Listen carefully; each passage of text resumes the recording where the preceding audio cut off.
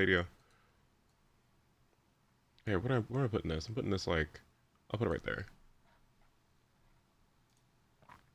Brava, mamma. Have been my favorite. These three have been my favorite so bad. Ever since I love these three moms have been my favorite so bad because they always like they react so positively to each other's food. It's so good. Like I'm struggling to understand how trick shots work. So the first thing you want to do in that guide is make sure you change your controls properly. That's the first thing. You want it to be that your trick shots are your right stick. They are. It's one of the most like. Think of Mario Tennis Aces as like a fighting game, and in fighting games you have like a meter available, and the more meter you have, the more options you have available to you. So when you trick shot, sometimes you're gonna have to do it slow, and it's gonna cost some energy, but really it's supposed to be like a repositioning tool that you use to get back to center so that you don't get fucked, right?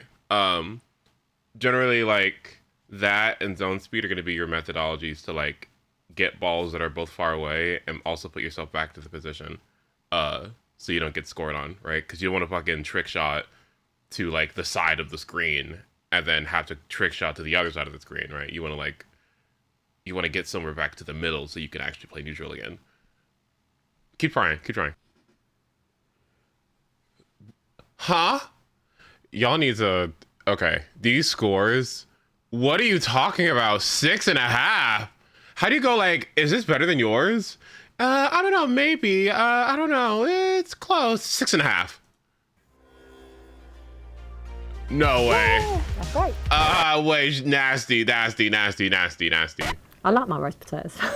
That makes me sound awful. Yeah. Apple crumble. Fried rice. Collard greens. Oh, no way, please. Like that at all. Yeah, it's a lot going on in there. Ooh, too salty. Oh, it's got a little kick on it. Nope.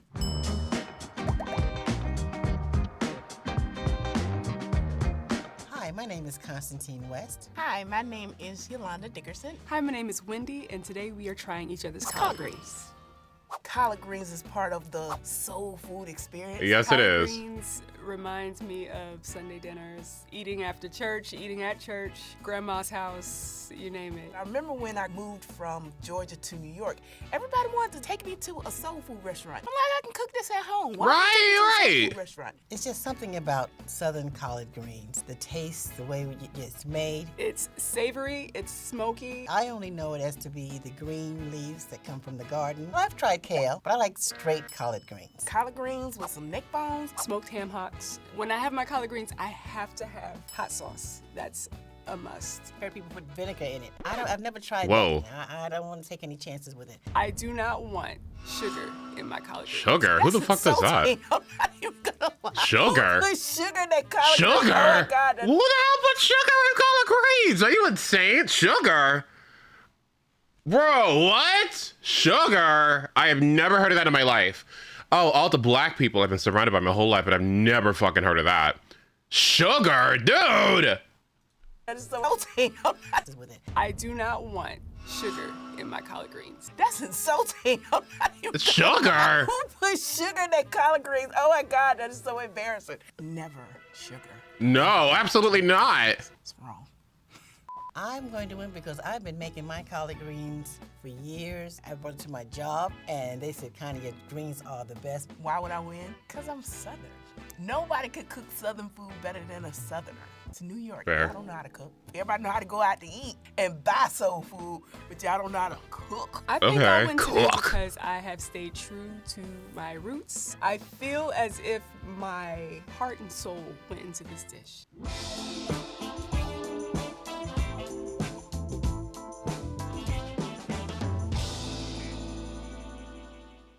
How I start my collard greens, I get about 2 to 3 bushels. Cut out the stem, that bitter piece. I wash them about 2 or 3 times. Take them out, strain them. My pot is already on the stove cooking, beginning with my Oh, that looks onions, real good. peppers, That looks little nice. bacon. I used to use water, but I use chicken broth. I think it has a better taste. And I let that brown, let that simmer for a while so it starts to get soft. I make it with turkey butt. It just has a different taste to it. The I think meat it's got that's Honkai in it inside the too, turkey yeah. butt is just sweet and not too salty. And I put my greens in down into that juice that's already been simmering, which is good because if you want to drink that juice, it's called hot liquor. It's delicious. Let that cook for about an hour, hour and a half to 2 hours till it's nice and tender and it looks like it looks here. I'm going to go with what I know, and I know everything that I put inside is the best. Oh, it's the blindfold one. Oh, looks like my sleeping night thing at night I put on. Here we go. This don't smell like collard greens. I don't really smell much of anything. It smells like chicken. It doesn't smell like collard greens at all. Chicken. Oh my god. I smell the collards. It feels mushy. I think there's a piece of meat in here Mushy. It feels like they cut it really, really small, which I don't like. Feels nice and tender. Oh my God, they put sugar in it. I don't like that at all. Sugar. Ooh, too salty. Yeah, that's a lot going on in there. Something like paprika or something, or jalapeno. It's not spicy, but it's got like a pepperish taste to it. Too salty. It tastes like something from a restaurant. It doesn't taste like homemade. Like it came a little bit out of a can and a little bit of fresh, but mostly out of a can. I don't taste any meat. Where's the meat? I don't really want to try the meat, but I guess I have to. No. There might be sugar in it? Again, I don't know anybody in the state of Georgia that puts sugar in their collard greens. Sugar? Like, whoa. Yeah, I'm not a fan of this at all. I would stick to the ham hocks. I mean, unless there's somebody who can't have pork. I mean, I've done smoked turkey neck before. It's the way it's seasoned and how they seasoned the collard greens. It doesn't work out. On a scale of 1 to 10, I give this a 3. It should have some crunch to it. It feels soggy, and they definitely put sugar in it. Scale of 1 to 10, I would rate this about a 4. I would not bring this to the dinner table or the cookout. I would The not flavor is either. just very Well, different if it's than what I would sweet, do. no. Let's give it a 6. It's the salt that's taking me. It's just a little bit too salty. It should be like mine almost. It is yours. Ooh. Why does it taste so salty? Otherwise, it's good.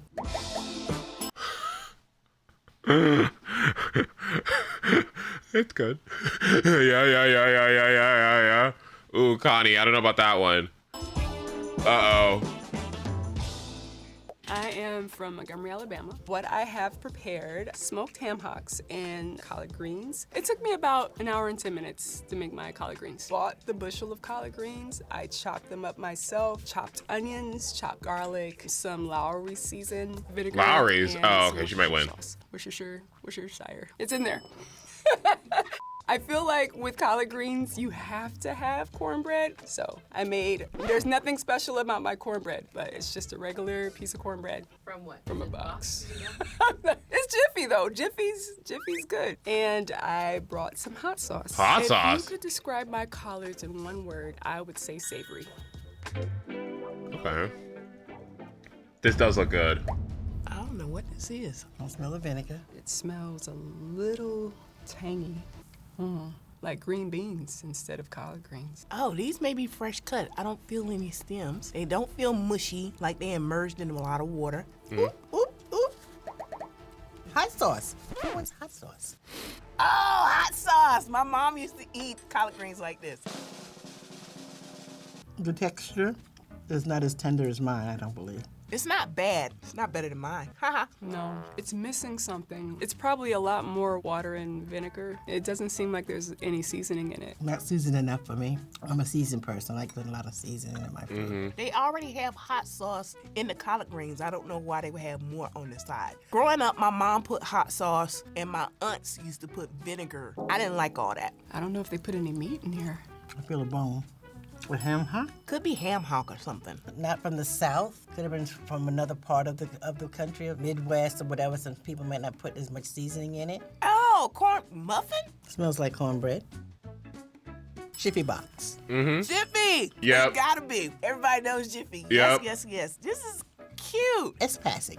It's not doing it for me. Oh man, I hope this ain't mine. On a scale of 1 to 10, I would give it a 7. I'm taking off because they put hot sauce in it. I'd give it maybe a 6, 6.5. Yeah, okay. It's tolerable. I would eat it. It's, it's not like I might find myself a little bit of sugar and sprinkles a little bit of sugar over it. Dude, sugar? What is going on? Sugar? Connie, sugar? Sugar? It's...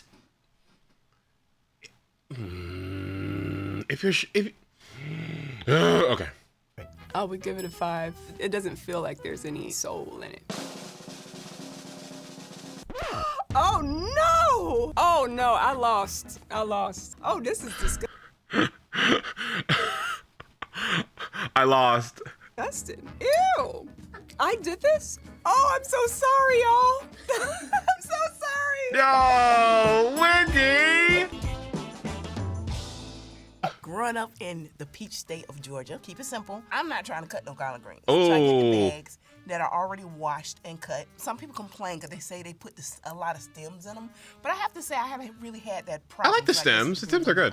And I have a big 75 quarts pressure cooker. I put in 80 ounces of water. Don't ever, ever, ever immerse your collard greens in water because collard greens make water. Remember, fruits and vegetables have water in them. Smoked neck bones from the butcher. So that way I got them like a medium cut. Okay. I layer it with smoked neck bones, a bag of collards, smoked neck bones, a bag of collards, a little bit of salt, a little bit of pepper, put it on low Canola oil?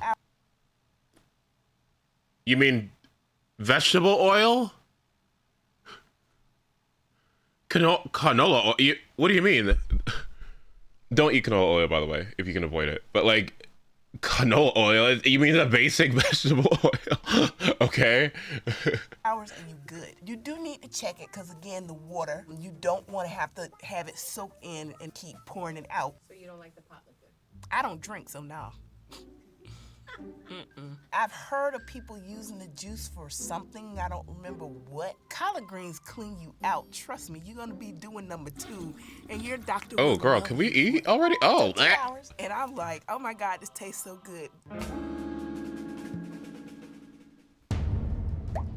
Okay, I smell a little bit of soul up in here.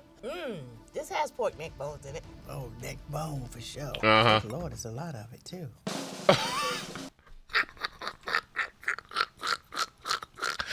Oh, I love black people. Oh, we're so funny. What? Oh, neck bone for sure. Good Lord, there's a lot of it too. I said, good Lord, there's a lot of it too. Oh wow, it's juicy. Neck bones is good. This is good. Let's try the This collard. is good. Wait. All right now. Oh. No. Do you think they focus too much on the meat? Yes, ma'am. They did not follow through with the collard greens. Oh. The neck bones are delicious. Where they at? Somebody made this simmer for a while. Oh my goodness. I actually like this. I think it came from a bag because it has stems. I don't feel any meat, but I definitely feel bones. If I'm plating it for somebody else, I probably wouldn't put a bone inside of it. But Yeah. that's okay. You know, that means there's meat involved. We like meat. Pause. Wait. I don't taste any meat. I just had bones. So it could be better if it had meat in it. Or maybe I just missed it. I'm not sure. I don't think they added that much vinegar. I feel like it's more savory. Standalone, top notch. Just the meat alone? Ain't that good? Where they from? This is delicious.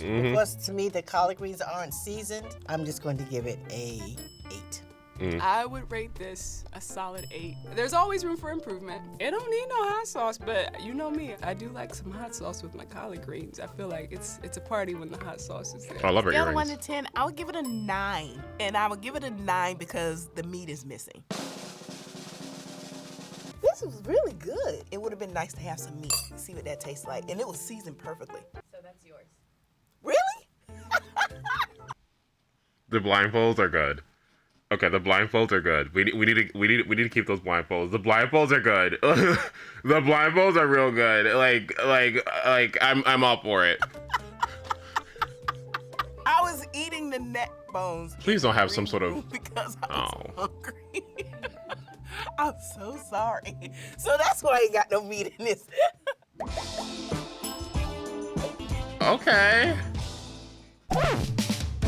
Hi, Hi, I'm Kim Coles. And hi, I'm Eric Alexander, and we're here to try some collard greens. Some collard greens. I'm actually from Brooklyn, New York, but my mother's from Raleigh, North Carolina. And I am from Arizona, up in the mountains, born in Winslow and raised in Flagstaff, and also raised in Philadelphia. Collard greens is a part of life. I don't think that it was required to have just on a Sunday. My mother's from North Carolina. Collard greens could happen any time of any day. Suddenly you have some sort of southern accent. North Carolina. North Carolina. And it's also great fiber. Push it all through, so look forward to it. Bring Come it on. on, bring it on. Give me yours.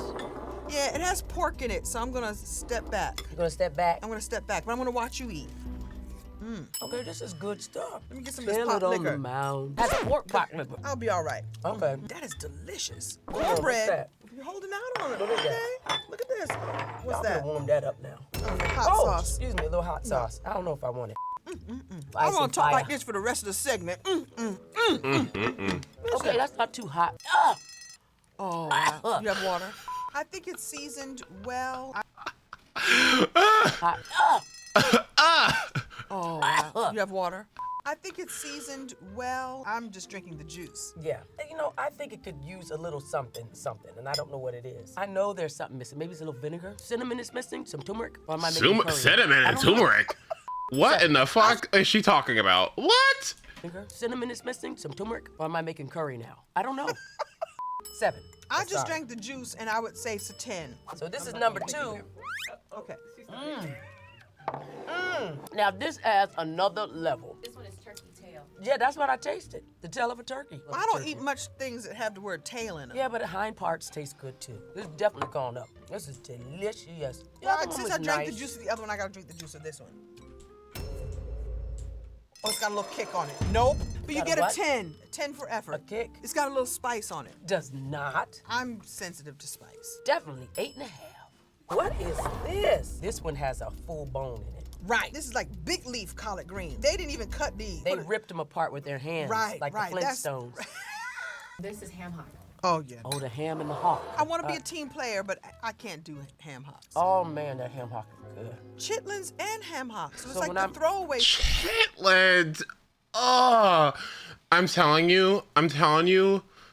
Please don't eat chitlins. I'm so sorry. Like, oh, not chitlins. Oh no. Ace, you had mouth surgery this week? means- No, but I didn't have mouth surgery.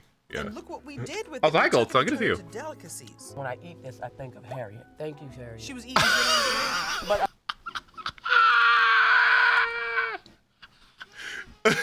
Yeah, I had to get my wisdom teeth. No, wisdom teeth. I had to get implants. Oh, and okay, listen. Did you do it at UK? Because honestly, yeah, they're real good. I had a great time. And ham hocks. So it's So like when the I'm- throwaway meats. And look what we did with it. We took it and turned it into delicacies. When I eat this, I think of Harriet. Thank you. Harriet, She oh was my eating god. good on the trail. Best But of luck I'm with your sorry, healing. greens And good are- to see you. Flavored, so I'm gonna have to give this a 7.5. Everybody Okay. gets a 10. She gave everybody tens.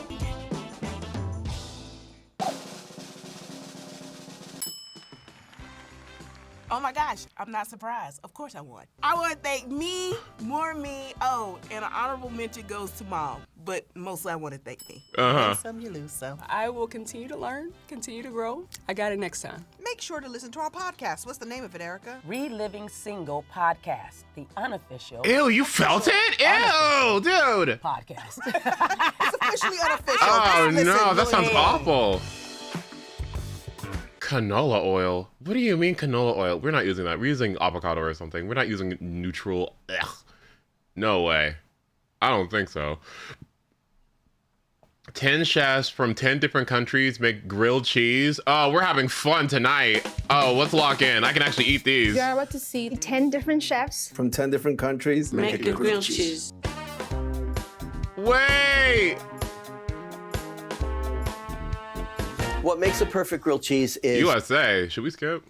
the bread, the cheese, the pull, the melt, the butter, the time, the temperature. Let's make it. The flame is medium heat. While the pan's getting hot, I'm gonna assemble the grilled cheese, a little bit of cheddar, Cheddar. A little bit of Swiss, maybe a little more cheddar. Cheddar. A little white cheddar, which White is a little cheddar. sharper. I like it because regular cheddar is nice color. The sharp white cheddar is really nice flavor. And the Swiss really melts beautifully. What makes the cheese melt really well is the fat content. Cheddar is good, but it doesn't melt as well as the Swiss. And then I'm gonna add some clarified butter here, which has no milk solids in it. It's basically the butter flavor without the milk, so it's not gonna burn. We're just gonna go low and slow. And at the halfway point, you're gonna add some whole butter. It's gonna give it a nice nuttiness, because the milk solids in the bread is gonna give it a little more dark color.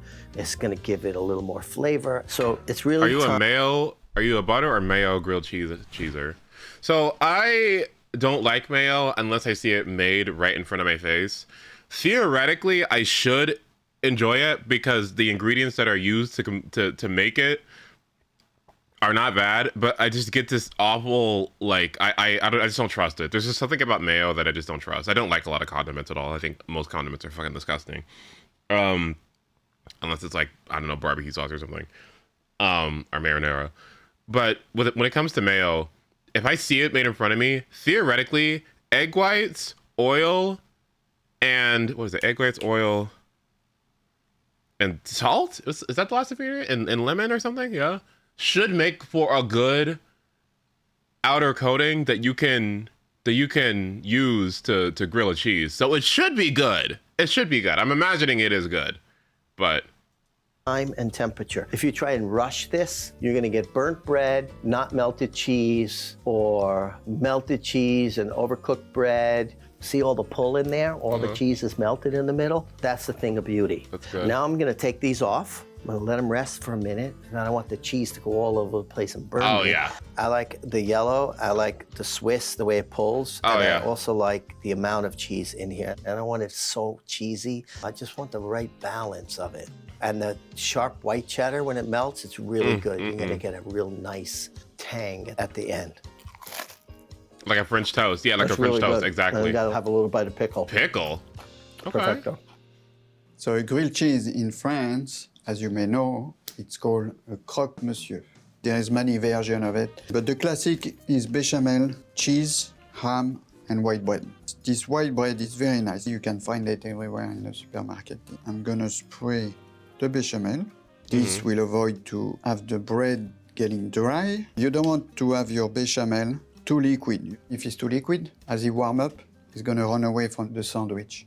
We're gonna add some cheese. It's a 15-year-old Comté. More older, more taste. It's just like wine, you know? It gets old better it is. And the trick is if you shred it, it melts faster. The goal is to have everything cooking at the same time.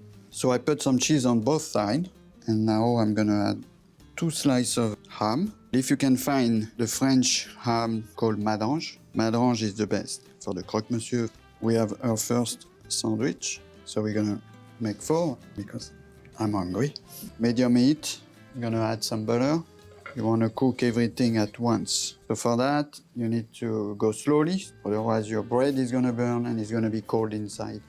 I'm using a clarified butter. It's a butter that I melted in a pan to take away the white milk. White milk is milk solid in English. When you warm up this white milk, it burns. Okay, clarified butter seems to be the play. Clarified butter appears to be the play. So we take it away. You can take it to any temperature, it won't burn. To avoid to burn the bread before it gets hot in the middle. I'm gonna flip it a couple of times. If you do a cocktail party, you cut in small pieces, toothpick. For the Super Bowl, it's fantastic. I'm going for this color. Ooh, Perfect brown. gold. I press down to warm up the cheese and the ham in the middle. And also to have a nice thin sandwich. I don't want something that is too big for my mouth. This one is perfect. I'm gonna remove the crust first. It looks prettier that way. You can hear how crispy the bread is. And then here we have a perfect croque monsieur. Perfect, delicious. Everything is hot, everything is melted. It's crispy, not burned. Tastes fantastic. Bon appetit. Japanese grilled cheese is pizza toast. As a kid, when you get the pizza toast in the morning or lunchtime, you're gonna be so happy. Each household makes pizza toast different ways. So this bread is a very classic Japanese milk bread. It's called chojuku. Very soft, very yummy. It's great for grilled cheese because outside gets crispy, but inside is still very fluffy, and you can enjoy the differences in texture. I'm gonna spread butter. So my bread is toasted and I buttered it, and now it's ready for assembling. This is my house-made anchovy butter. Now, onions and cheese. I chose smoked Gouda. Gives you a nice amount of smokiness, and the cheese is much more like funky. And cheddar is just a staple for Japanese people to use for anything. It is a processed cheese, and I know people are gonna be offended by it, but Japanese people love those. Taste a bit artificial, but it tastes very addictive. This cheese will melt really well because it contains emulsifying salt. Cheese is actually an emulsion of a fat and water, so emulsifying salt keep it together so the protein doesn't break apart when it melts. Some green pepper. This is a Berkshire pork sausage. And some tomatoes. I'm gonna put back on a toast again. The second toasting is done. I'm gonna put the extra cheese on top.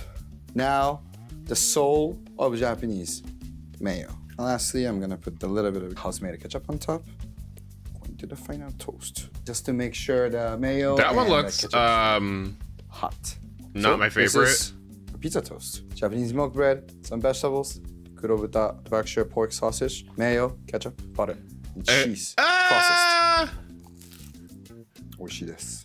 Taking me right back home. It looks a little. So instead of a traditional grilled cheese, I'll be making a tlayuda. The outside of the tortilla gets really crispy, and the inside with the quesillo gets melty. That's so grilled cheese. So I'm gonna start putting the refried beans on the tortilla. These fried beans are seasoned with chile de árbol and avocado leaf. Okay. This cheese, it's also from Oaxaca. We call it quesillo. It's also called string cheese. It's a very fresh cheese. We don't really age very much this type of cheese because it's very moist. I think this is one of the world's best cheeses for melting.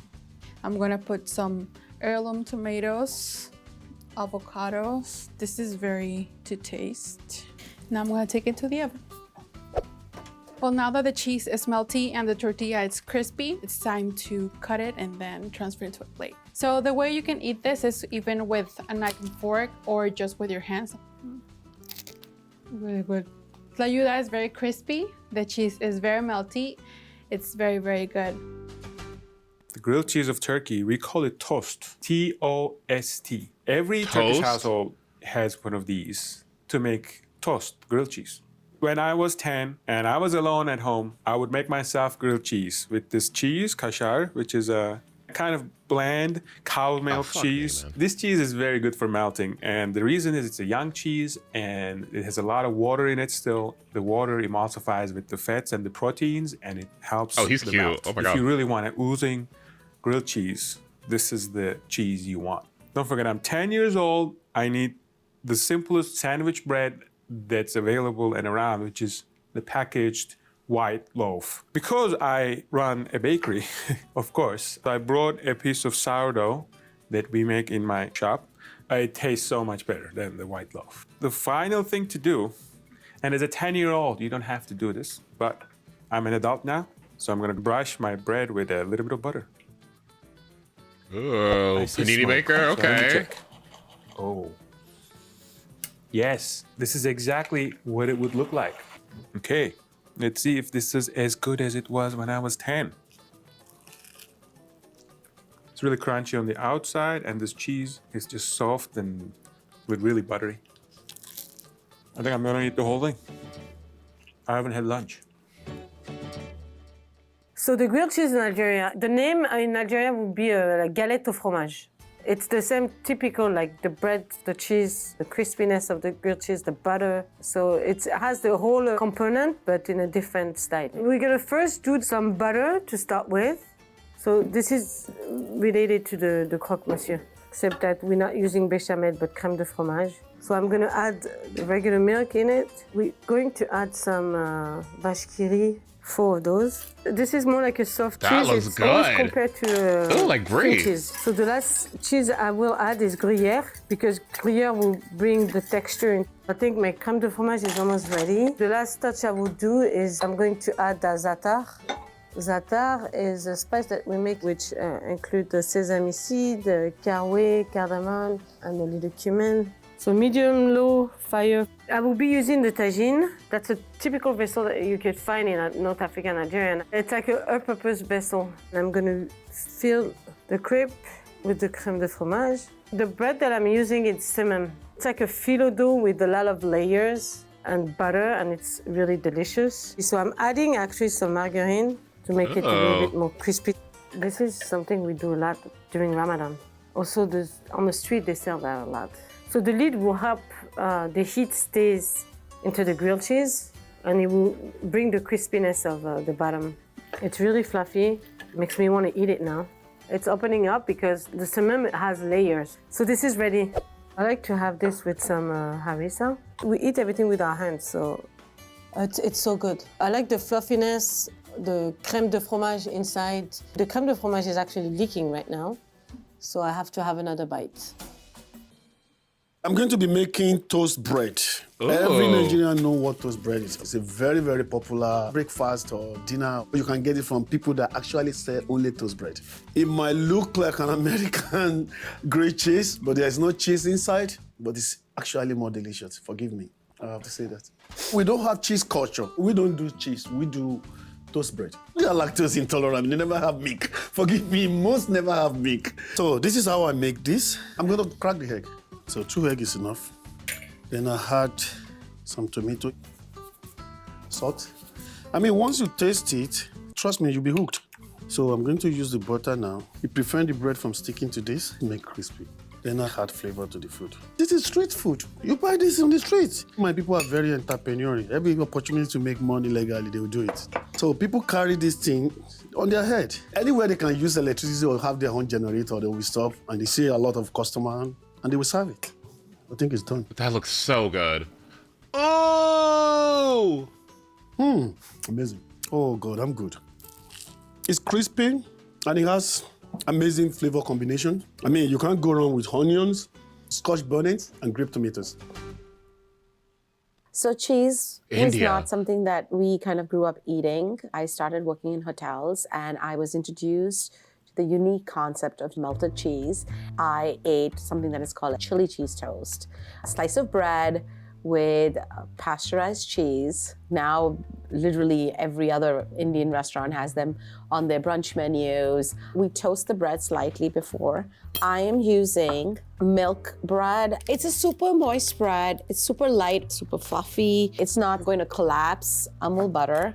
Every Indian swears by it. So I'm gonna just pop it in, give it a little color looks so for good. making the mixture on top while my bread The is cheese. toasting. I have a little bit of cheddar, Oh, it's and I'm cheddar, gonna okay. put some of this Amul cheese. In India, growing up, this was the only cheese available. Now, of course, there's a rich cheese industry and there's all kinds of cheeses, but I like to do the chili cheese toast with this. Not very great quality cheese, but it tastes really good.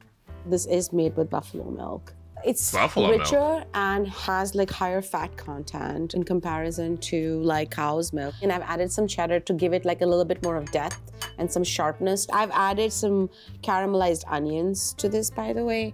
A little bit of cilantro, and I'm gonna do some green chilies. It looks really pretty. And we'll pop it and let it get golden brown in color. So you'll see this has a like nice little texture to it and it's holding up really well. Generally, we just cut it in 4s. The most important thing is you need to eat it piping hot. Sorry, bud. Oh my gosh, so good. It looks so good. Just caramelized onions. That looks so good. What is going on? What? Oh, I would down that. That's so good. The most important thing is you need to eat it piping hot. Oh my gosh, so good. Just caramelized onions, like round off the flavor so well. So much texture to it. And the cilantro and the chili. Yeah, nothing better than cheese, right? Is grilled cheese the food you I love to really eat? like very If the good bread doesn't cheese, have but seeds in it, chili yeah. cheese toast without Amul cheese, no. Cheese hasn't China? really been a traditional part of most Chinese cuisines, but dairy products and then milk have been gaining popularities in China. There is a treat called crispy fried milk. I've had grilled cheese before, right? American style. Oh, dude, these look like mozzarella sticks. Those look so good. Huh? It's a treat called crispy fried milk. I've had grilled cheese before, right? American style grilled cheese, so it's crispy on the outside, and then the inside is creamy cheese. This dish is fried and then battered and fried, so the outside is crispy, but the milk jelly, it's soft and it's kind of creamy and milky. So first of all, we're going to whisk the milk, sugar, cornstarch, and then a little bit vanilla extract, and whisk until you don't see any lumps. Turn the pan on. You want to make sure the heat is medium low so it doesn't cook too fast and then get lumpy. The cornstarch is going to thicken this after you cook them. You want to stir until the texture a little bit thicker than pancake batter. Okay, this is almost done. So we can turn off the heat and then just stir a couple more minutes. The remaining heat will cook the batter a little bit more. Once this is done, I am going to take a small square container and then I'm going to brush a little bit of oil on the bottom and on the sides. Okay. Add all the milk into the container. Okay. And I'm going to kind of even it out a little bit. I'm Okay. going to cover it up with a saran wrap and then put it in the refrigerator for it to get solidified and then make jelly-like. So this has been in the fridge for a couple of hours. So I'm going to cut it into 12 strips. I am going to coat it with a little bit of breadcrumbs first, and then I'm going to coat it with some egg wash. And then back to the breadcrumbs, and then repeat. I'm gonna heat my pan, and then add enough oil that can cover more than half of the fried milk. More You than want to heat it half, okay. up to maybe 300 to 400 degrees. There's a lot of bubbles around the chopsticks, right? That means it's ready to fry. Just a couple minutes on one side. Once it's golden brown, we can flip and fry the other side for a minute. It's very crispy. It's so crunchy. That looks so good. That looks so Other small good. minute around the chopsticks, right? That means it's ready to fry. Just a couple minutes on one side. Once it's golden brown, we can flip and fry the other side for a minute. It's very crispy. I can't eat that, but It's so crunchy. Look at the inside. It's just like heaven. It's like a cloudy, but also soft and hot and creamy. So this is perfect. This is the comfort food of Ecuador. Everybody knows yapingacho. This is as close as we get to our grilled cheese. It has tons of cheese, and it has sort of a mashed potato patty that we're gonna create. We add achote, and this is what gives it the color of russet potatoes. So now we're gonna go ahead and make a yapingacho. We're gonna make a patty. I like to use an ice cream scoop just to keep it uniform. We're gonna try to form like a hockey puck. We're gonna start creating a nice little crater in the center. We're gonna grab some shredded mozzarella cheese. In Ecuador, we use queso fresco, but mozzarella is as close as we get to queso fresco. It's a cheese that melts very easily. And this is a yapingacho. So now that we have the patty filled with cheese, we're gonna now fry them. We're gonna do a medium heat in this. We're gonna add some lard. Lard in Ecuador is used through our cuisine in a lot of dishes because pork is a very popular dish in Ecuador. So lard is used commonly in our food. A little bit of oil. If you use only lard, it's gonna burn. The oil gives it more resistance. Low, medium heat is because you want the cheese in the center just to reach to the temperature that's gonna melt. those look so fucking pretty. Oh man, like it's just like as soon as I can't eat anything, everything looks delicious. What is going on? You don't have to move it. Right now it's starting to form a nice little crust. It's about 3 minutes. Now you start to see the edges around, turning brown. Maybe a minute or so, and then we're gonna flip. Just lower the heat a little bit, maybe a couple more minutes, and it's ready. We have a yapingacho with a crispy crust, a soft center. This and one green I'd cheese in the eat. middle. This We one have I think I'd everything. We actually have like two put in the effort to make. yapingachos filled with mozzarella cheese. We have some nice sunny-side eggs. We have some Eggs? Ecuadorian chorizo, Dude! some sliced avocado. The secret sauce is peanut butter sauce, pickled onion. Oh, oh, oh. Onions with tomatoes and a little cilantro would be nice. Oh. Delicious. You get the crust top, you get the peanut butter sauce, a little bit of cilantro, the gooey cheese inside. It's perfect. And there you go. All right, that's the one. Okay, yeah, that's the one. That's the one I want the recipe for. Okay, the Ecuador one wins. Okay, that was insane. The Ecuador one, absolutely. Absolutely, absolutely. Yeah, that one wins. That's insane. Okay, I kind of want to watch the egg one, but I also want to see like this tiramisu episode. I should eat soon. It's not tiramisu. I think whoever cooked it went a bit mad. Oh. Hi, I'm Martina. I'm a mom of 2, and today I'll be trying other mom's tiramisu. My tiramisu is the best, absolutely the best. It's super rich and it has to be really heavy. I am really strict on the use of savoiardi as the biscuit. I don't use savoiardi. Uh-oh. But I use something called pavesini. I like to have a lot of cream in my tiramisu, a lot of custard, and I like to sprinkle a lot of bitter cocoa on the top. I think I use the savoiardi, not traditional savoiardi, is with chocolate inside, and the cream is different. It's soft and for the chocolate in the top is really stronger. I would just kill for the stuff.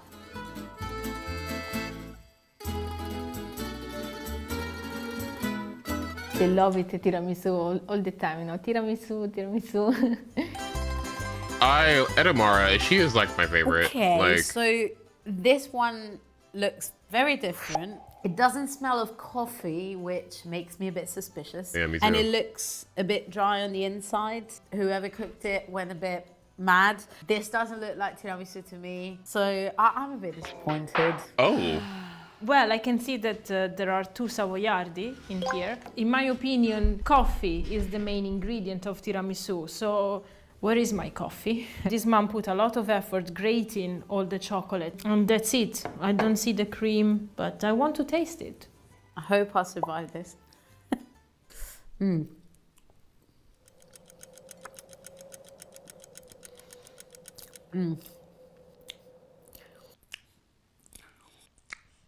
Oh.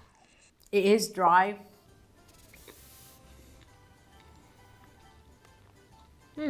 It tastes like a nice dessert. I can taste the coffee. I can taste the chocolate. But where is the cream? It doesn't taste of coffee. Crema! But it tastes of coffee grounds, which is not something I like. The chocolate is definitely overpowering. For one thing, it doesn't look like tiramisu. It has nothing that makes it nice and creamy and moist. I don't think there's anything I like about this. Oh my. This is a creative version of the tiramisu. So I will give this mom a 5. It's not quite tiramisu, but it's nice. I'm gonna have to give this a 4. It wasn't. Oh, wow. I can see how some people might like it, but it's not tiramisu. Damn. Okay. This looks really sad. Oh. The music? Oh. This looks really sad. Unfortunately, something went wrong because the cream is separated. There is water here, and the top layer is with the chocolate powder. No look nice, but it's smelling really good. I can see coffee, mascarpone. Oh, without tasting it. There you go, this is the pavesini. Uh-oh.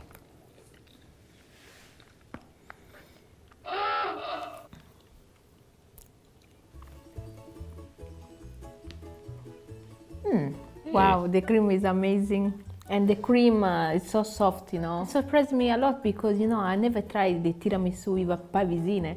I was not sure, you know, if I'm like it. Maybe next time I will try it with a pavesine, why not? It's too sweet. Ah, there you go. and then the taste of the pavesini comes afterwards. It's really not pleasant because it is a yellow biscuit made with loads of egg, and egg has a strong taste. The chocolate layer on top is incredibly generous, but the rest is a bit is lacking. The thing that I don't like is just too much coffee, because I'll not really enjoy the coffee in my life. I give this mom a 5. Oh my God, they are not happy with this one. About it is They're ruthless this I give episode. 9, because for me I love coffee. This is the perfect example of a wrong tiramisu. Oh my God. Look like traditional This one's tiramisu. cute. Yeah, no, it's nice, really. Oh, it looks delicious. I can smell the coffee, which is something that I love. The coffee aroma just comes at you. It is a bit runny on the sides, but it looks creamy, it looks moist. I can't wait. I don't know if it's a Savoiardi or Pavesini, because I can understand, but I am really, really, really strict on the use of Savoiardi as the biscuit. It's really soft.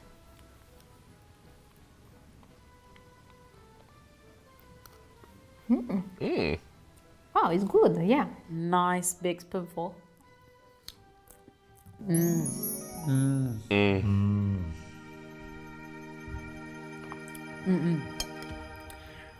Ah, it's delicious.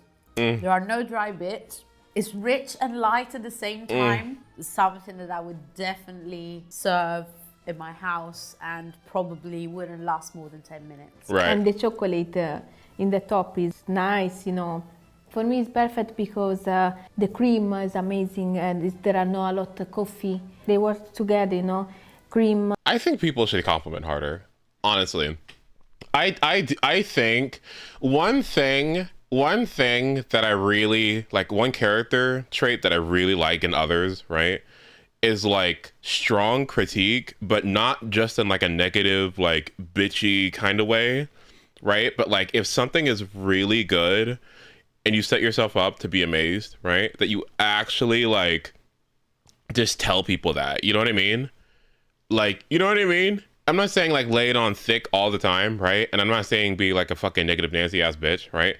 But if the flavors are there, then the other person needs to know that the flavors are there, okay? You know what I mean? Like you need to be like about it, right? Like, and that's why I really love watching her in particular, because she is like really just like, oh, this is like not my favorite, this isn't that good, but when something's good, she's like, oh, this is amazing, this is wonderful. And I'm like, that's people need to hear that, right? Like if something's good, you need to reinforce that behavior by telling them how good it is. Exactly. Coffee chocolate is professional. It's perfect. It's perfect. I'll give like this a very, very solid 9. 9. Mine is a 10, of course. I give 10 for this tiramisu. Like I love it. Like I love her. She's great. Buonissimo. Right, she needs to come back. I love her so much. I'm such a fan. Yes, I knew it. That's good. That's good. Yay. Yes. So this is the revenge of chocolate and coffee. These are such good videos. I think these are my favorites. I really like the Italian mums. These are good. These are good. Okay. 4 levels of tiramisu. Honestly, when I tried tiramisu, don't tell Justin.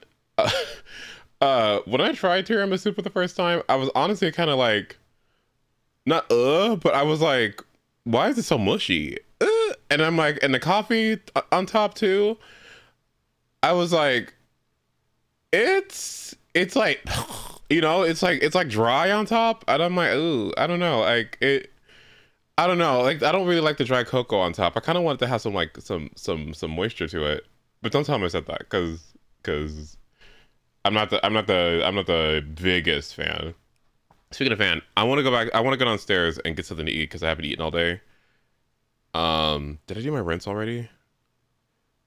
I need to eat, and then later on I'll do my rinse. Okay, so I'll be back. Give me just a moment.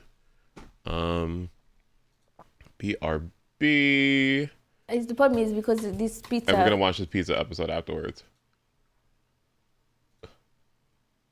And then in the meantime, I'll finish the Blah, blah, blah. I will finish the seal event, and then I guess we can go from there. So give me just a moment here to go grab some cottage cheese and yogurt as usual. Okay, hold on.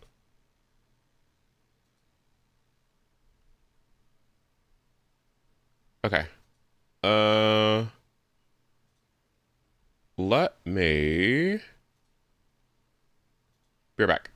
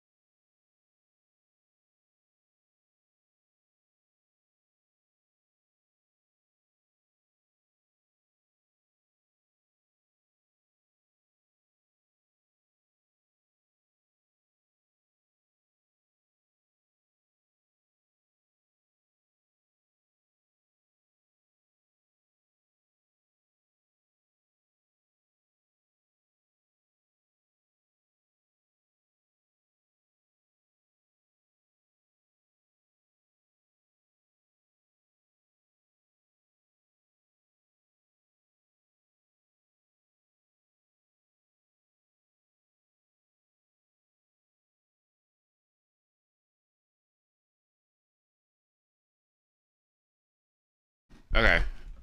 I'm somewhat sorry that took so long. But I made advancements. Oh my god, I just came back and you liked the song. My bad, sorry. Oops. Okay. What was that song? Here, I got you.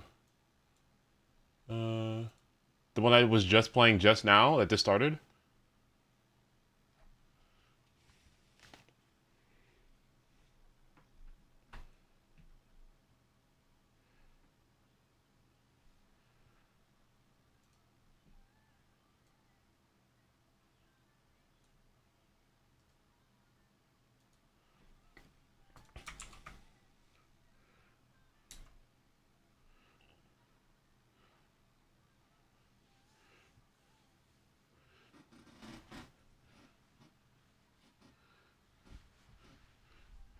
All right, there you go.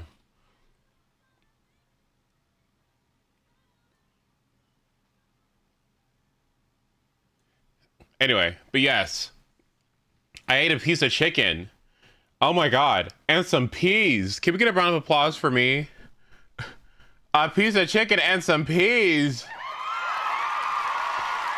I really did that. Oh my god. I did it! I'm so happy. Yes. And nothing got stuck on my teeth. But I did have to spend like 15 minutes rinsing my mouth out. Sorry. Anyway. Y'all like pizza? The problem is because this pizza, for me, is not really pizza. It's like just bread. Oh. Hi everyone, I'm Dimara. And today I'll be trying other mums' Pizza. To be honest, I don't like pizza because I prefer to eat pizza. I love making pizza. I can't go a week without pizza. Every single time I make pizza at home, everybody's like, nice, make it again. I use semolina flour on the bottom and I start to cook it in a pan on the stove so it gets nice and charred and then finish it in the oven. My pizza is different because there are a lot of cheese, like pecorino romano and basil. She seems like such a fucking awesome mom. Oh, I would love to have her on field trips. We still doing viewer biz? Well, I was thinking about it. I needed to get the seal event done. They have to be mozzarella balls, not like any other. So it'd probably be like one of the latter things I do. Don't. Oh. My pizza is the best because I'm from Naples, and if it's not the best, Hydrate. Oh, I can't do that, but I can will stretch. Get my citizenship away. Oh. Let's take this away and let's see what other moms are making. Andiamo.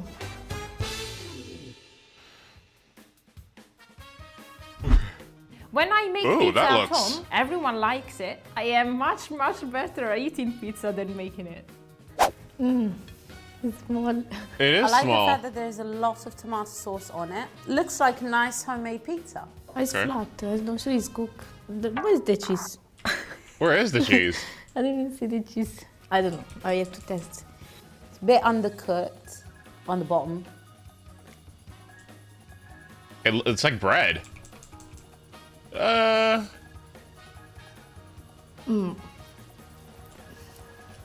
Definitely undercooked. That means that when you bite into it, it's very, very pasty.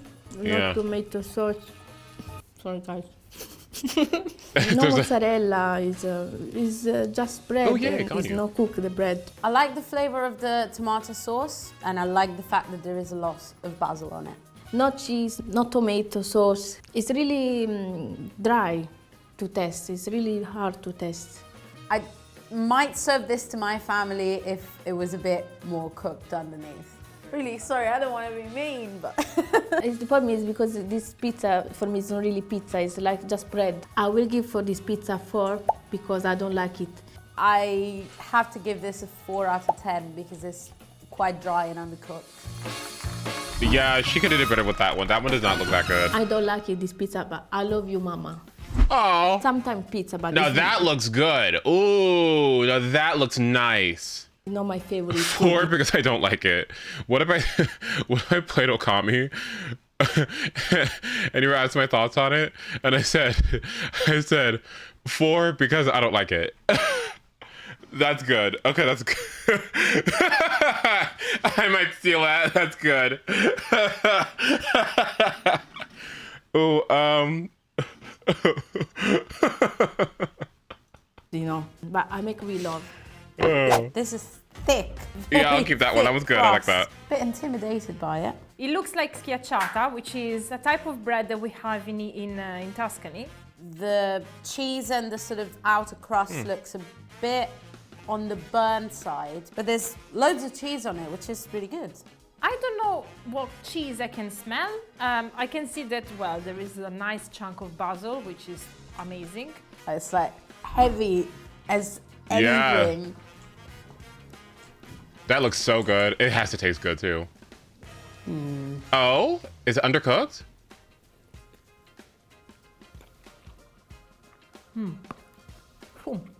Oh. The flavor is okay. I don't know if I like the cheese that they put. I don't think it's mozzarella, or at least it's not fresh mozzarella. It's the mozzarella made for pizza, which it doesn't really taste of mozzarella. It tastes a bit fake. I cannot taste the tomato. That's my main problem in here. Well, I can see the hint of the tomato sauce, but I don't know. I'm confused. The sauce is nice, a bit on the oily side, but I like oil. And I like... You know she won again. Like, you know she won again. Like, you know she won. You already know she won. She won. Yeah, like she won. She won. There's a lot of cheese on it. It's just the wrong kind of cheese. I would give this mom a 5. The presentation is okay. I don't think there is enough tomato, but the overall taste is good. I'd give this a 5 out of 10 because it's too thick and the cheese that this mom used is not very nice. This is going to feed my family. One slice and you can go for the whole day. Okay. I'd just say that my pizza is the closest to what you can get in a pizzeria. I think it's a Napolitan pizza because for me the Napolitan pizza is the best. I can smell, it's really good, it looks delicious. I like the fact that it has the colors of the Italian flag. So we have the basil, we have the tomato, and I can see a lot of cheese. Yummy.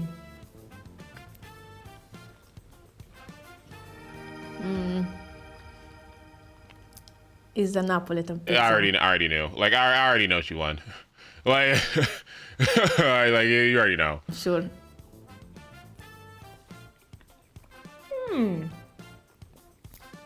Yeah, this mom knows how to cook pizza.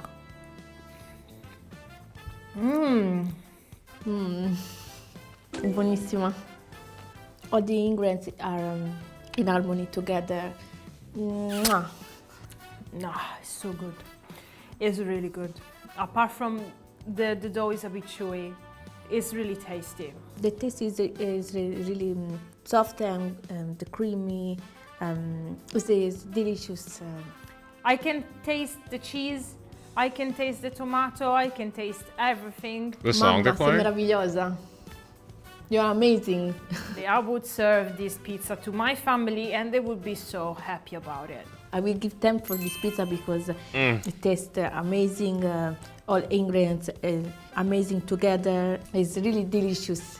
I will give this pizza a 9. I liked everything about it. The dough is just a little bit too chewy. Yes! I knew it. Yeah, I already knew. Like, like that's what I'm saying. These are such good videos. I'm really liking these guys. I am really liking these Italian moms. Okay, they are giving such good feedback. Like, this is what I'm looking for. Dads try each other's wings. Hold on. Moms try each other's shepherd's pie. Wait, let's do this one. It's like a school dinner's shepherd's pie. Hi, my name's Vanessa. I'm a mum of 3, and today I'm trying other mums' shepherd's pie. I like cooking shepherd's pie. Oh, I don't know about that one. That's looking a little light. Oh. Because you usually get 2 nights out of it, so it gives me a night of cooking. But when I make shepherd's pie for my family, they wolf it down. If I don't taste it in the kitchen and have a spoonful or 2, I don't get any. Being half Jamaican, I like to add a little bit of spice to it. Hot Maggi sauce and chilies and a bit of Jamaican seasoning. I've got a thing for putting Philadelphia cheese in my mash, and I did. Loads of butter, a tiny bit of cream, or maybe a lot of cream. I like cream. I put onion in the mash, so it gives a nice little bit of crunch. I put a little bit of cheese on top, so it just gives it a little bit of golden colour. I use the vegetable juice as a sort of stock base. I cook a lot of African type foods, so the sauce will have sort of African spices, that sort of stuff, to zhuzh it up, to lift it up, because I think spices really bring something to a dish. Otherwise it's all a bit bland. If it's bland, I won't be feeling, and I will say, I won't hold back.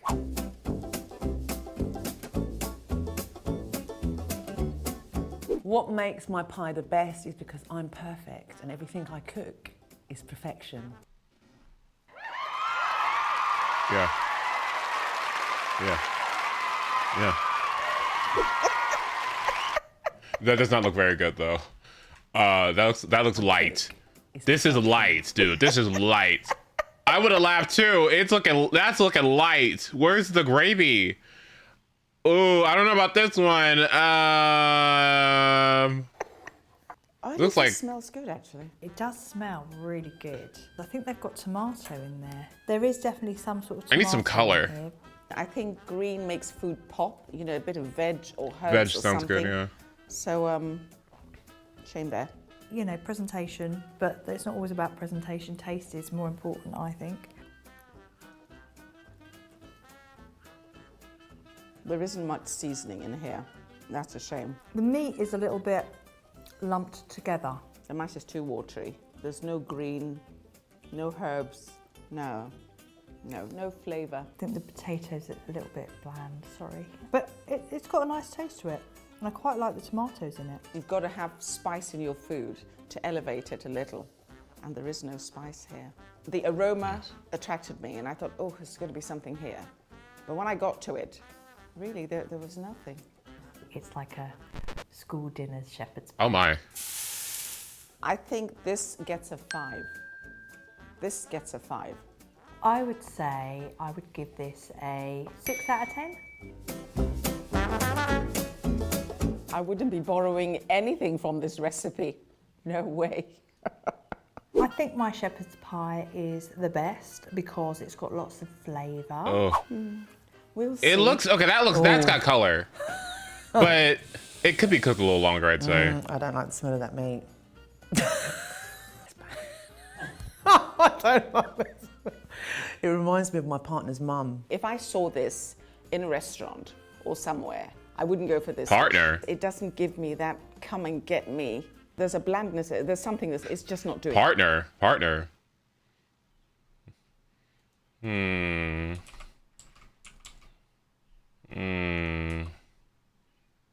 For me. It's really watery. And I'm going to say this, it's cheap meat.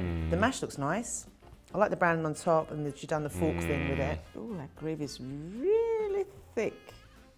There we go. Moment of truth.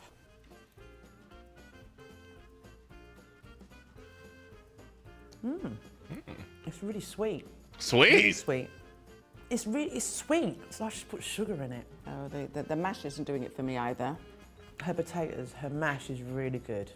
I have to say, it's not a lump in it. It's better than what I anticipated. This is lacking in spice. It's not seasoned enough. You know, that warmth in your mouth, something that pulls everything together. It's not there. There isn't anything I really like about it, sorry. Oh shit. Oh god, I don't know why it's so funny.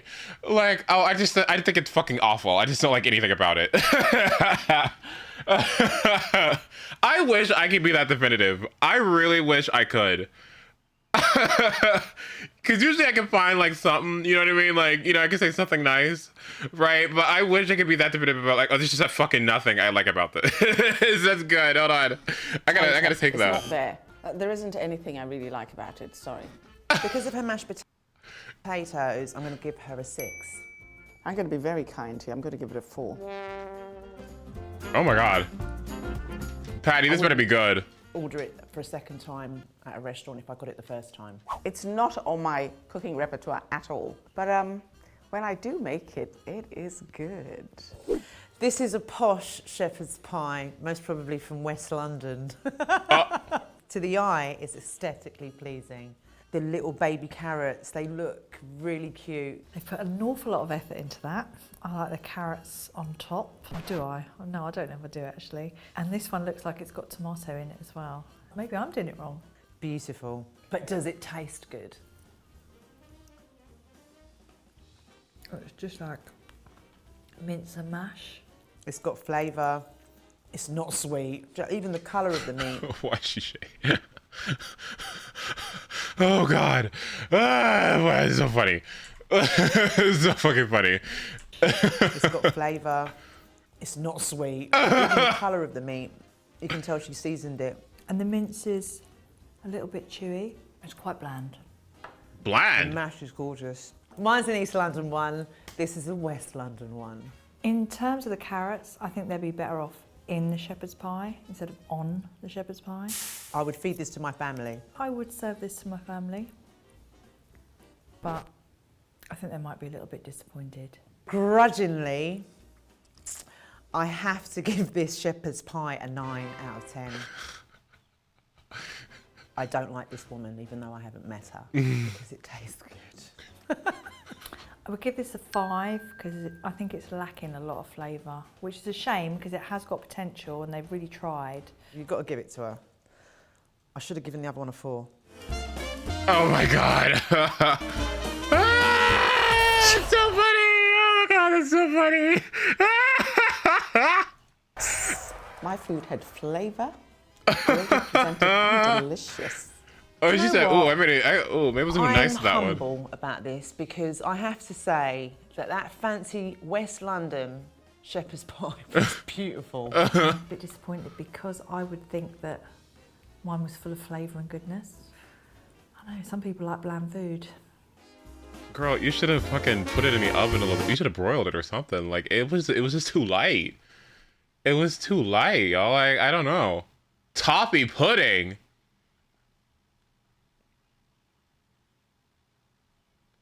Brisket. That wasn't so nice. I feel so bad. You can't make Jewish mothers be mean to each other.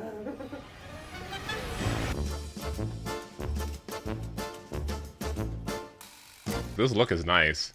And they bring containers to take stuff home. So This is a good mom look. Okay, in another reality, I'd rock this. This is good. Like, this is a good look. Wait. What makes... I really have got to take some of these critiques. These are such good critiques. That's so funny. Like, me playing fucking Metaphor. Like, I don't really feel like continuing this one. It's a... Why did they set her up? That's so funny. Why did they set her up like that? That is so funny. Why did they say shredded? Would have worked. Yay! That was good. That was good. Okay. Not only was she serving looks, she was serving fucking brisket too. See, that's what I like to see. Like, that's what I'm saying. The nicest person usually wins. That's why I like these. These are such good videos. I love having these on in the back. I love having these on in the back. Hold on. What is Alu Gobi? Alu Gobi? What's that? I wouldn't even give this to my cat or dog. This is terrible. This is a really terrible dish. I'm really sorry, and it's nowhere near an Alu Gobi.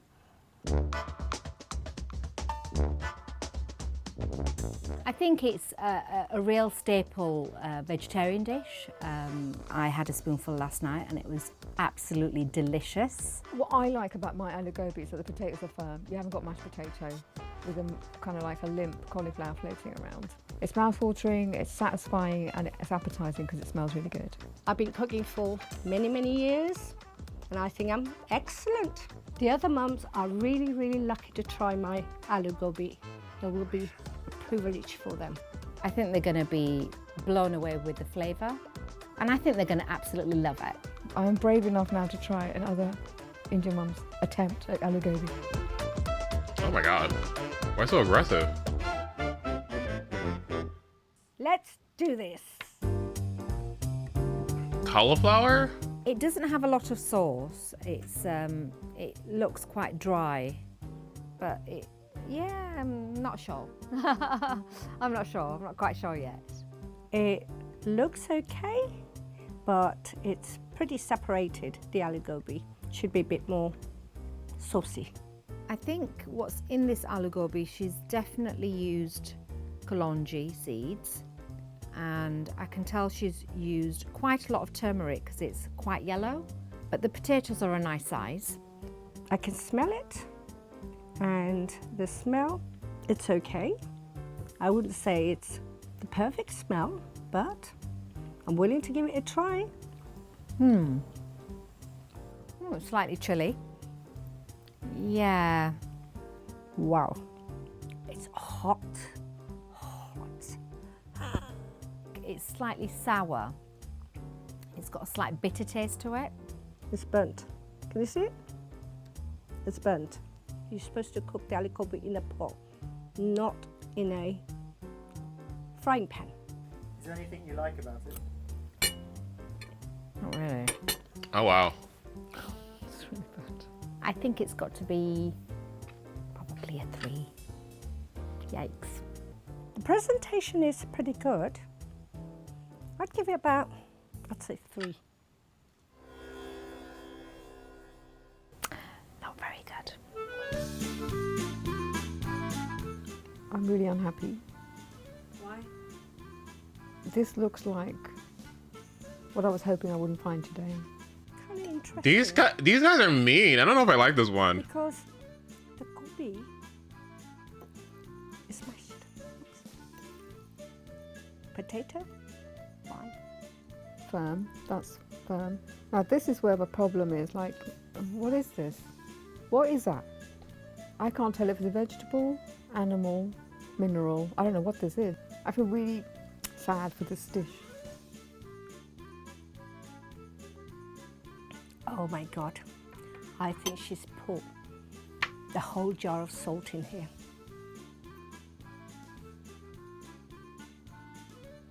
Guys, this is really bad. I don't even know the flavour. I wouldn't even call this an Indian dish, sorry. It tastes like a boiled potato. That's it. I'm going to try the potato, see if it's cooked well. Potato's fine. I would advise this mum to use less salt.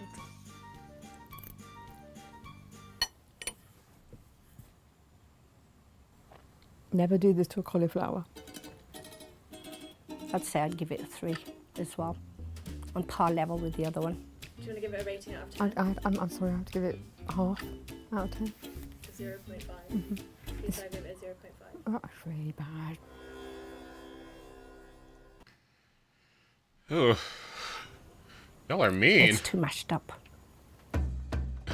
This one looks pretty though. It looks nice. I love the consistency of it. Again, it's a little bit too dry for me. Now this is what we are talking about. You know, like it's separate, you can see, like it separates. It's not mashed potato. Because mine has sauce in and I added a little bit more water, it's slightly more, my cauliflower florets are not as separated. They're slightly mixed and mushed up with the potatoes, but that's how I like it. It looks like aloo gobi. It looks like a traditional aloo gobi. I might be more excited by the look than the taste. Pleasantly surprised.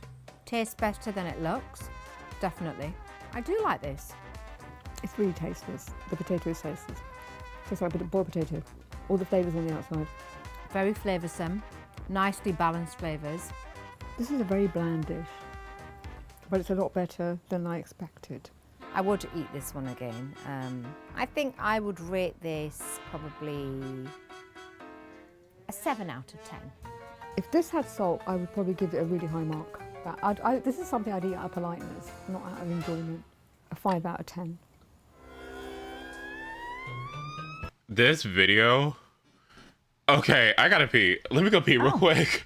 They're so. Thank you for the follow, by the way. They're so mean to each other. Like, I did not enjoy that at all.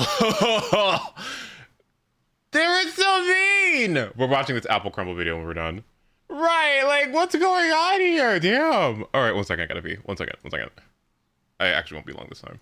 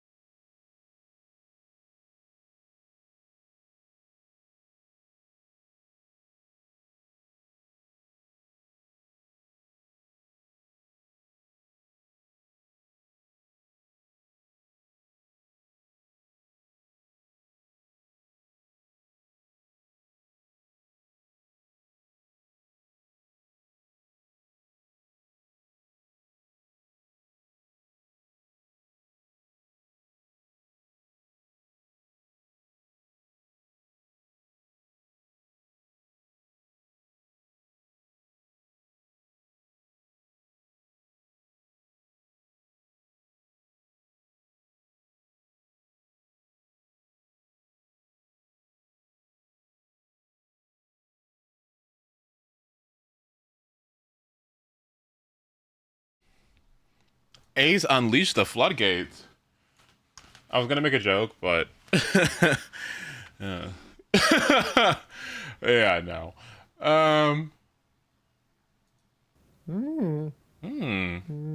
This is a contender. I want apple crumble.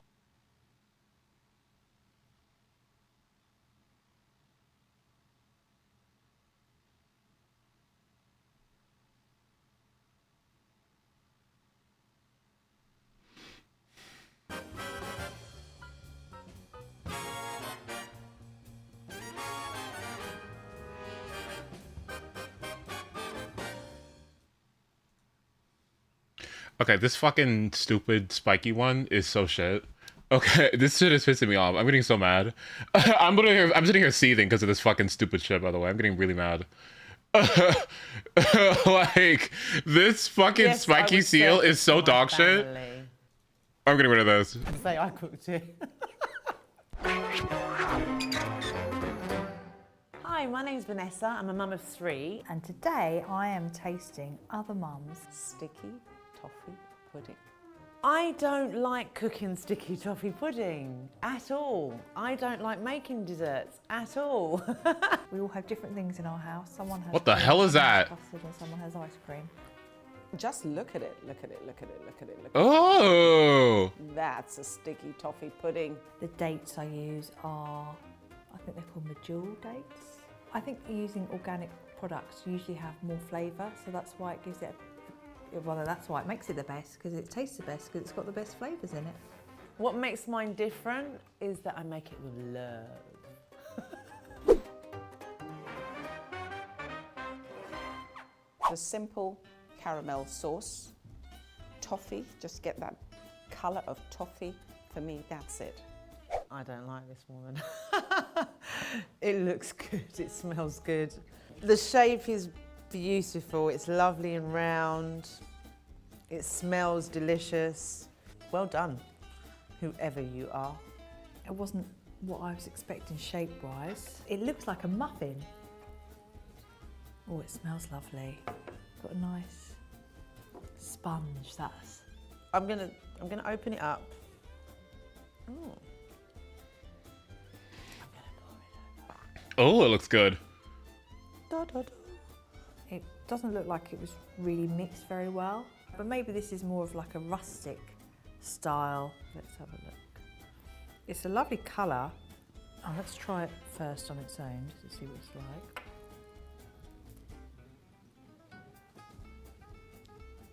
It is like a muffin. It's not really puddingy.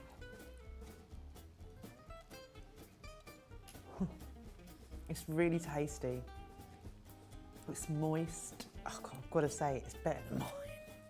I'd love this with a bit of cream as well. This would be amazing. I'm sad. Really. She doesn't even like it though. It's Like very dry. Dry. It needs to be moist. That's what this. It's dry. That's why there's fucking. Are you stupid? That's why there's. Really be able to see the ingredients in it. There isn't anything I can say that I don't like about it. I don't even know what's in it, but it tastes good. Yeah, you're good. I like the colour of it. It looks golden. Mine always looks quite dark, and I prefer the golden look. But it's a bit disappointing. Yes, I would serve this to my family. And say I cooked it. Can I take this home? I would give it a 5. Must try harder. I have to give this a 9 out of 10. There's always room for improvement. I'll never give anything a 10 out of 10 unless it's my mum's cooking. Okay, that's a good. All right. Well done, girl. The reason I've decided to do the cream with the sticky toffee pudding is that's what most people would have with it, I find, if ever I make it and we have people around for dinner. The Leaning Tower of Sponge. I'm actually salivating just looking at it. It smells really good. This is rather dark. It's not appealing. I don't like the way it looks. It just looks like a blob with covered in all of this, you know, there's. I don't know what pudding means, man. It's some British. I don't know. But feasting with my eyes. Nope, not going there. No visual. God, it's really soft.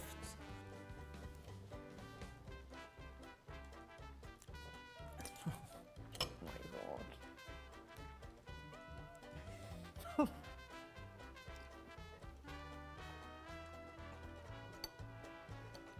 I'll be honest. I don't know, it's salty, I don't know why. Salty? That's odd. The taste is odd. Is something burnt?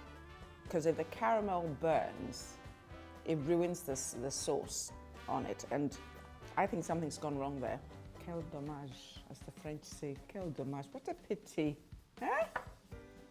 My sister, you were doing quite well with this moistness. You know, the moist, it's just so lovely and moist there. It's moist. It's the cream. It's just moist. Blows it away. It's moist. It's just amazing. It's moist. I would serve this to my family 7 days a week. Oh my God. That's how good it is. Just give it a 9.5. Damn. It's moist. It's You know, moist. the spoon sort of sinks into it nicely. That's It's nice. moist, y'all. It's moist. And that's all I like. I don't give anything a 10 out of 10, but I'm going to give her 10 out of 10 for that. I'll never.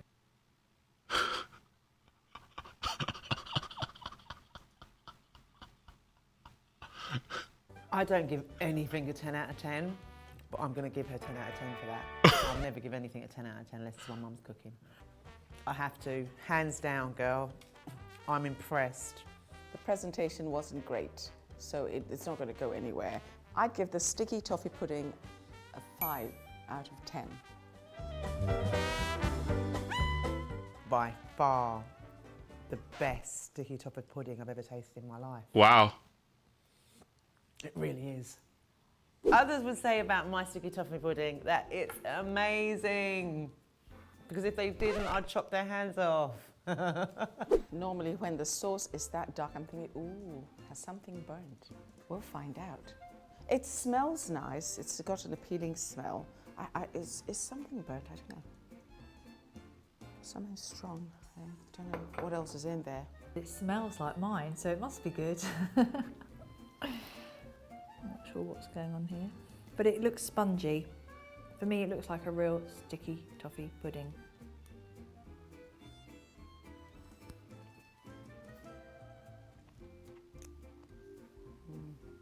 Is it a hit? Is it a miss? It's somewhere in between.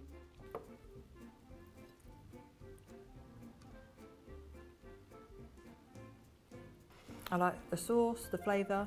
I'd like more sauce, and I'd like something with it, either cream or custard or ice cream, because it's a little bit dry when you get to the middle. I definitely would serve it to my family, and I think they wouldn't really be able to tell the difference between mine and this one if it had more sauce. It's okay. I'm not raving about it. When mine is not on the table, you will do. I would give this a sexy 6 out of 10. I would have to give this an 8 out of 10. It would get a 9 out of 10 if it had more sauce, and it would get a 10 out of 10 if it was accompanied by some cream or ice cream or custard. Oh my God. I can't believe that, because I don't cook it that often, but I'm absolutely over the moon, and I think I might cook it more now. Man, she's good. It was beautiful. So well done, you know? Damn, she was happy about it too. Not possible. Why did she? Yeah, she just. Why did she miss Miller?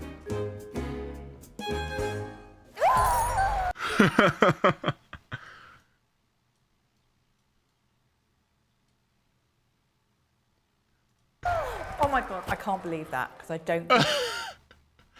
All right, next. Let's see. What do we got? What the hell is that? It looks good.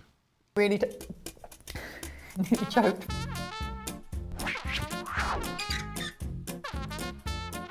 Hi, I'm Melissa, a mum of 2, and I'm about to try some other mums' potato latkes. Latkes are traditionally made at Hanukkah time, as they're fried in oil, and Hanukkah is about oil. I like eating them more than I like cooking them, because they make your house smell, they make your hair smell. It's not the most healthy food, but it tastes really good. Mine are different because I put grated onion, pan fry them in olive oil, then I put them on a tray in a really hot oven to finish them through. My latkes are different because I tried to get them crisp on the outside and soft on the inside. Some people like them a little bit coarse. Try and get them soft as I can, but they are generally very tasty. I'm really interested to see how the other mums serve their potato latkes, especially when it comes to size, because size does matter. I like to serve mine small because you get the crispy batter, and maybe if they're a bit bigger, you lack some of the batter. Everyone loves a latke. You've got to love a latke.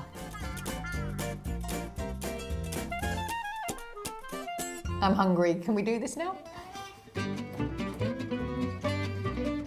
Yeah, it looks really nice. I like the where you can see all the onion. It's quite a simple mix of ingredients to make a potato latke. Nice and crispy, particularly around the edges. Smells very latke-y. Smells just like I want to eat it. It does look a little bit burnt, just at the top, perhaps a little overcooked here. Hot, hot. Very nice. I probably would have put a little more seasoning in them, and I don't think there's any onion in, or not much onion, if there is any.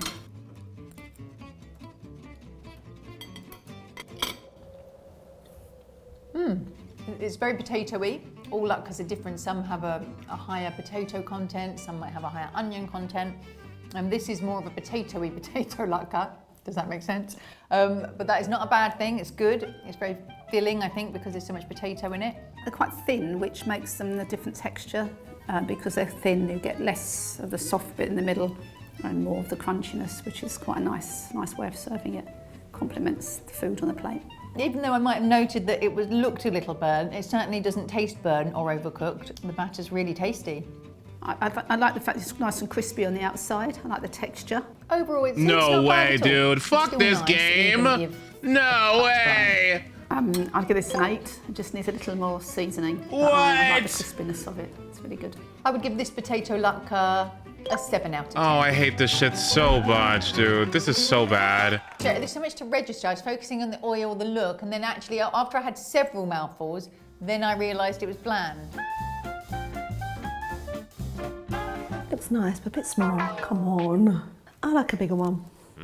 Latke, that is. Oh my I really God. like these. That's delicious. That is a lovely latke. Thought you were about to finish it. I was, but I didn't want to be filmed being greedy. I'm just leaving that. It would be rude not to finish it. I like the contrast of the two things that have been served. I like the combination of the onion you could taste, salt you could taste, potato. It was cooked perfectly. I put flour in mine, not mozzarella. I can taste the difference there, but it's not bad at all. It's just different. I would definitely serve that to my family. It was just a bit small, but give me 3 and I'd be happy. And I'd give this one a 7 because I'd like to see it bigger. And I'm not so mad on the mozzarella flavour on the outside. I'd give this latke 9 out of 10. It was really delicious, just a bit small, but perfect. I'll have more next time. Please, sir, can I have some more? Please, sir, can I have some more?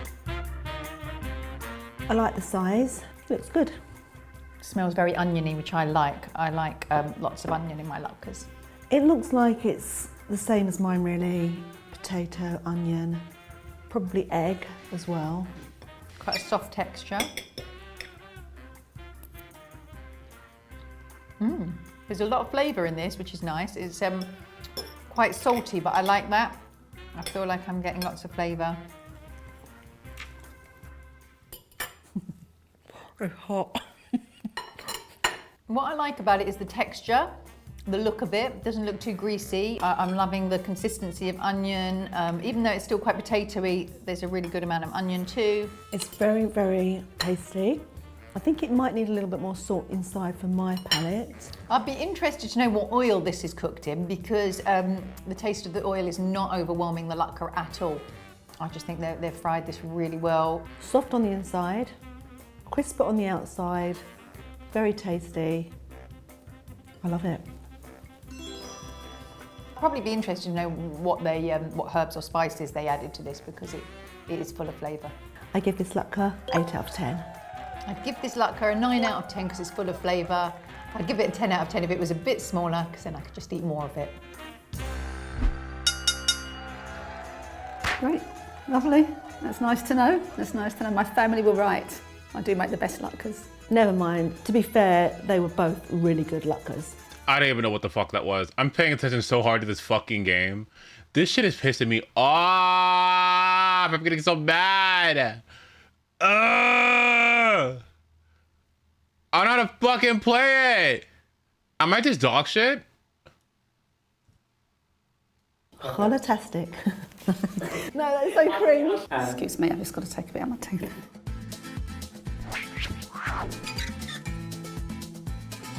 I'm Beth, a mum of 2, and today I'm trying challah bread made by other mums. It's just a traditional Friday treat.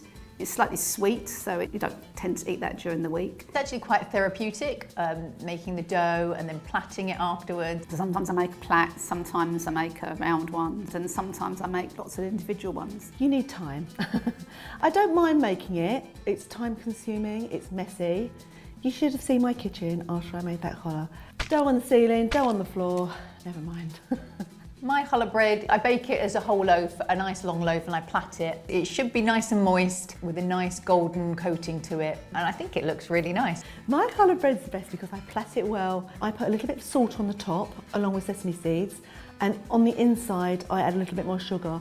So you've got the salt and the sweet together. It doesn't only look attractive, it tastes good too. Mine's the best because I've refined the recipe. I use organic flour. I've been known to put seeds, like mixed seeds on the top, and I use olive oil as well as eggs in my bread as well. So let's bring on the challah bread, come on. Hashtag challah wars.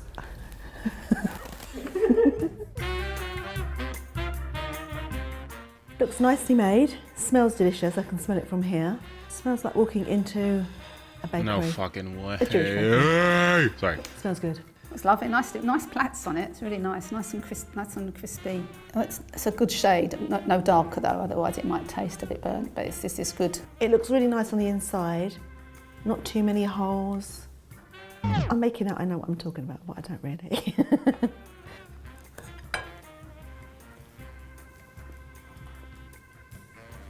Delicious taste. Nice. Need some butter. I would say it's slightly dry. Or some soup to dip it into. Very nice. It's I can taste the yeast in it as well. It does taste quite yeasty. It tastes a bit like a cross between a challah and a... I am going to jill myself if I don't fucking win one of these games. I'm so pissed.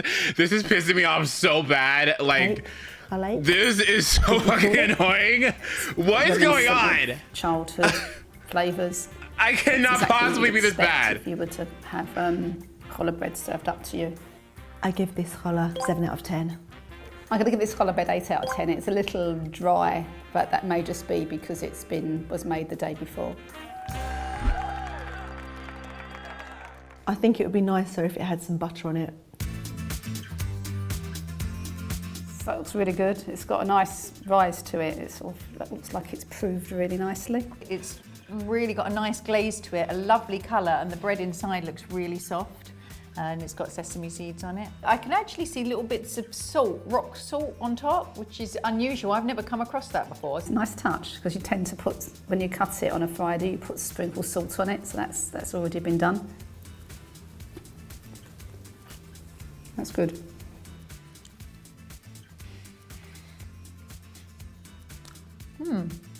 No, it tastes really good. I like the taste. It's maybe less sweet than other challah breads I've tasted, but it's really nice. The salt on the outside was really good with the sweetness of the dough, of the bread. Actually gives a really good contrast, actually. Something I might actually think about doing next time. You don't really want challah to be crunchy, you want it to be soft, and I think that the texture's really good. So good that I'll just eat a little bit more. If I serve it to my family, they'd be really happy to eat this. It's just the sort of challah they like. The only thing I can comment on really that's negative is that perhaps it could be a little bit softer, but that's, I'm being pretty picky because it has got really good taste and texture. So I'm going to give it a 10 because it's very similar to mine, and salt on the top is a new for me. So that's elevated the score. I'd give this challah bread a 9 out of 10. Wow. Okay, Beth. Nice and sweet. Excuse me, I've just got to take a bit out of my teeth. I like the way that it's a small individual loaf, like a roll really. It's quite cute looking. I like the look of it a lot. Well, I like the way there's poppy seeds and sesame seeds on it. That's nice. And it's a nice little individual portioned challah, which is really nice. It's nice and soft to cut, which is good.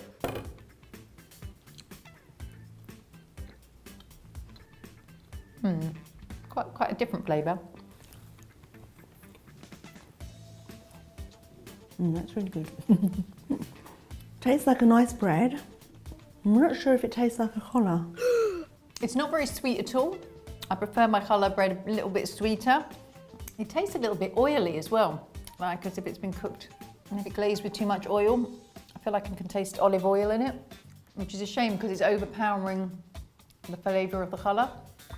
But overall, it's okay. And it's a really nice texture, and I love the way it looked with both the poppy seeds and the sesame seeds. I think it needs maybe to be a little bit sweeter. It's nice as a bread, but is it challah? From the look of it, yes. From the taste of it, a nice white bread. I would give this challah bread a 6 out of 10 because it's just a little bit Her hair is really doing it. too overpowering with the flavour of olive oil. I'm going to give this 7 out of 10 because it looks beautiful.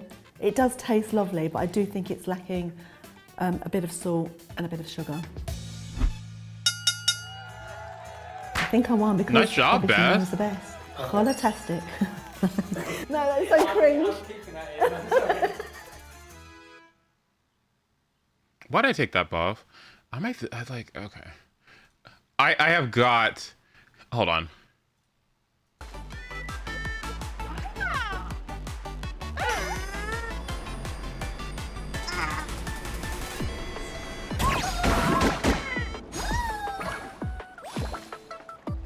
Shut up.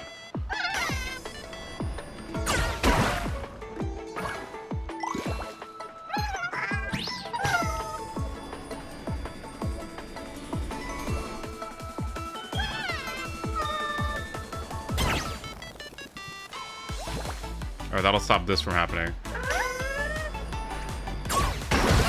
Oh! Oh!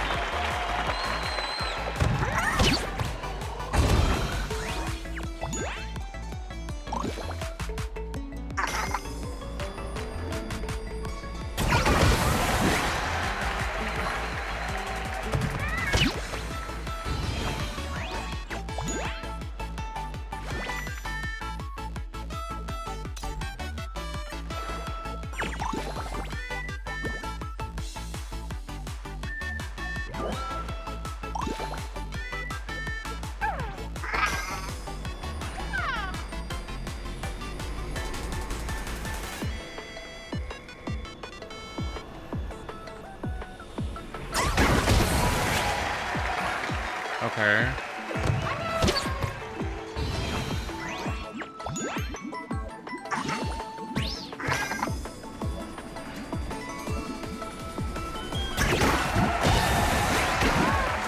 Dear God. Ugh. Thank you. Stupid ass fucking mode. I hate this shit. So bad. Give me this. I hated that. That was awful. I hate this event. That was so annoying. All that was just awful. Awful, awful, awful. I have to pee again. Yeah, you only need to get gold, but I'm still pissed. Like, I'm still mad. I'm still, like, not very happy at all. Be right back.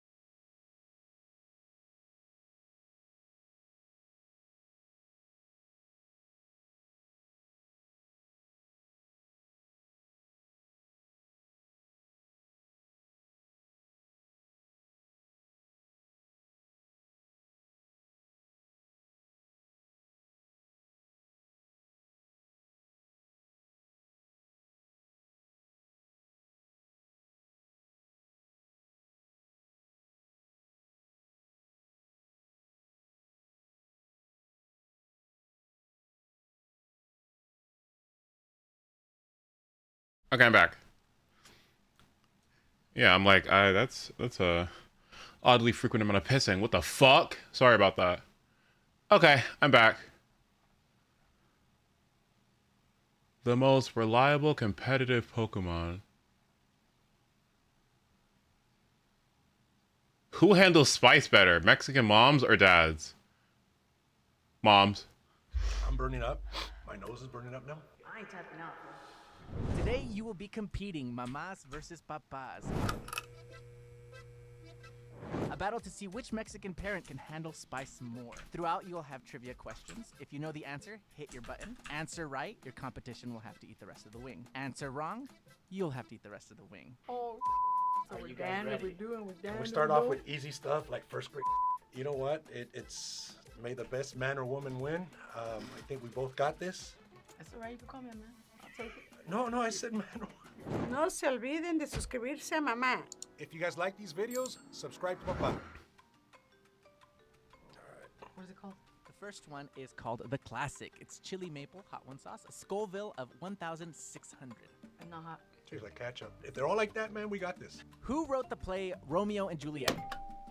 Shakespeare. What the? I'm gonna win the rest of them because that broke. Shakespeare. No, good. Yeah, correct. So you have to eat the rest of the wing. That's the one that I started? Yes. No, the next one. Oh, no. All right. Okay. It'll be torture after when you get. I'm already getting hot watching this video. Oh. Yeah, tomatillo. Algo verde. What is a currency in Japan? Yen. Bro. Correct. Yen what? Yen. See it? That's the currency. Yen, fool. I got it. Yen. And you have to eat the rest of the ring. But if I eat them all, I win, right? Should have stayed in school, man. I know. Should have paid attention instead of playing football. He's really cute. I'm sorry, like So far, so good, man. I feel like a loser, but we're good. I'm gonna redeem myself right now. Watch. I'm good, fool. I'm good. I don't taste nothing. Honestly, I didn't taste anything on that one either. Maybe like a little orange. A lot of chicken. Not bad. What is the chemical symbol for water? H2O. This fool. I knew that one. Yeah. I gave that to you.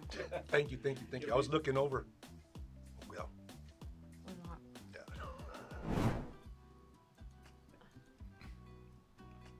Chile dorado. Chile dorado, a little like roasted, obviously. Kind of barbecue-ish. It's got a little barbecue twist to it. It's pretty good. Who is known as the father of modern physics? Ooh, Nat Newton? Modern? It's not No. Einstein?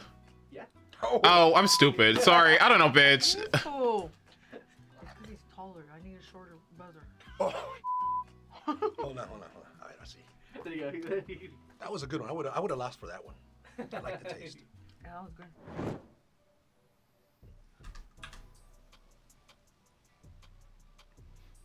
It's a little tangy. It's got a little vinegary taste to it. It tastes like kind of like enchilada. Yeah. Oh, you're copying her. Yeah. Keep on. ¿Qué más? Enchilada. ¿Qué más? La salsa de la enchilada roja. What is the world's longest river? The Nile? The Amazon. Nile. Incorrect. Nile. It was the Nile. Damn it! Fuck. I knew it. But I know the answer though. I'm sorry.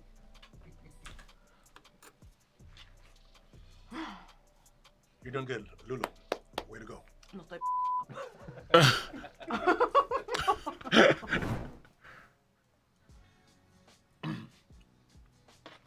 That tastes weird. What do you think of the spice? It hits you after. Is it picking up? What would you compare it to? It's catching up to a good habanero. Oh. Yeah. Yeah. It's there with an habanero. Yeah. Or even a good salsa roja, the one that they do with the con el aceite. Yeah. Bro, that's starting to kick right there. I told you. What do you think? I gotta win. Oh, yeah, girl, you gotta win. And soon. It's about to start getting weird. Which country is famous for their maple syrup? Canada? Correct. Sorry. How the do you know that? Can I tell you? I'll tell you right now. Why I you know crying? you're in Canada.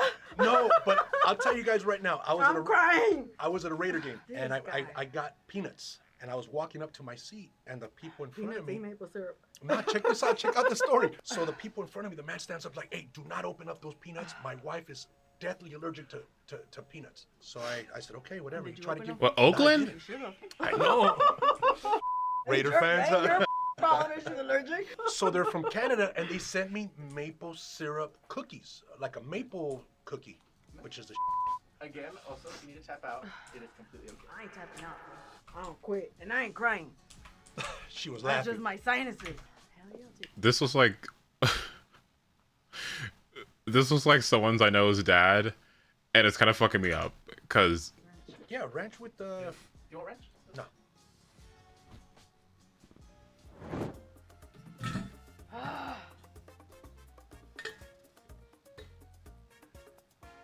already crying. No, I'm okay. I'm gonna start sweating. You're lying. Gotta suck it up, bro. You gotta fake it till you make it. Who painted the Mona Lisa? oh girl, I don't know, Picasso. I don't who painted it? Wait, I don't know. Ooh. Oh.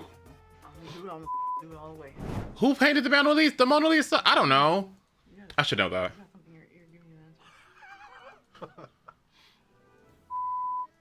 This one is 135,000 Scoville heat units.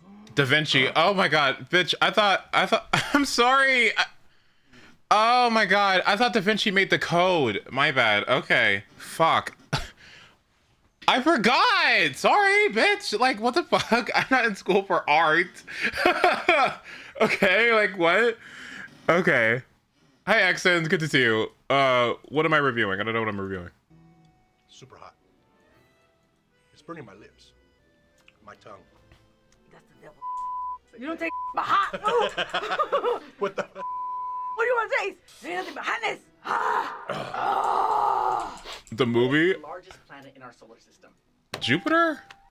She did it on purpose. The largest planet is going to be the moon.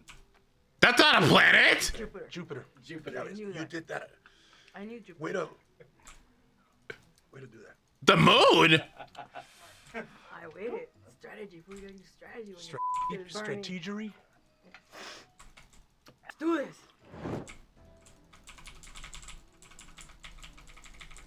How are you guys doing? Hello? I'm burning up. My nose is burning up now. Feeling like I'm sitting on the devil. What is the largest river in South America? The Nile?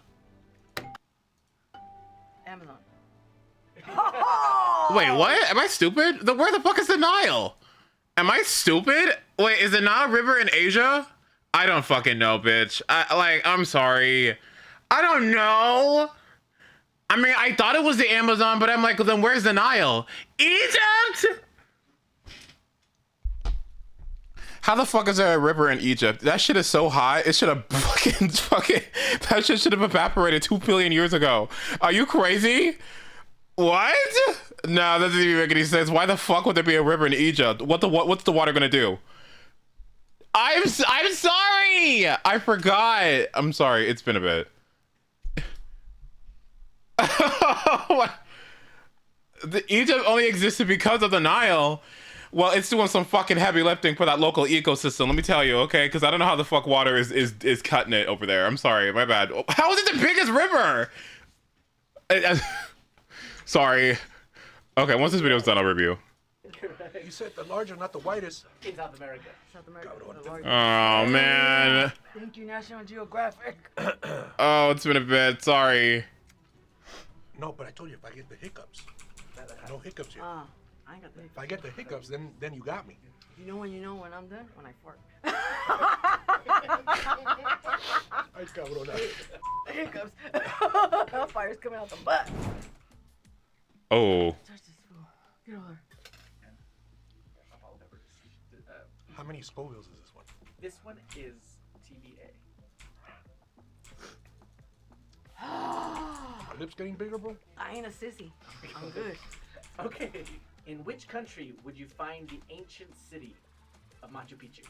Girl, fucking somewhere in fucking Middle America, Central America, Peru.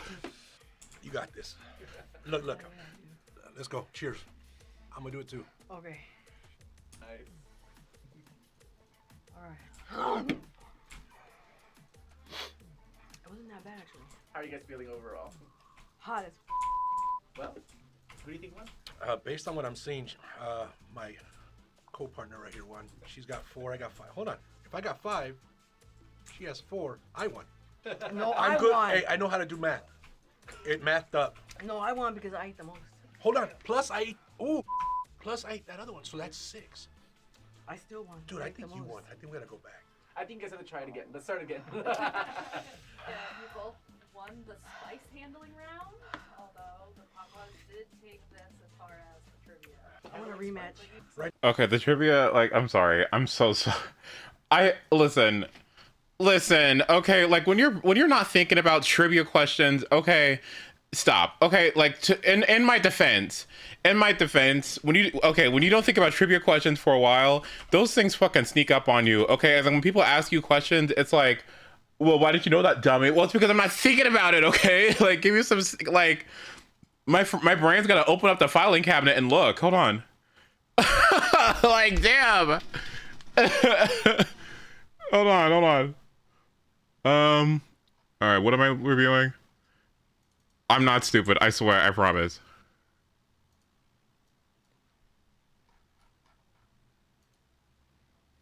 Jackbox Murder Trivia Party? We should play. I have Jackbox, I could stream it. All right, I'm looking at,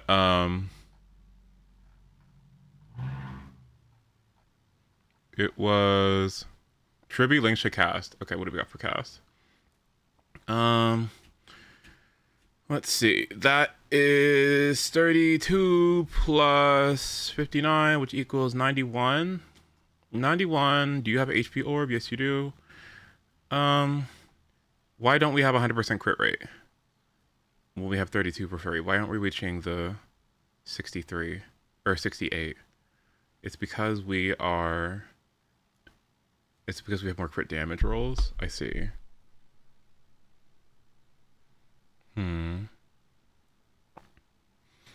I'm of the opinion that because you're getting so much from Bone Collection and because you're getting so much free crit rate from Poet, I have a stronger argument that making sure of making your crit rate as close to 100 as possible is more worth it. Because I think that there's a lot of crit damage augmentation in this game, but there's not a lot of things that help you with crit rate. So if you can reach 100 feasibly, then you should, right? So I think 91 is not too bad, but I would try to go for like 95 to 100, honestly, since it's not that hard to reach that, even if it meant sacrificing some of your crit damage. Because you're getting, like, if you think about it, Bone Collection is giving you like, what, 25 crit damage or something like that, right? Which is how many substats? Like a whole 4 or 5 substats. Does that make sense? Right?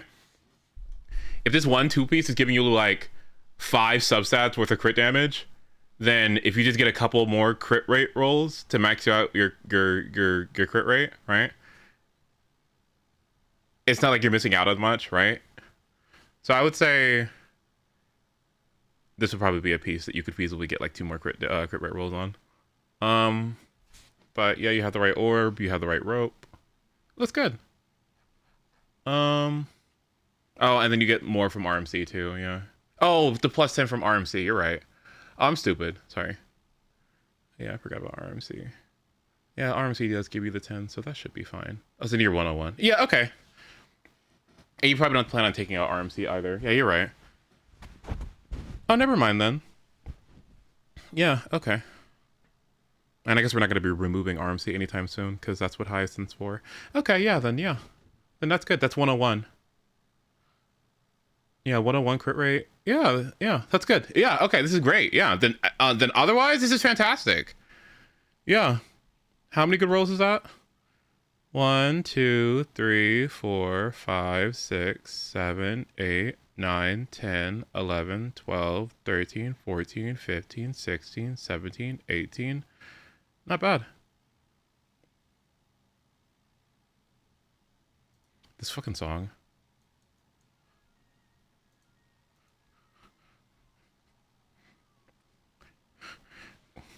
It's been so long since I've heard this. Oh my god. Wait.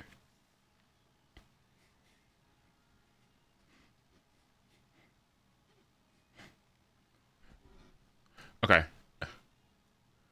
All right. You said Tribby? Let's see what Tribby's doing here. Also on Poet. 32 plus 46 equals 78.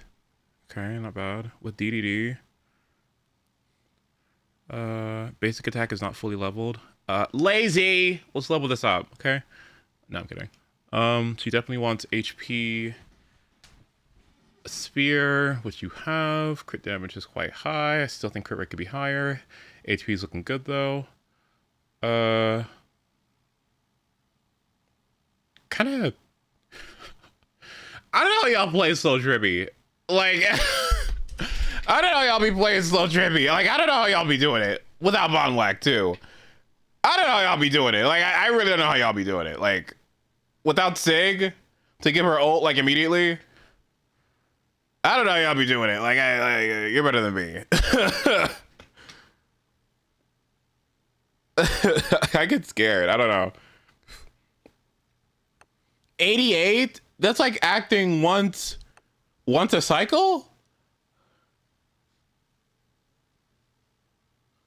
I guess if you have enough attack frequency, then she's just advancing everybody so it doesn't feel as bad, right? But you gotta make sure that you have like AoE content, right? Because if you're not facing AoE content, I think this becomes worse, right? Because you're not gonna be able to generate as much energy because you're so slow, right? But I think in AoE scenarios, this looks really good. This looks really good in Pure Fiction. I would say that this looks the most outstanding in Pure Fiction. I'd say in MOC, I'd get a little sussy about this if I wasn't fighting like the TV. But like in 3 targets, I wouldn't really like this much. But I think in 5 target scenarios, this looks excellent. Yeah.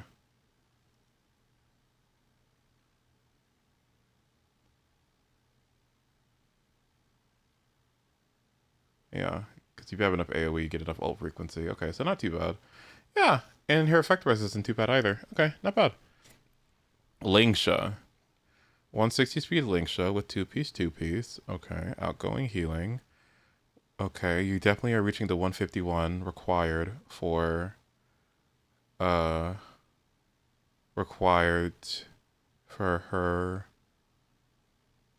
Fuyuan rotation, so that's really good. I say that you don't go break effect rope unless you're playing her in super break because it messes up with her ult rotations. The only time I think you can go break effect rope on Lingsha is if you have Locho's Lycone in AoE scenarios, right? Because then that still helps you retain that 3-turn rotation. With break effect rope, I feel like that goes down to like 4 or 5 turns. But the speed is there. I would just switch to rope, honestly. If you're not playing in Super Break. If you are playing in Super Break, it's probably fine. But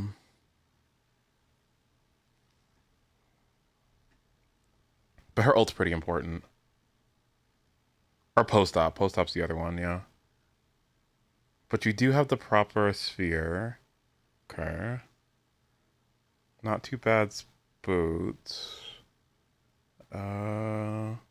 Lingsha's really flexible with her stats. Really, she pretty much uses all of them except like crit stats, which you don't have, and effect hit rate, which you have some, but that's okay.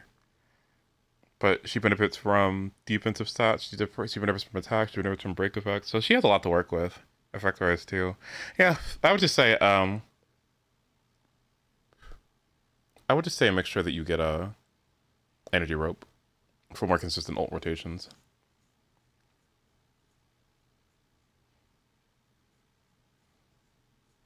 I forgot to swap it from Gallagher. Oh, okay.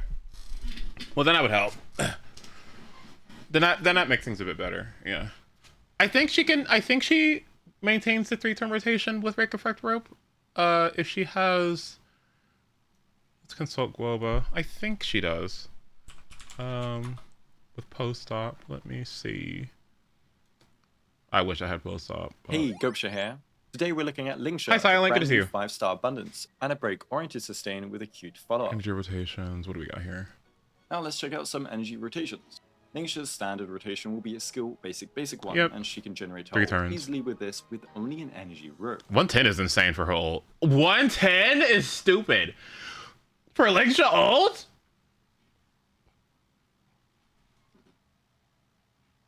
$110 is stupid. Are you kidding me? For that?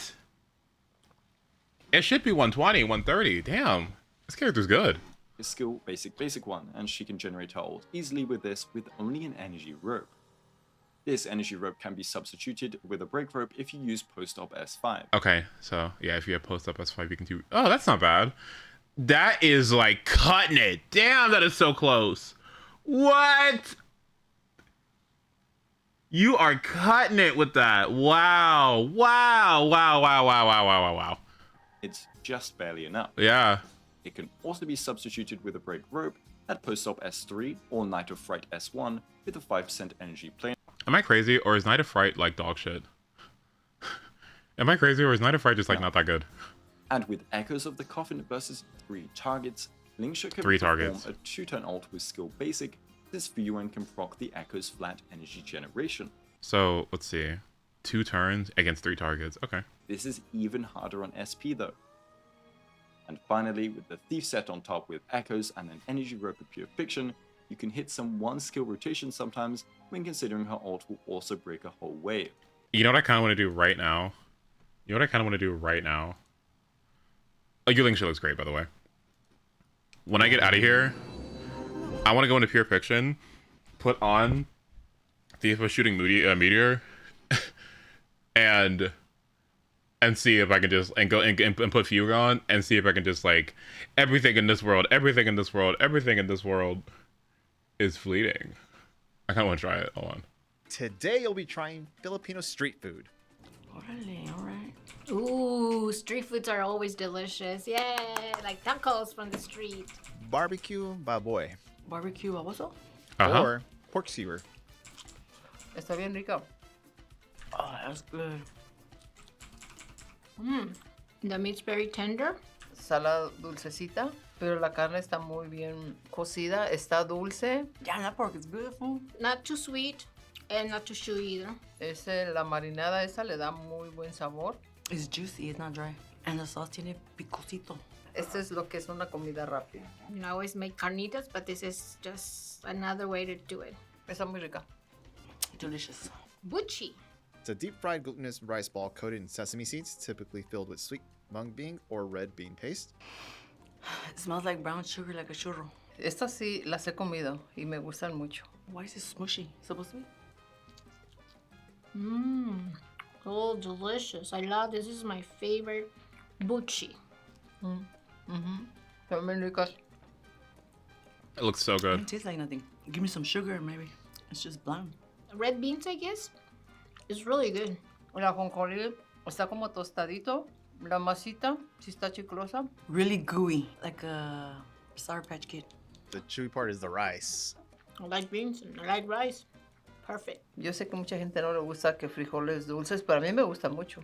I think a little bit of sugar and some cinnamon would have been good on it. I will definitely keep eating this forever. Oh my god, y'all like it. Damn. Es como un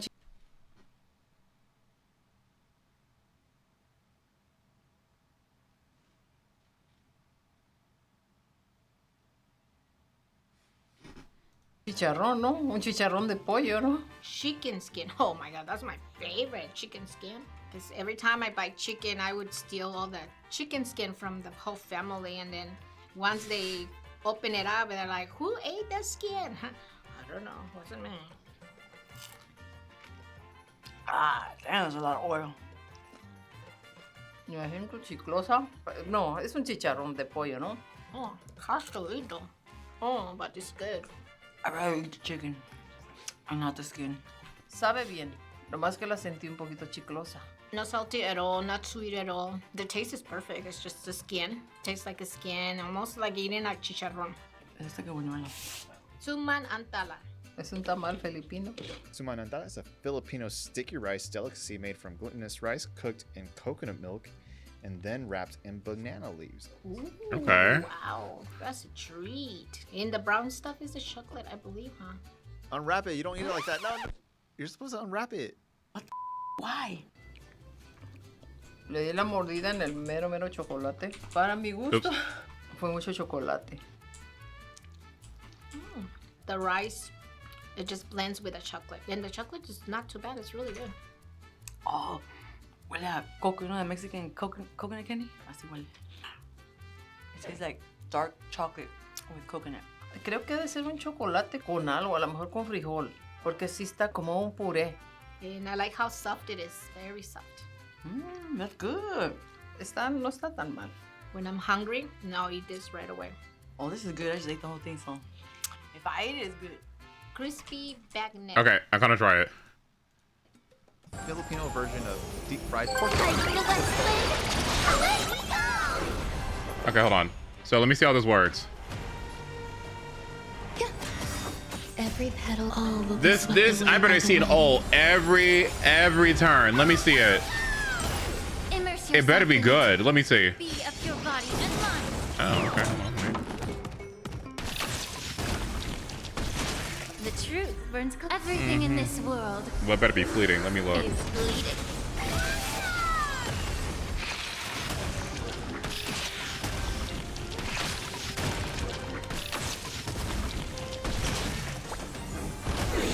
Dreams of a let us dance once more.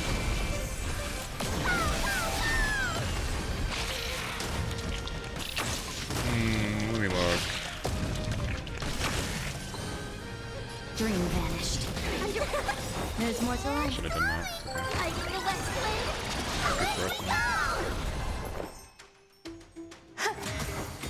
Let me see an ult. Time to cleanse the filth. Okay, well, wait, hold on. Okay, Lingsha, hold on. Wait, I don't hate it. The truth burns clear as a flame. Everything in this world is bleeding. I don't hate it. Oh, she's getting a lot of energy, too. I don't know, y'all. It's looking good. Oh. Be of your body and mind. Wait, hold on, wait. The truth burns clear as everything in this world Wait, it might be fleeting. is bleeding. Dreams of a let us dance once more. And she just keeps getting advanced, too. Wait, hold on. This might be good. Clouds scattered. Wait, did she get another one? May the Faust stand time to cleanse the filth. The truth burns everything in this world is bleeding.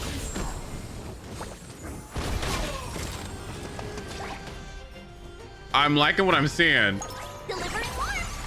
Wait, it's not too shabby. It's not too shabby. She keeps acting, too. Hold on. This is about to be highest in next week. I cannot fucking wait. You guys have any idea how excited I am. I'm trying to like keep my excitement eternal about it, but like I am beyond. Oh my god.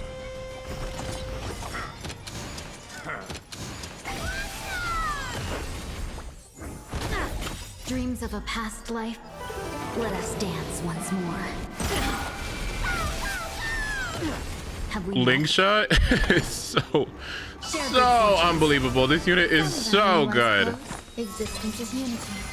Unfortunately, I can't skill here, so GG's. I guess the fun's over. No holding back. Dream vanished. There's more to life. Every petal and all will be Oh wait, swept we get an away advance. by the Okay. wind.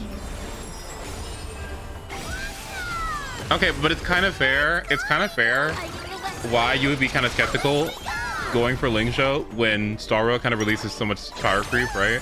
And you wouldn't want to like, at the time, it was kind of like, what? You had Gallagher already. Super Break kind of felt like it was maybe on its way out, and you didn't really like want to. You didn't want to like Time to cleanse the filth. overdo it too much, yeah. Everything So I in kind this of get it. world I forgot. Did I try, or was there somebody else at the time that I wanted? It was Lingsha and somebody else. I'm trying to think of who it was. Ready. Clouds scattered. Lingsha and who was the other one? Let us dance once more. Y'all know it was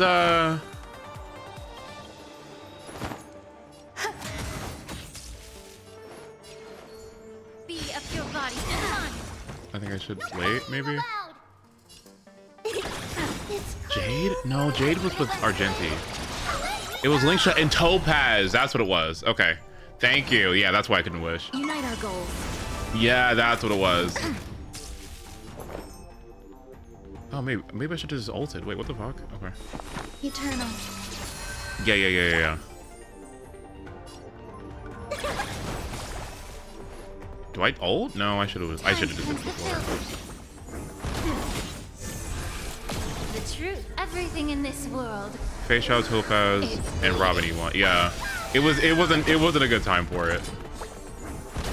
Damn, this character's good. Dream vanished. We wait here. Resistance is unity.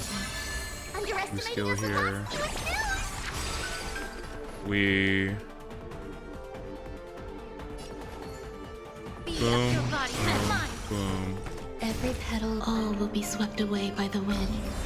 That's a 75 advance, I think. I think Linkshot goes back up in the second cycle after this.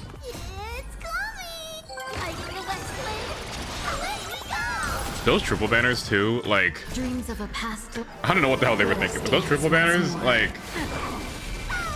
damn, y'all hungry? Y'all want money? Cloud scattered. Time to cleanse the filth. The truth burn everything. When I was able to stop playing world. Genshin for a while and come back and clear the abyss, but I stopped playing Star Rail and I couldn't clear in-game anymore. You know what's interesting? You know, what? Okay, I'll be the first to hate on Star Rail, but why did something feel a little different? There was like a point where the power creep felt like really bad and annoying, but why did something slightly shift? Do y'all feel that? Is it just me? Maybe I don't know. Something feels a little different. I don't know what it is. But something feels a little less annoying about Star Rail. And it's not just Heisen. I don't know. Like, I think, is it maybe the quality of the story? Something about the game feels slightly less annoying. I don't know what it is. Maybe it was Anniversary being so nice. Maybe it was getting the Ranmei. Something feels a little less annoying than before. I don't know. I'm like, oh, okay. Unite our goals. It could be story. It could have been Anniversary, honestly. It could have been Anniversary. I think Anniversary was pretty good. All things considered. No, I think the second half of Anniversary was kind of ass, but like. Dreams of a. Let us dance once more.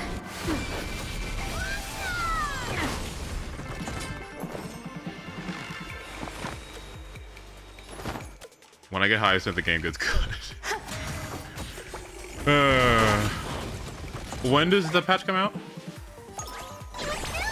I wasn't here for the last Anniversary. Was this a good one? Were they like, were the rewards good? I don't know what happened. Like this time versus last time. 3 days? Okay. It's coming. Get it together. Time to cleanse the filth. Oh, that's annoying. Hope it hits me. See you later. Some value, I suppose. Oh, see if I had a breather. Every petal, all will be swept away by the wind. This is how I felt about Genshin. Now that I have units I actually like, I want to play more. Dream vanished. I feel like Genshin's the biggest stop for me. Still, and will always be character building gating. Like odds. I'm gonna be so real with you. Your suggestion to only farm ley lines for like a month and a half really elevated my Genshin experience. Okay. But now it's starting to get to that point where I've spent everything and it's starting to feel worse again. And I'm like, okay, maybe I have to go back to the fucking mines for a month. Cause I'm like, ugh. I'm running low on these EXP books. Ugh. It's starting to get a little fucking annoying. I mean, let's finish this video, then I'll do like a little bit of AMPHOREUS. Okay. What does it look like to you? A pork cookie. Never heard of that before, but okay.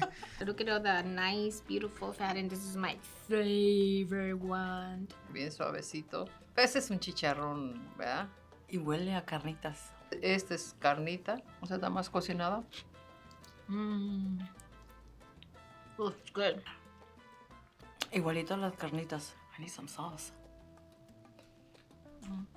O sea, está más cocinada. Wait, are you Está actually la- gonna skip Skirk? Really? Really? I'm happy with that choice, but but really?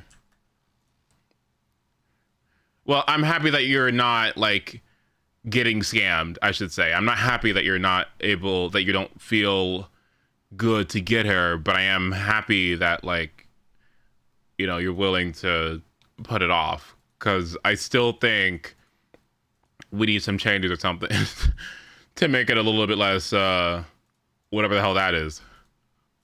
La miro más blanca. El sabor de la carnita está bueno. I love this. This is delicious. Ain't either my birthday? Oh, Well, yeah, happy birthday. If you come around and I'm streaming, then you get a free happy birthday if you ask for it. La carne está bien buena también. Está suavecita. El cuerito está también bueno. Más que más chicloso. Yeah, not a good look on Genshin. Greasy, Not happy with chewy, them and on it that has a one. good flavor. How's the texture? Like I'm eating a pig. Oh my god. Está rico. You can taste the saltiness, and I think that's what makes it wanted me to eat it more. And then the frying part, and then the chewing is just like I'm going to heaven for a little bit. What would you add to this? Una tortilla with some aguacate and some queso fresco. Delicious. We're looking for new mamas to join the cast. Click the link in the description to apply. Barbecue manok. Chicken skewer.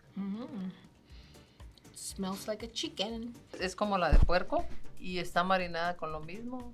Y también huele así, bueno, asada. What the hell was that? Wait, did I win the battle instantly? Damn. What the fuck happened? Whatever that Oh my God. sauce is, it makes it really good. And the chicken is tender too.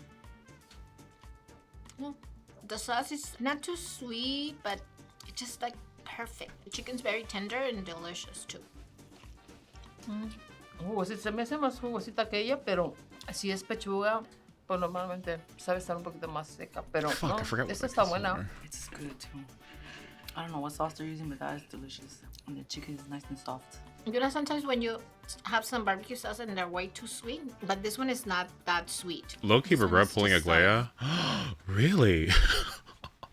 Don't say that, because I was thinking about pulling her. I mean, not now, but like... No, I don't want to hear that one. That's not what I wanted to hear. That is absolutely... That is the worst thing you could have said to me. What?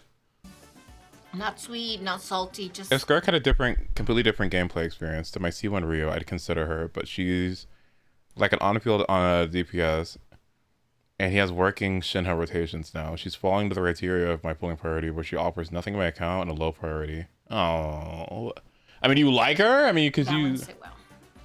It's good. También está como así saladito con dulce. I would like to get Aglaya.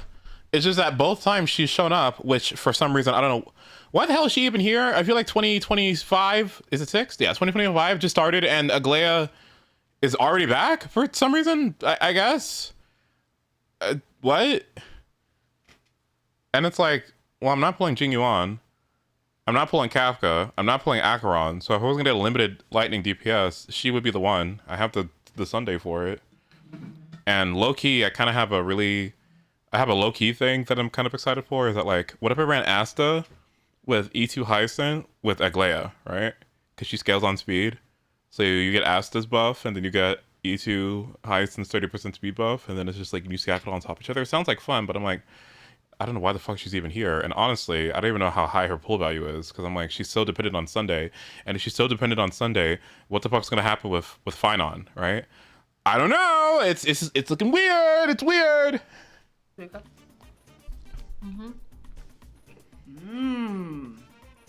Delicioso.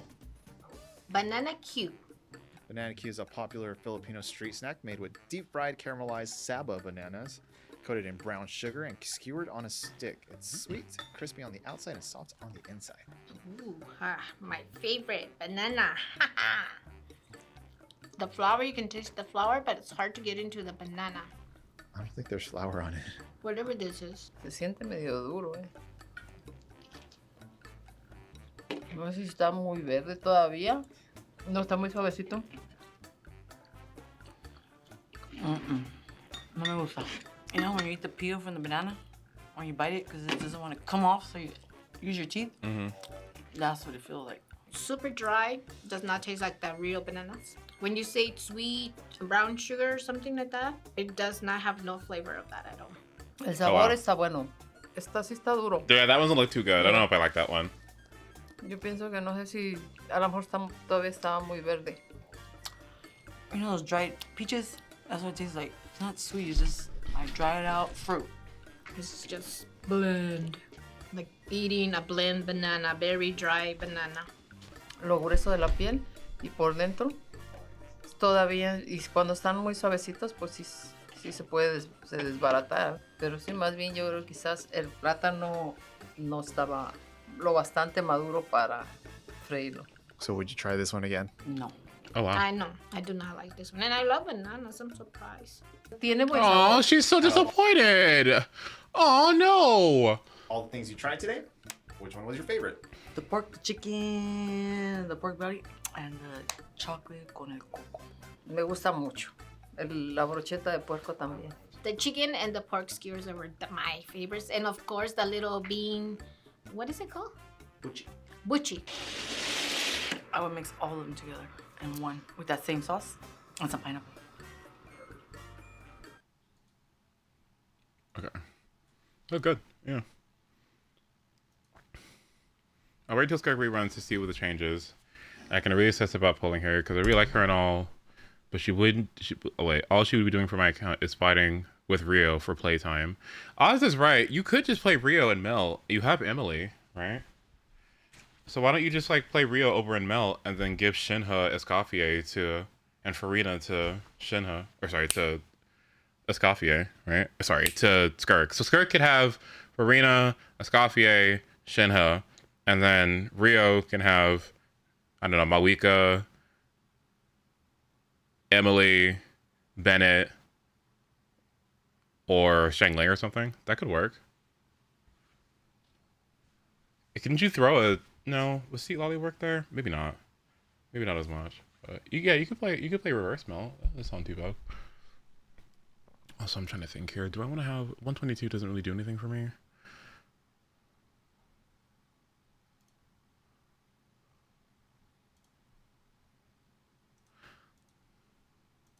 Out healing bonus. Okay, let's see.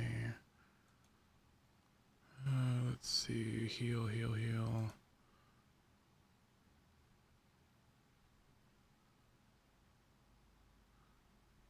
Outgoing heals.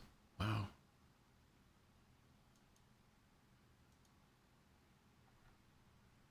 If I didn't have the speed buff, what would happen here? Let's take a look. We need to kill Mawika now. Do we?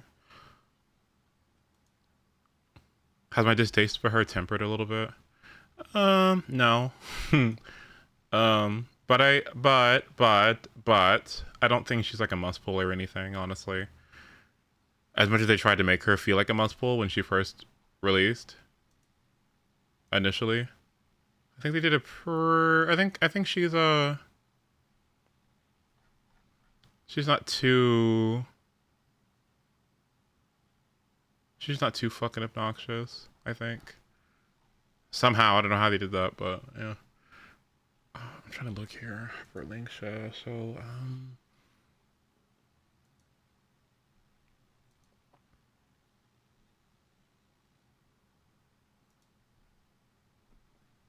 I probably do want the attack one. Yeah, that sounds good. So I don't want two-piece. Okay. She definitely wants to have attack. Yeah, that makes sense. Okay, alright, that looks good to me. Okay, so switch over to this piece.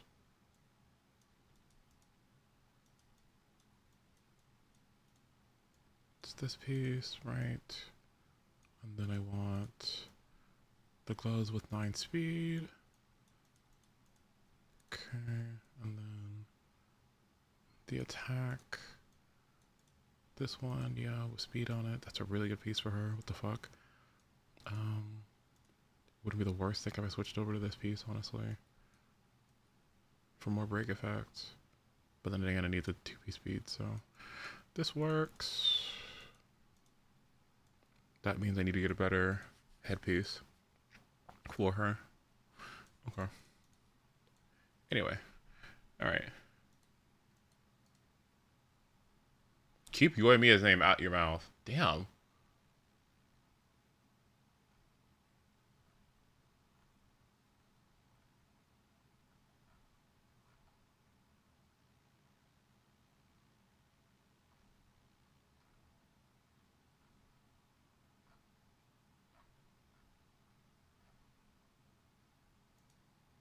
It's just pepper.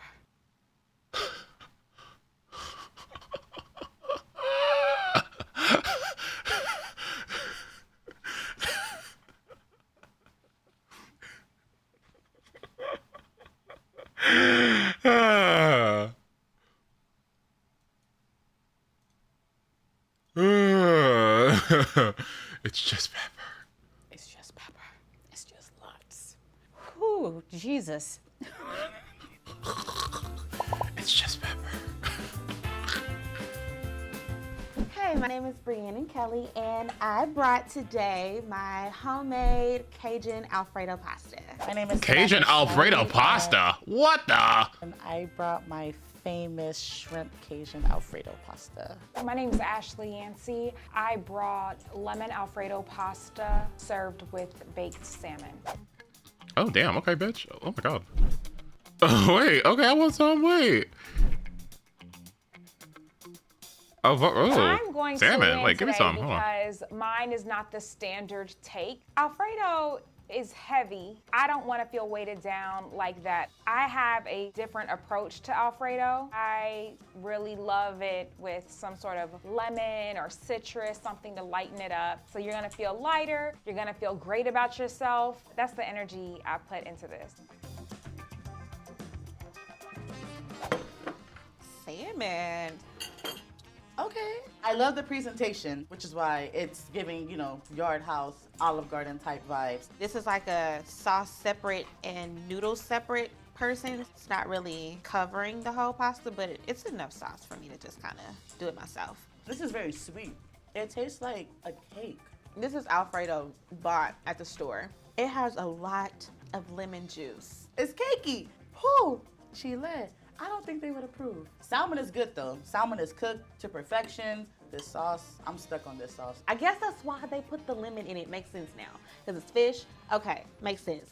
But no, I didn't enjoy it. This is a Delta. Yeah, it's gotta be a Delta. And I rate it a 7 because I'm not really used to a sweet Alfredo sauce. I'm gonna give it a fair 5. It just doesn't give me like a wow factor. Maybe add a little more color to your pasta as well. Throw some broccoli in there. Put some Oh, broccoli would have been you know, perfect just for a that, little actually. color. Oops. I'm gonna win because I can cook. You know how like Southern people say they put their foot in their food? Yeah, I put my foot in it. It smells like kind of Cajun-y. You can tell this is about to be a hearty plate. Got a little kick to it. I definitely love the sausages and the sprinkle of cheese. Oh yeah, I like this. There's green onions, there's a lot of garnishment, which is good. It's probably like a spice blend they used. A nice amount of sauce. I think a Delta might have made this pasta. It's giving that little Eh. attitude in it. This little kick that I'm tasting is giving me Delta for sure. The sauce is like clinging to those noodles. There's not a lot more to spare. Like it's a compacted, hearty meal. Got the shrimp in here, the sausage in here, additional cheese garnished on top. It's a punch. This could be a Zeta. Sis did that. I'm not even gonna cap. I for sure never had pasta with green onions in it before, and it's a hit. I like a little more sauce in my pasta and a little more cheese. Other than that, the flavoring, the seasoning, it's all perfect. I would give her an 8. If you were asking for Cajun pasta, this would get an A. On a scale of 1 to 10, I give it a 9. Maybe just add a little more sauce. It looks good. I'm going to win today. I use heavy whipping cream in mine, which I think makes a very unique taste with your pasta. And I also use Parmesan cheese, mozzarella cheese, cayenne pepper, paprika, garlic powder. I don't use any salt. That's kind of what makes my pasta unique. Is that No it's salt. not salty. It's definitely made with love and No fine salt. woman. Hello. What do you mean no salt? What in the world? What do you mean no salt?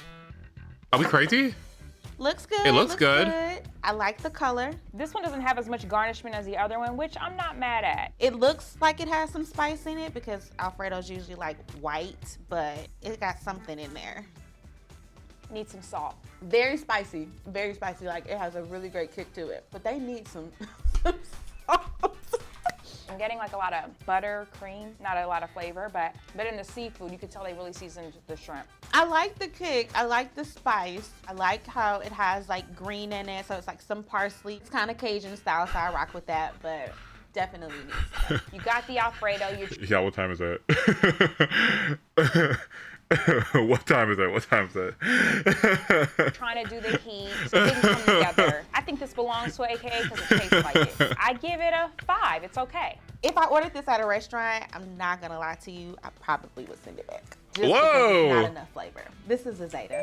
From 1 to 10, I You would are this. I mean, I'll do it at give some point. Hold on. Maybe not today. 7.5.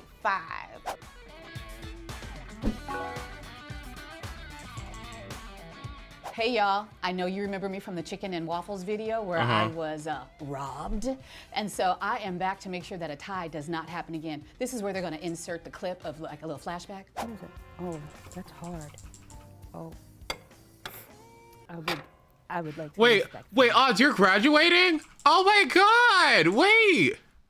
Congratulations. Wait a minute, that's so, yay. Oh, congratulations. Are you gonna walk? Oh, look at you go. Oh, that's, wow. What is it, graphic design or something? What is it? Well, look at you. Hold on. Oh, I'm so proud of you. I really am actually really proud of you. Good job. Oh, congratulations.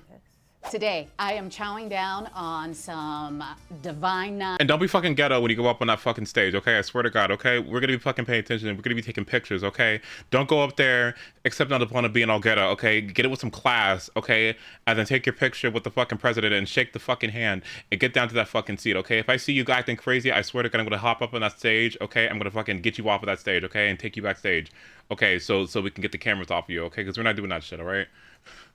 Pasta. Hopefully this goes well.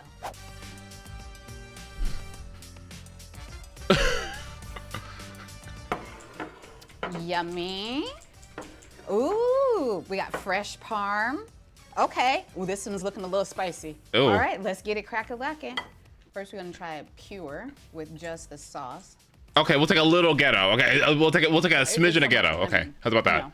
Okay, I'm gonna try the fish. Okay, the fish is pretty good, but the pasta, there's so much lemon. I'm thinking this is our Zetas. Y'all doing too much. Yeah, this is a 6, but the fish is good though. Already, this is feeling like an AKA. From presentation alone, this is feeling like an AKA because, of course, we put fresh parm.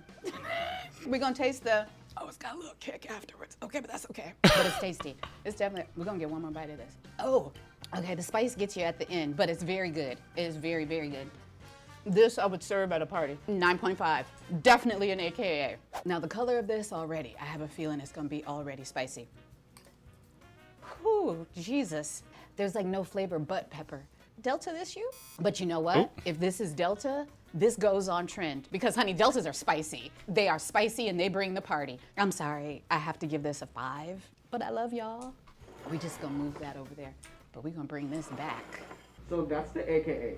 Yes, girls. Yeah, I knew. yeah, I knew yeah. when I saw that fresh parm. They knew. We're all about presentation, honey. Yes, I knew. Nice. Why'd you bring out somebody for a tie when there was no tie? Of course.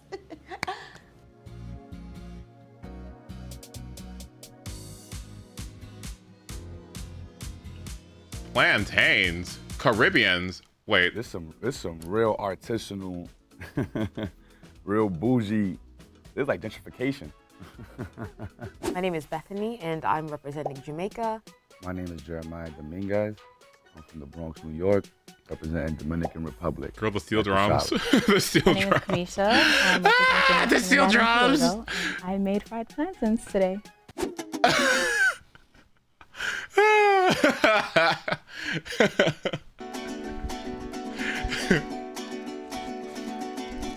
It's pronounced plantain. It's plantain, like captain. Plantain. Not plantain, like I don't know what's the word that ends in A.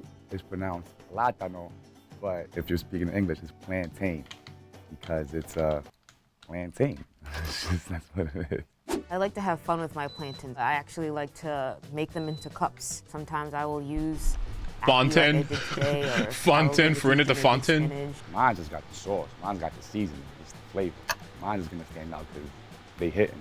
I think I'm going to win because my fried plantains are very simple and traditional. Just a very ripe plantain, sliced very nicely and fried in some canola oil.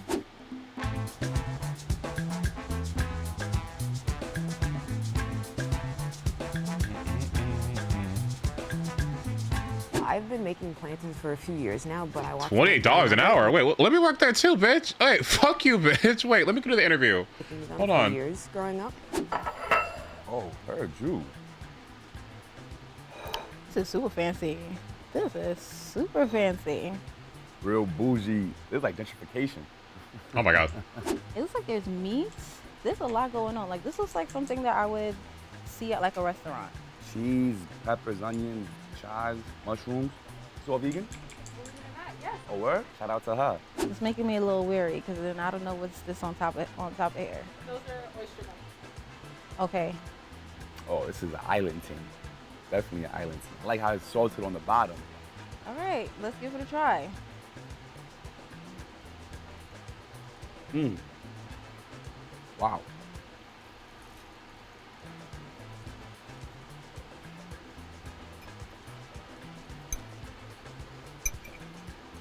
This one is just like a blast of different flavors and textures.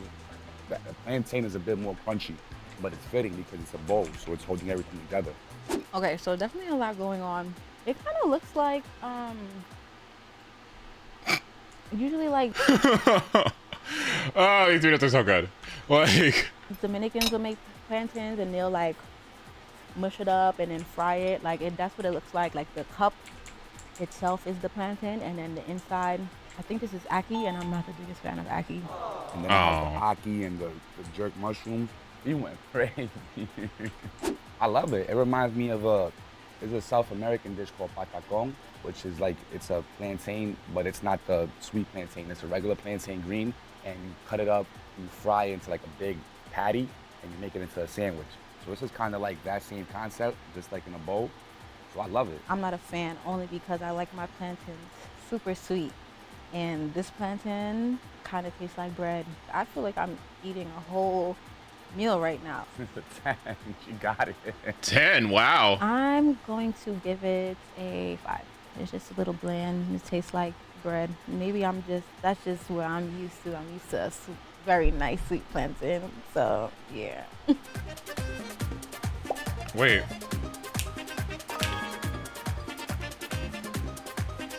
So I've been making fried plantains for about 10 years now. And I just learned from watching all the women in my family cook. So it's always been a staple dish in my family. Okay. So I already see like there's some like thyme and garlic situation going on here, which is different because I've never put garlic on plantain. I wouldn't be able to tell that this person's vegan, but what I will say about vegans is we like to do little extra things. I think I smell some garlic actually.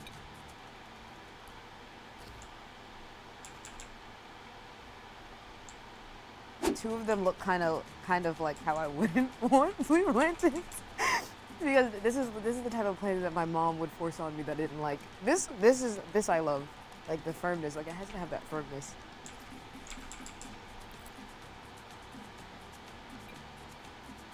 It tastes good. Like the plantain itself is really sweet, but it's a lot of garlic. If you really love garlic, you probably like this. I feel like maybe this person is probably Puerto Rican or Dominican of some sort, because the first time I had plantains with garlic on it was in Puerto Rico. The garlic taste is kind of slapping me, I'm not gonna lie. Definitely tasting the thyme. See some thyme leaves in there, and rosemary, and it's just fancy. I love garlic, but I feel like it could have been a little bit less garlic on it. It doesn't need all this. This is a little extra. On a scale from 1 to 10, I would rate this a 5.5. A 7. I think a little bit less garlic. Like the garlic is not terrible. It's giving it a nice spice, just a little too much garlic. I would just do less garlic. There were some pieces that were a little bit overpowering. Garlic is kind of a lot, huh? I've been cooking plantain for as long as I've been cooking. I grew up watching my mom make it. I love plantain. We eat it for breakfast, eat it for dinner. Oh, nice. So yeah, it's the thin cut. It's very important. It looks good. Looks like your typical sweet plantains. Thin cut, rectangular, traditional maduro. So these are called in Spanish plátano maduro because they're more ripe, so they're sweeter. I think it was fried evenly. I don't really know how people mess up plantains, but I feel like sweet plantains aren't pretty. They all look the same. Oh yeah, real classic, real traditional, very good. Tastes like my childhood. It's cold. It's really cold. I don't think plantains should be eaten cold. Cold? Oh my god. It's a bit more ripe and it's more sweeter, so it has that sweeter taste, which is very good because you know it balances out the dish.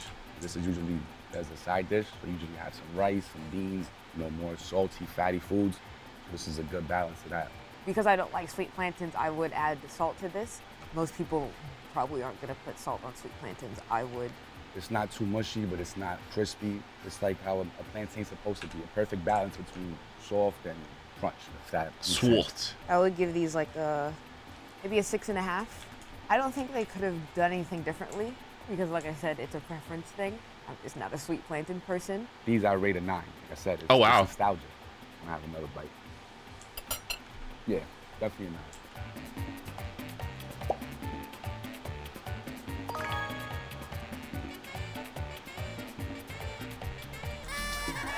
Yay! I knew I was gonna win because look at my plantains. This is just, listen, the color, perfect. Texture, perfect. I just want to give a big shout out to Trinidad and Tobago. Shout out to the man that used to come down the street and bring us all the right plantains when I was a kid. And now I know how to pick a good plantain for everyone. Okay. Oh, she has a really cute smile too. All right, let's do like 2 seconds of this fucking story shit. What's going on? If they refuse to apologize, just let me know. Their old dad can still talk some sense into them. What should we do? I really can't tell him. Mr. Fabio, the Black Tide. The Black Tide took Kinani and Artakama. Oh my. What? They fought until their last breath against the Black Tide to defend the Grove.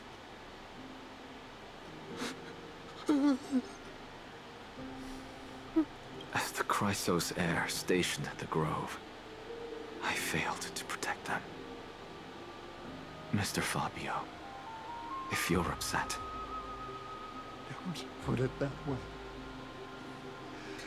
Even if my Artakama wasn't one of the Chrysos heirs mentioned in the prophecy, she was still a heroine, wasn't she? Well, you gonna be okay?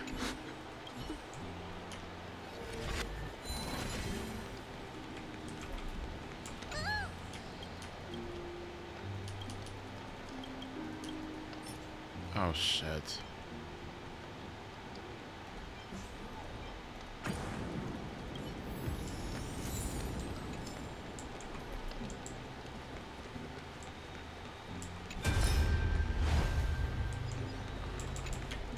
Hello. And you are? Hello. If I'm not mistaken, you are Kallinicus' wife, right? Yes. Oh, are you a messenger? No wonder I haven't heard any news for so long. There's been a change in personnel, hasn't there? Ma'am, Kallinicus passed away a few days ago, defending the Grove against the Black Tide.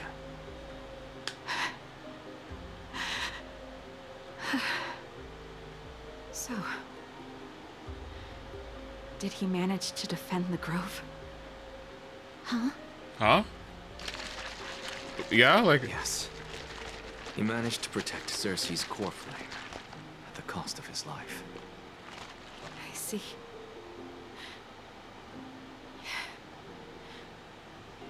I'll select some of his possessions and pick a nice resting place for him. Please let us know if you need any help, ma'am. I come from Kremnos. Death and sacrifice are things I've learned to face with composure. You know, Kalinicus, even though he was a scholar, he'd always ask me to teach him how to fight whenever he came back. Isn't it funny that a Chrysos heir like him wants to learn from an ordinary person like me? I've been prepared for this for a long time. In times like these, any ordinary goodbye might just turn out to be a final farewell. I'm really sorry.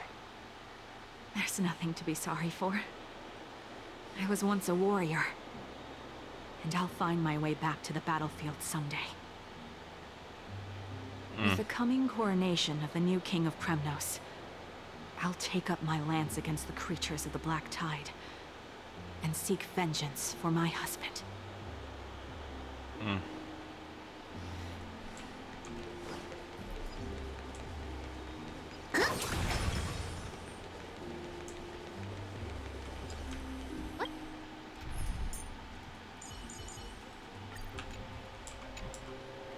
What's wrong?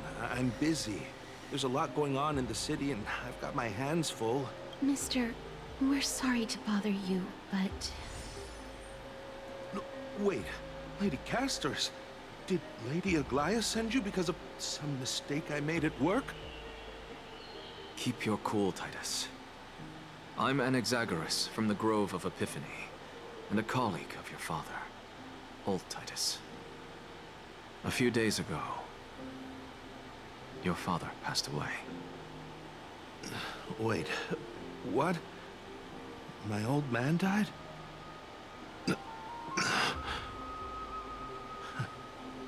That's no shocker.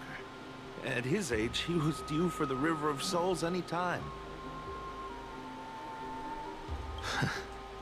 Just up and left me behind. That old man. I've been telling him for ages to stay in the Holy City and enjoy his retirement.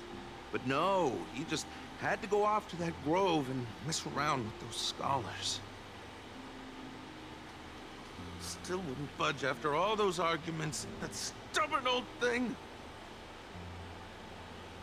I already got him a retirement home and was waiting for him to come around.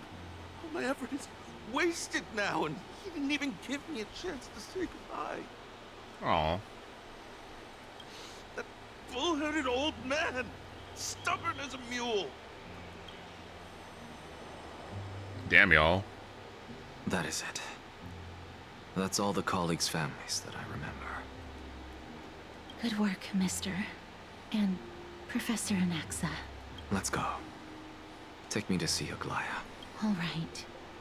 I'll lead the way.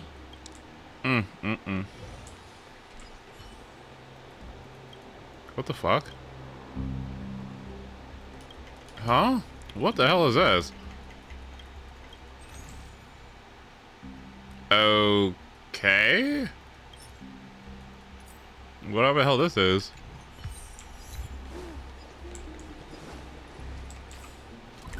Music. Oh, okay.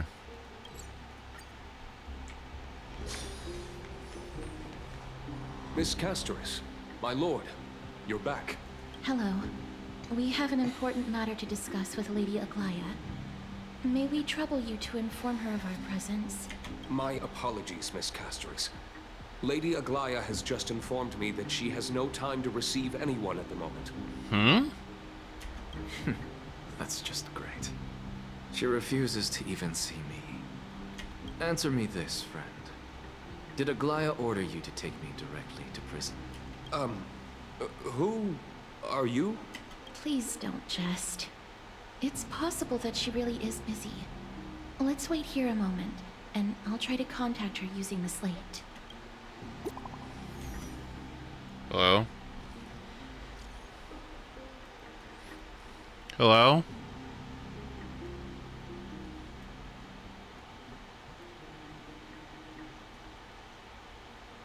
Whatever the hell that means.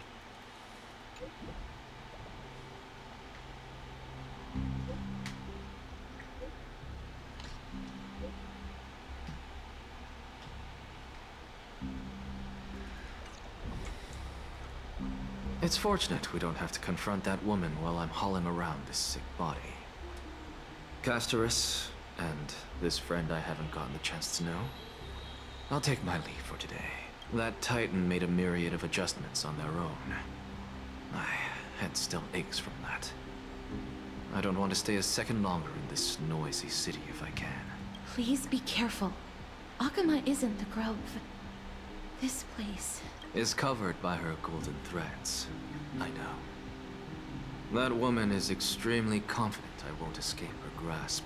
Don't worry. As I said before, I'll mind my behavior. Mister, so many unexpected things happened on our journey to the Grove. We truly had no intention of putting you in danger, let alone face the Black Tide head-on. The Black Tide is not just an enemy of Akama, but all of AMPHOREUS. Even back when the forces of strife coveted the Holy City, their warriors still undeniably halted the Black Tide outside Castrum Kremnos. Nigador's core flame now sits vacant, and the Black Tide has returned. The Grove is an academic city with the best understanding of the Black Tide. It shouldn't have fallen so easily, and yet it was taken overnight, leaving the city in blood and tears. Oh dear God. Haunted by the spirits of Is Maida gonna lock in? The trial of strife is imminent. I pray Mighty will be able to Yeah, is he speak okay? his resolve soon. He's gonna be alright? Lady Treeby once traveled across thousands of cities in AMPHOREUS to Night, repel Mew. the Black Tide. But even they have no recollection of this powerful enemy in all their journeys. Perhaps the fall of strife has triggered even more terrifying events in unseen places. As for me, I detected a strong stench of death from that entity. But it wasn't because it had a connection with Thanatos. I'm afraid it's purely because it has sent countless others to their deaths. Speaking of Thanatos, Mister, there is something else I wish to verify with you. You must have an idea of the curse I bear by now.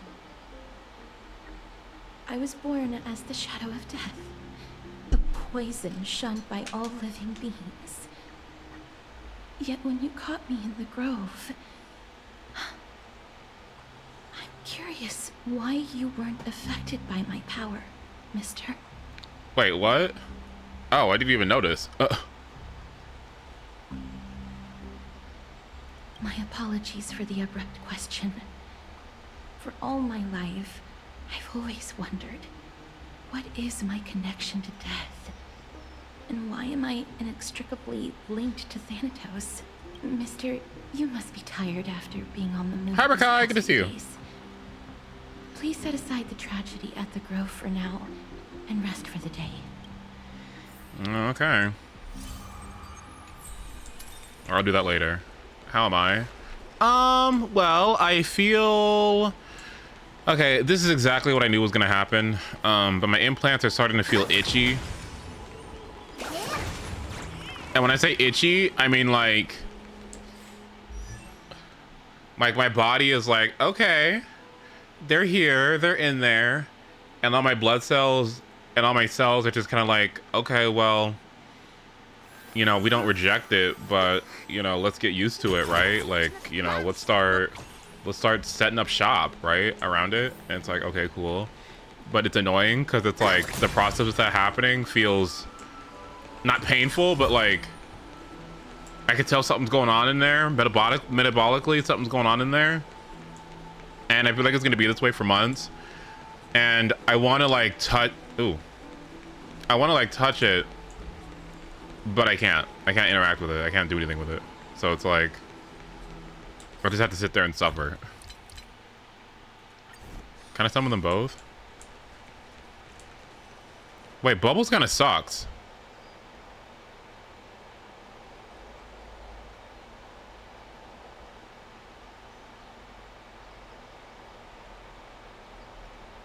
Yeah, this thing sucks. Like, what's going on? Yeah, no, this thing's ass. Sorry.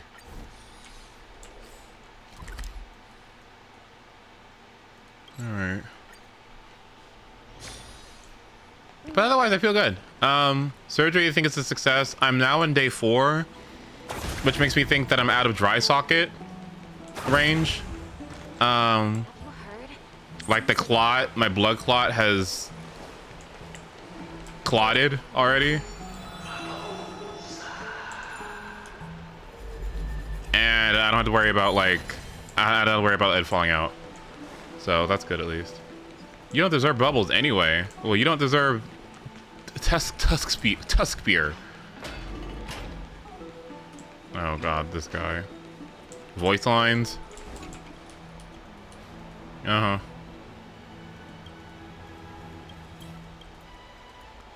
I also looked for Hyacinth for some research material about the Grove. I discovered something interesting. Do you remember that AMPHOREUS' sky was sealed away by a Titan? Aquila's presence, the Sky Titan, keeps this world isolated from the rest of the world beyond the sky. Okay. Which I guess we're going to deal with? It seems Hyacinth's ancestors were the Sky Priests who worshipped Aquila. Perhaps she can give us more clues to find a way back to the Astral Express. Yeah, that makes sense. Nothing out of the ordinary happened in the Holy City in the past few days. I didn't have to talk to anyone either. So we gotta go through all this shit until we can get to Hyacinth and then do something about the Sky Titan, I guess. What's going on? Okay.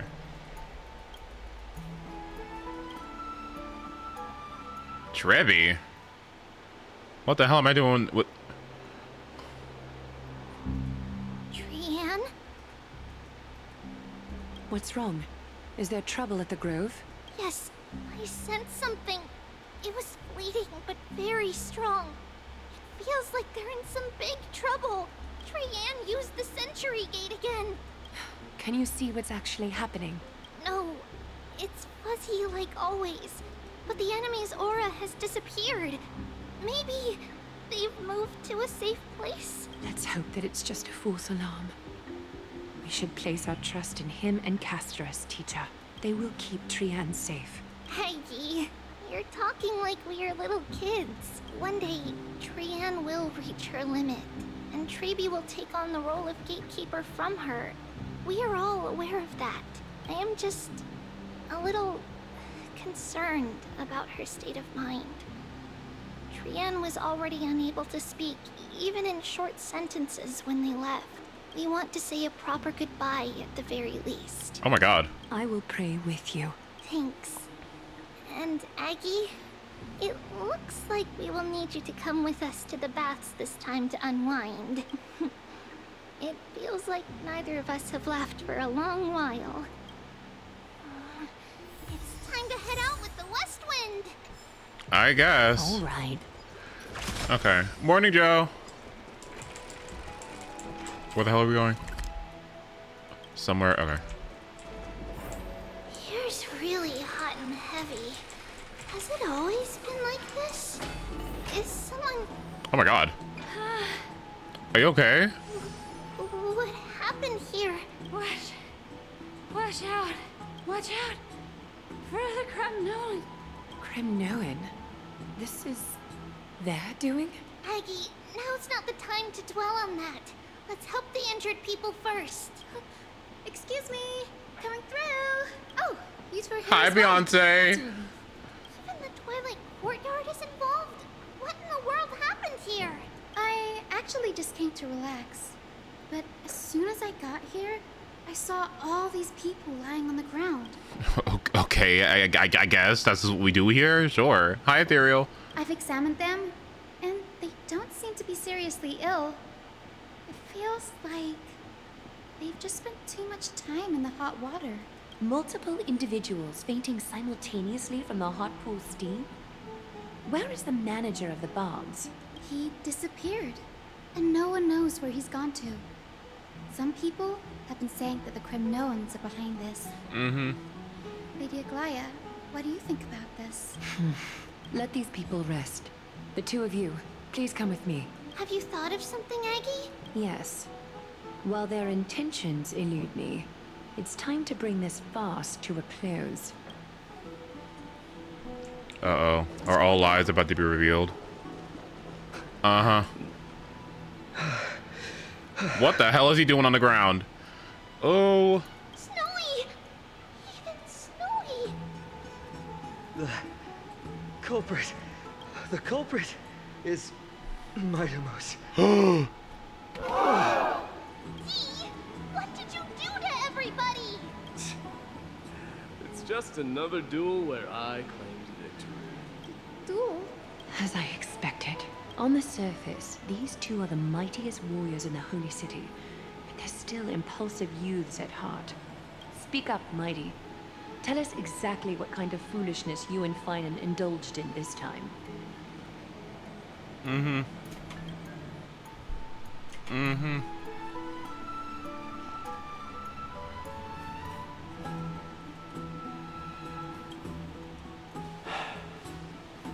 No, none of those sound right. Am I seeing things?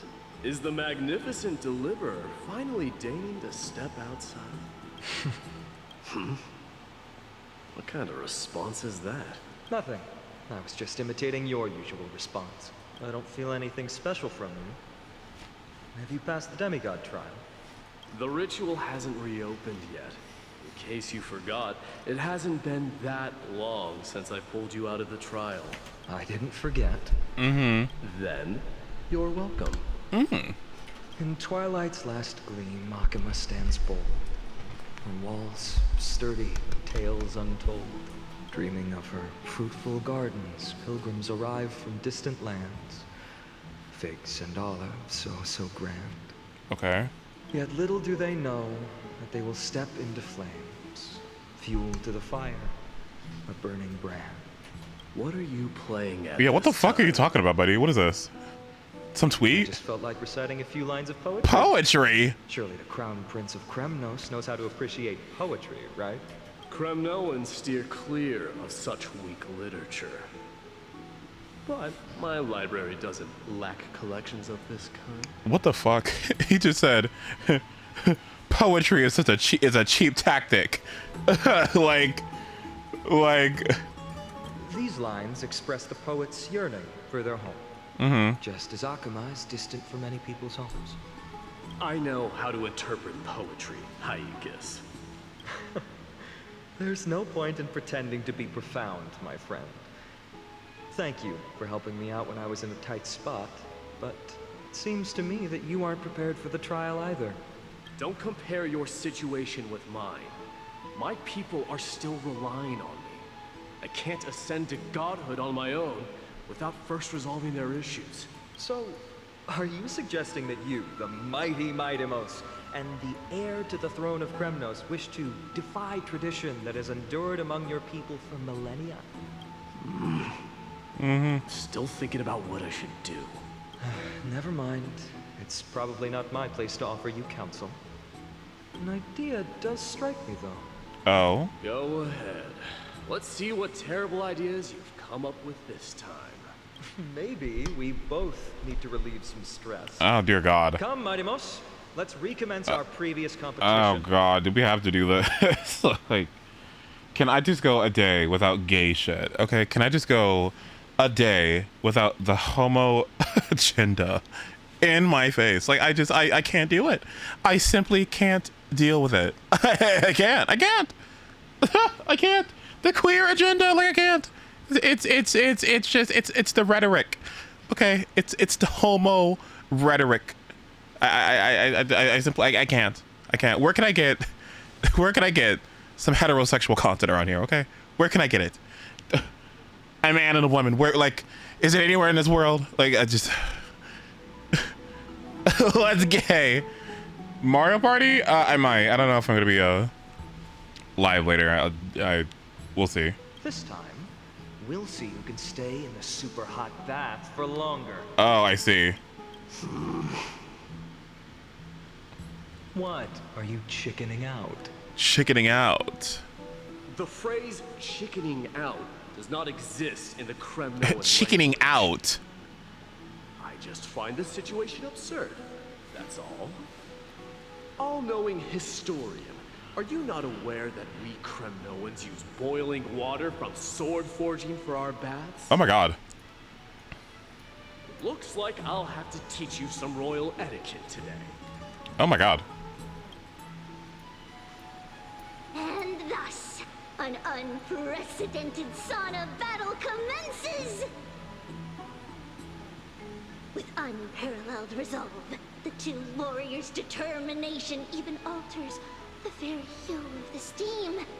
Flames intertwine with scalding vapor, reaching toward the heavens, shrouding the sky in the sun. The spectacle is so magnificent that none dare gaze upon it directly. Is this ChatGPT? Since we can't see what's happening in the competition, why don't I regale you with a tale of kings to pass the time? Do you recall the legend of the Gorgo lion mentioned by a certain veteran? The central figure, the main character, was not the sole sovereign of that land. An oryx stood as its formidable rival.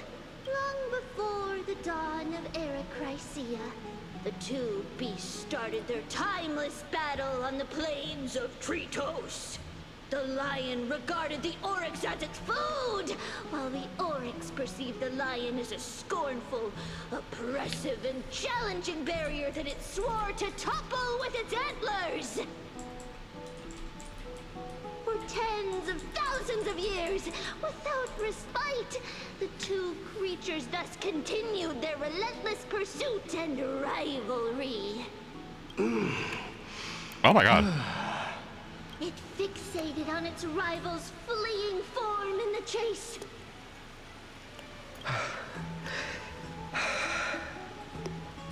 It set its sights on the other's neck, nearly within reach. What the fuck is this? It was stuck in a corner. It had nowhere to escape. On the land of AMPHOREUS, some lives meet their end at dusk, some at dawn, and yet others are fated to perish under the blistering sun at noon. And at last, the most scorching moment of the day descended upon them. The formidable hand of fate heeded their call and arrived! My lords, would you like me to reduce the temperature a little? And all this, and all these clothing, and all the clothing? So why don't we take off the clothes? Not for the, like, why don't, not functionally, why don't we just take off the clothing? What the fuck? We're having a heat competition in the sauna with fucking armor and clothes on. Are you sure? What? You're chickening out already? Get lost. Are you asking me to get lost, or? Do whatever you want. Oh, please forgive my presumptuousness, my lords. Oh. What a spectacle of folly. This is what you get for daring to challenge a Kremnoan without understanding your own place. What I'm saying is, your little game dragged down quite a few innocent souls alongside you. Personally escort back home the customers left awestruck by our formidable presence. This isn't fair. You are wearing way less than I am. Is this the latest trend now? Getting into the baths while dressed in full armor? Don't look at me like that. It was he who challenged me. There is no word for flee in the Kremnoid language. Very well. Let us bring this farce to a close, shall we? Warriors, it's time to get moving. These are the Chrysos heirs, huh?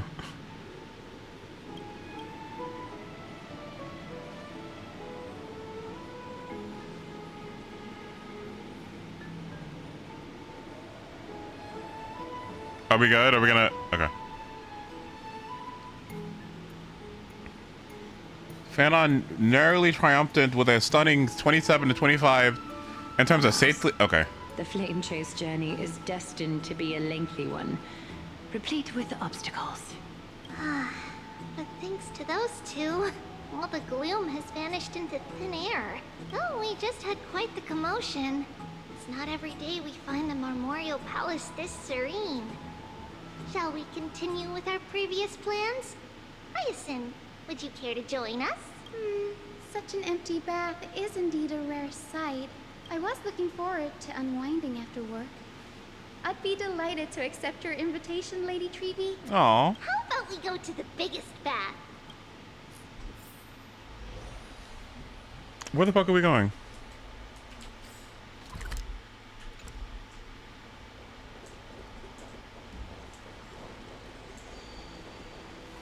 Let me check. The water temperature feels just perfect. So, how is the feeling of having the entire bath to yourselves? It's so Aww. But, Lady Treeby, aren't you going to soak in the bath with us? We will have to pass. After all, we've become children. Oh. Please understand that she can no longer endure the heat of this pool due to the blessings of Yanis. The blessings of Yanis turned her into a child? What kind of blessing is that? What kind of... I reverted back to a child. Great.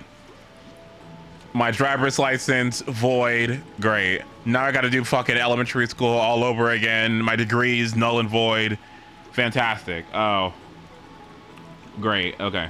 Not gonna learn how to tie my shoes. Like bedtime. Now I gotta like remove my doctor and go to a pediatrician instead. This sucks. All right. Oh.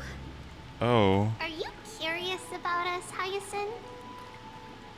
I am, but something tells me that it might be better to change the topic. Wait. Aglaya, this pose. Don't get all nervous. It's not something we can't discuss. The truth is, a long, long time ago, we were a mature adult just like Aggie. Then, because of reasons, we inherited Yanis's divinity and gained the power of passage. And in return, the price we had to pay was the splitting of our soul. Each opening of the Century Gate intensifies the strain on Treeby and the others.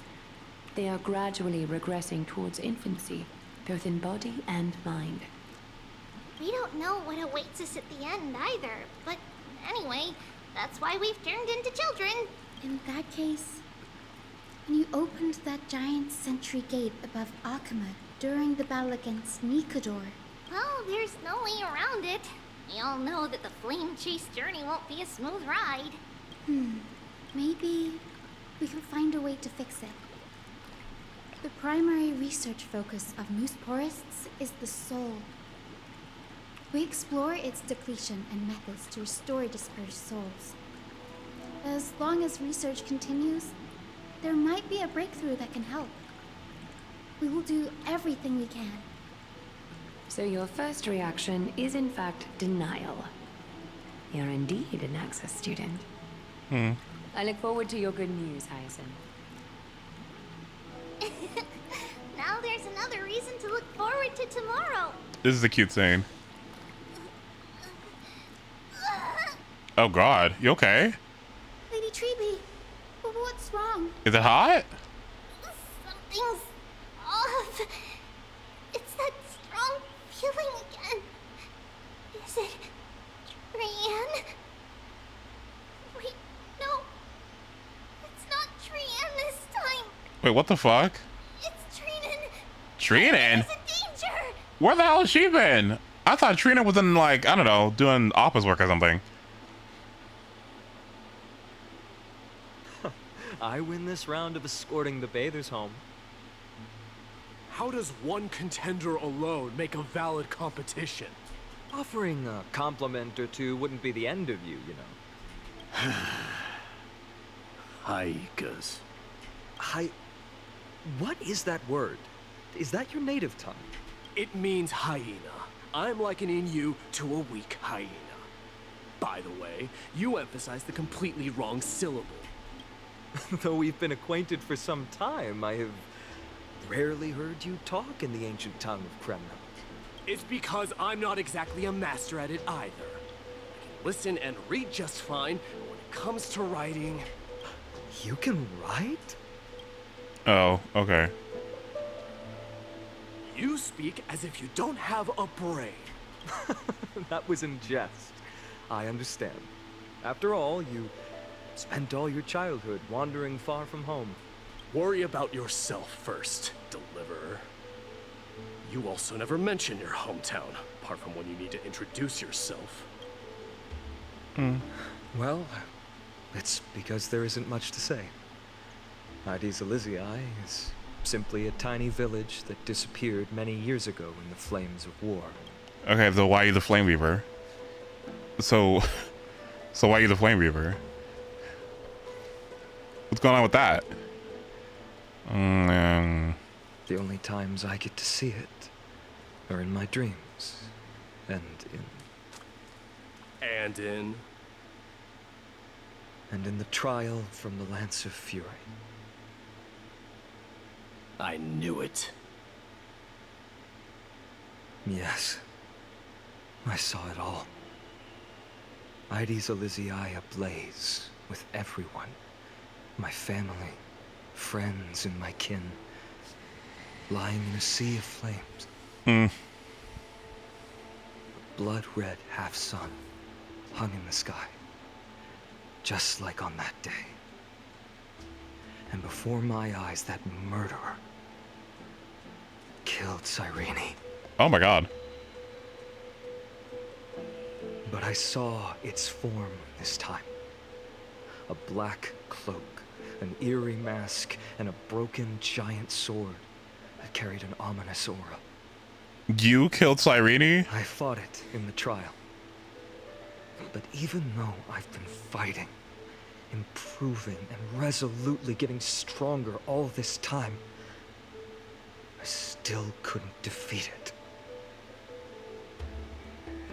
You were blinded by hatred and almost lost yourself in that trial. That's right. And that's why I am truly thankful to you, Mighty Moose.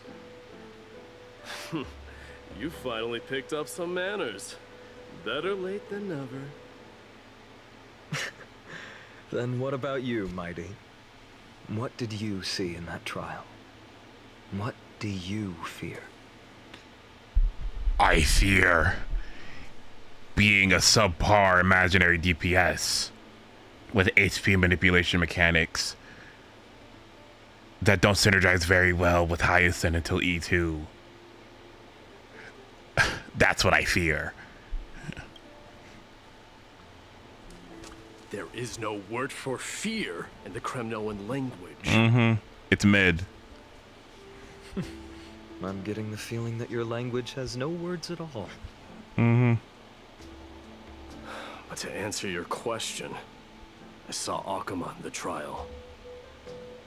As well as... my old comrades. Yeah, he's fine, whatever. Perdiccas, Ionius, Ptolemy, and Possesta. Ever since I returned from the Sea of Souls, these five have been by my side. We faced life and death together during our days in exile. Those 10 years were arduous, yet filled with moments worth treasuring. Each night, we would gather by the campfire, savoring honey brews and singing our hearts out. The wind in the wilds of AMPHOREUS smelled like rust. Hephaestion would always tease me about adding goat milk to the honey brew, claiming I ruined the blood-red color of the drink. He had a scrawny figure, but was a relentless force on the battlefield, dispatching foes without so much as a blink. Perdiccas was an expert in concocting medicines, delving into all those strange folk remedies. Leonius was a swift runner, and our most reliable messenger. Ptolemy was a real bookworm, always spouting off in chapters and verses. When we left Kremnos, he made off with a stack of ancient tomes from the Grand Library. Not like it mattered, as my family owns the library. And then there was Possesta. He was the silent type, but a truly masterful musician. This is the first time I've heard you mention these 5, and their names. They died on the battlefield before the Kremnoan detachment managed to join Akuma.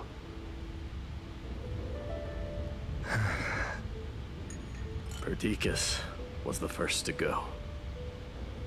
He was shot in the stomach by a poisonous arrow from the people Jesus of Christ. in the second month of cultivation. In the end, his remedies mended all but himself. Midamos, do not mourn. I have achieved honor by bestowing a noble death upon the enemy. Leonius died in the 5th winter. Idonia's snowstorm lasted 3 full months. On the night of the fiercest storm, our foes launched their assault. Idonia. Is that the city Castorus used to live in? Yes. Those zealots were as fearless as Kremnoans in the face of death, but they lacked respect for honor. They cornered us in a bottomless swamp. Leonius covered for our retreat, and they cut his legs off.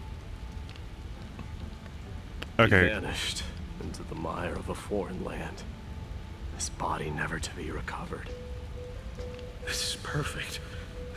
Mighty Most, I can finally deliver the news of you ascending the throne to the Nether Realm.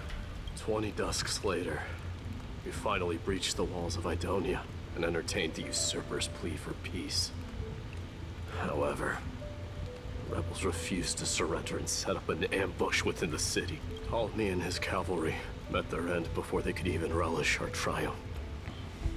Those obelisks that collapsed after being set on fire became their final resting place. Hi, Ben.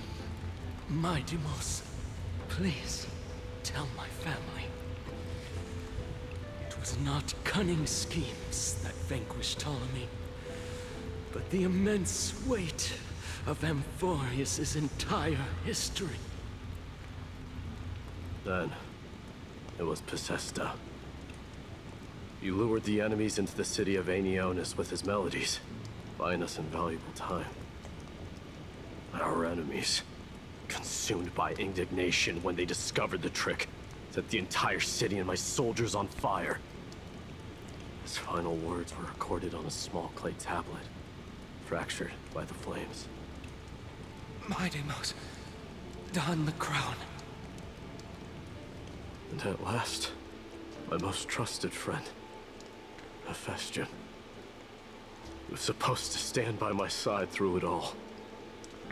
But a sudden relapse of his illness hit him on the eve of my duel against my father. He hid his condition from me. By the time I returned victorious, he had but a breath left in him. A Kremnoan, dying on a sick bed. I would be a laughingstock to everyone. Hephaestion, my dear friend. Spare your strength. I'll go get a physician. No need. Even if Perdiccas were here, he couldn't stop destiny from taking me away. No! That can take you away.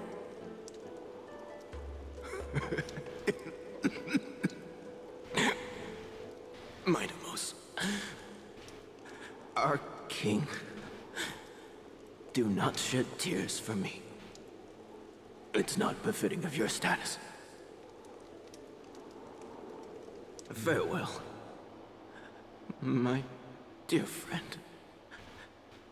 You must lead us back home. Oh my god. Okay, okay. What a grave trial indeed. Now I understand why you see immortality as a defect, or even a curse. My father threw me into the Sea of Souls to break the wheel of karma. But little did he realize it would grant me an immortal body and summon a fated revenge on his head.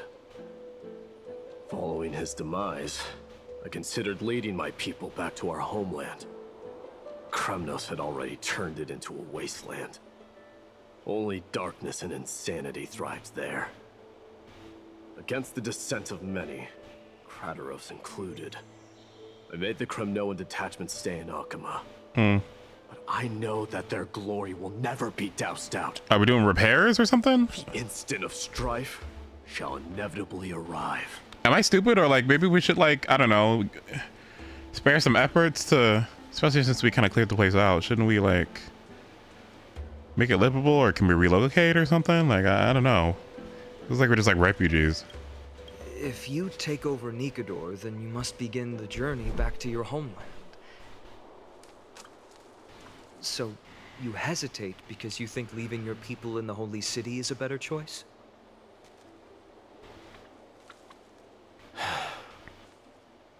I don't know. But I have never been crowned. And those 5 were never endowed with any titles.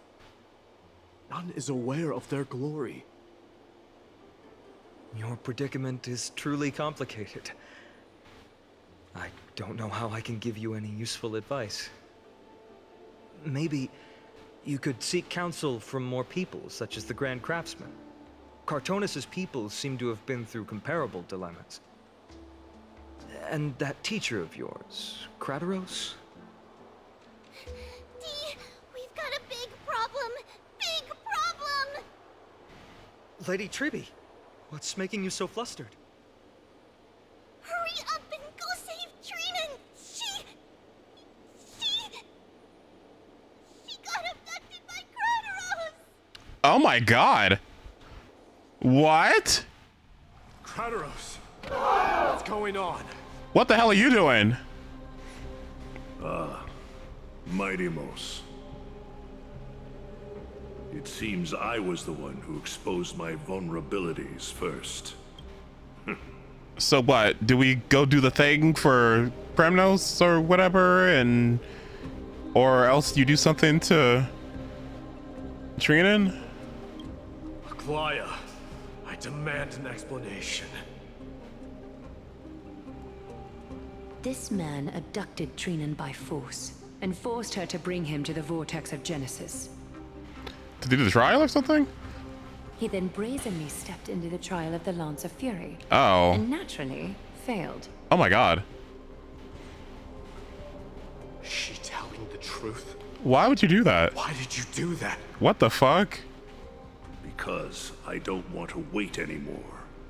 Your hesitation made me desperate. Are you an idiot? If you want to run away from your destiny to become king, then keep running. Someone will eventually stand up and fill in the gap left by strife. Then they will lead our people home.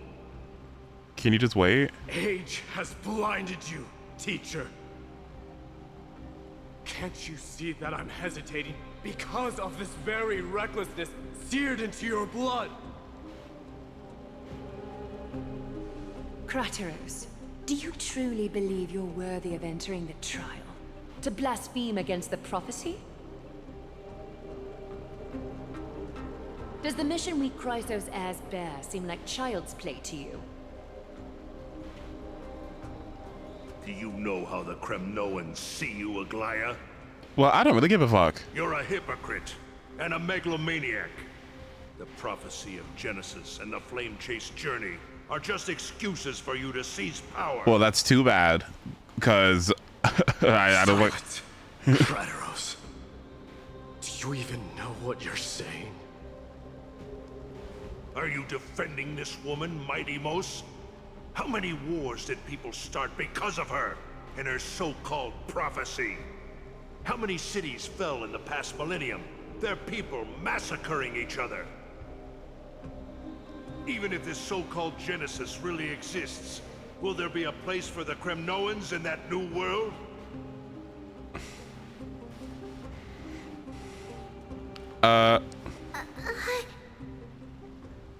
Are you done talking? Well, By agreement between the Chrysos heirs and the Council of Elders, those who trespass upon the vortex of Genesis need not be tried by the Council. I am allowed to pass judgment alone. Kratos, your actions are unforgivable. I hereby sentence you. what are you gonna do? Aggie, wait! We have a proposal. Someone has to resolve this conflict between the cities. What? Lord Kratos did not use violence to harm us. We can sense that his anxiety stems from his concern for his people's future. Please, Aglaya, hear us out first. I'm listening. I'm sorry, Lord Kratos. We were so preoccupied with deciphering the fragments of prophecy that we neglected those of you not favored by its message. Your accusations were harsh, but justified. We wish to earn your trust and those of the Kremnoans. I think the best way to do that is to take you to witness the source of the prophecy for yourself. How are you going to show me something that has no form?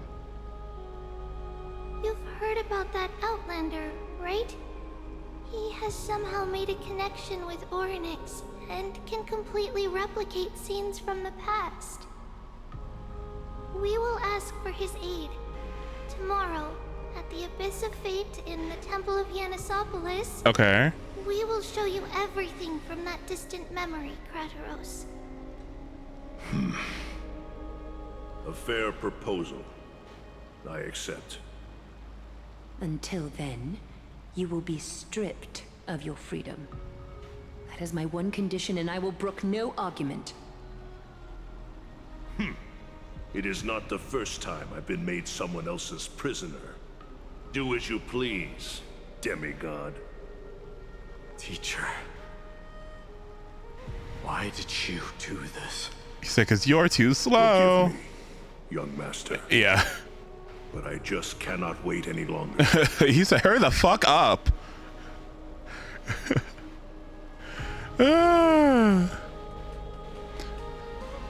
Like this dude waiting for my day to fucking get his thing. Like the Kremnoan's just sitting there waiting for my day, just like.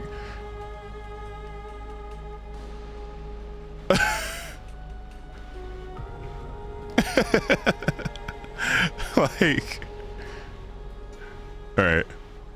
Ever since your father died, our people and I have been waiting for a day to revive Kremnos. Mm-hmm. We placed all of our hopes in you, but never received an answer. We're working on it, bitch. This obsession for returning home has become a sickness for our people.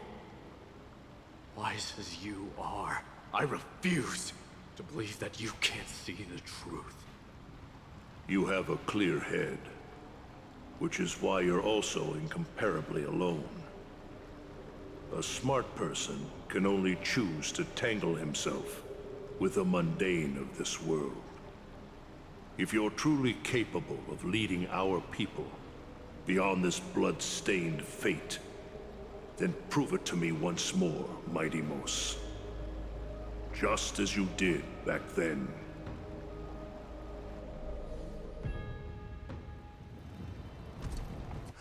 A fierce fighter.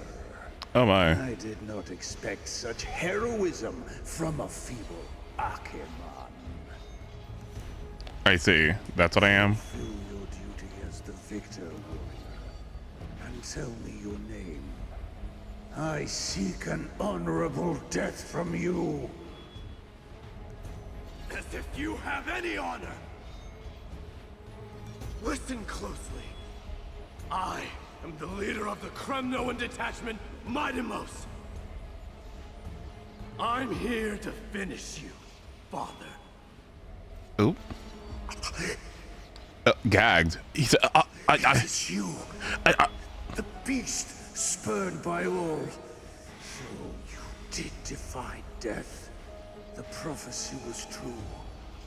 You will bring an end to my Kremnoan dynasty. Sorry, sweetheart. Defy? You're wrong. Death fears me. It's the reason I have this body of steel. All right, well, tone it down, buddy. All right, okay. All right, okay. All right, this is why I can't take you seriously. Like, let's chill out. Like, death is like, okay, buddy. You got 3 times until you lose 0 HP, and then you actually faint. Okay, let's be serious. As for you, you already stand at death's door, father. You were the one who threw me into the Sea of Souls. The one who tried in vain to enslave a Titan. And the one who desecrated the body of a god. Hyakis! You're a weak king. So weak that even the lowliest hyena is a more noble existence than you. Oh. Now, fate's reckoning is upon you. Then swing your blade. Take my crown. Coronate yourself with an old king's blood and inherit it all. Become the new rightful king of Kremnos. No. I don't want the crown. Listen. There's only one end for the kings of Kremnos. Then the crown means nothing to me. All I want is your life. To avenge Mother and my comrades. But the walls of Kremnos will not fall with me. Do you truly think you can escape fate's grasp, my son? You and I, we're both the same. We feast on strife and fear. Now, kill me! This is so funny to me.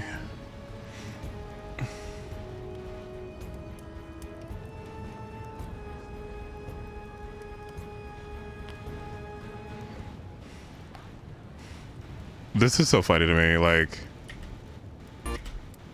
Like all this shit is happening. All this edge is all over the place. And like, I'm sure there's some people out there that are like eating it up, like, oh, fuck yeah, fuck yeah. meanwhile, me and the gays next patch. I just wanna be part of your symphony. Like, I can't. Like, I can't. Ah. Like. The son of Gorgo is destined to be crowned in blood. Sorry, buddy. Like, you know, I hope these guys figure out their family issues. Like, I hope the Kremnoans, I hope they get a place. You know that. You know, I'm. You know, thoughts and prayers. You know, I'm really like. I'm really hoping for the best. You know, I really hope. You know, like. You know, I hope. Mighty's legacy and family ties don't weigh him down in the future, and I hope everyone, all the Kremnoans, can find happiness and peace, you know. But you know, we got little ecos to fly into enemies. Okay, we got healing to do. Okay. Okay, we got a killer up in the sky to deal with. Okay, we got sugar and rainbows and bubbles and healing. Okay, like we gotta find the fuck a way out of AMPHOREUS. All right, so let's put a pin in this one. Let's move on. Like,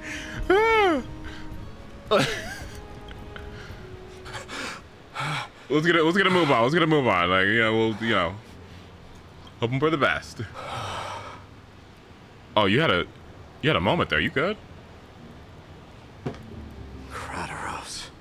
He said the Grand Craftsman Cartonus might have some suggestions. Might as well go see him. Suggestions for what? Grand Craftsman. How have you been? King of Kremnos it is. That you would come, I knew. You knew I was coming? Your matters, I've heard. The path forward you seek. Many questions you have. But before that, take this. Oh, a ring. Thank you. What's this? A signet ring for the King of Kremnos. Belonged to your mother. Recast and restore it. I did. What? Mother threw it into the Sea of Souls. A long time to fish out it took. Oh, see? Very fortunate we were. This is like Kim when she had when she had her ring thrown into the ocean and she was like crying about it.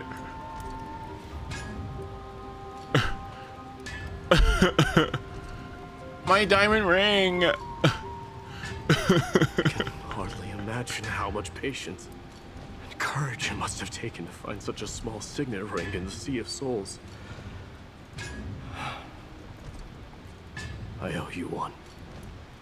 Gratitude there is no need for. Repayment for saving me, this is. Questions you bring with you, ask now. Do I have to pee again, dude? Fate I've always denied. It's finally caught up Oh to my me. gosh. Okay, buddy. Damn. Okay, I'll be right back. Again. Ugh. Give me just 1 second.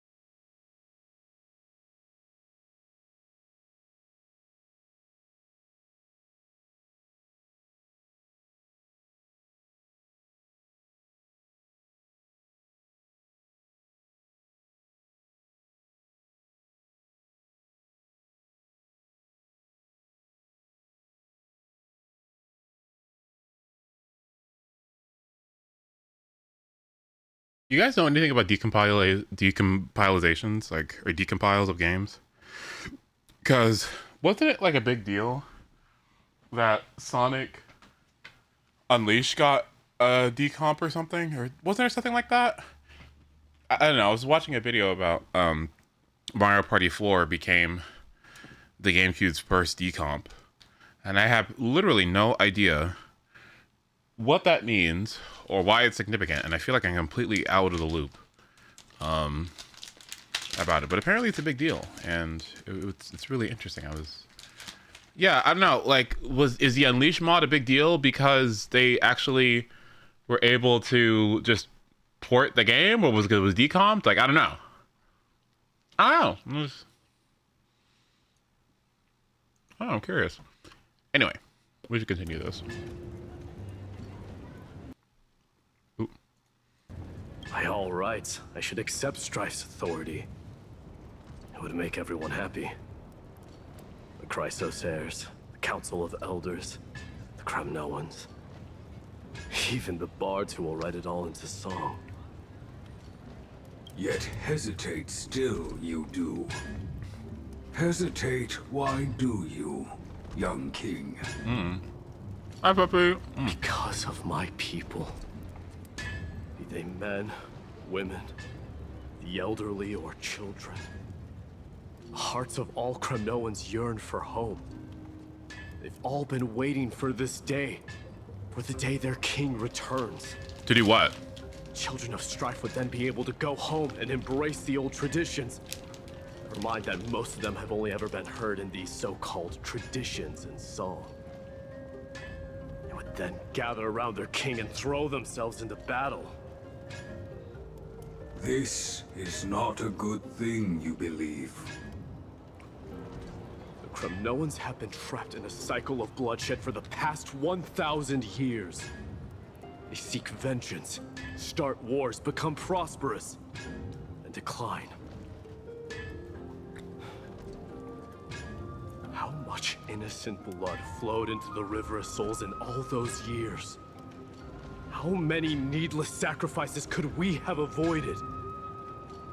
I accept that fate and become the totem of strife that lead my people into repeating the same mistakes. Then of course I would be terrified. I'd be terrified of becoming king. A different kind of Kremnoan you truly are.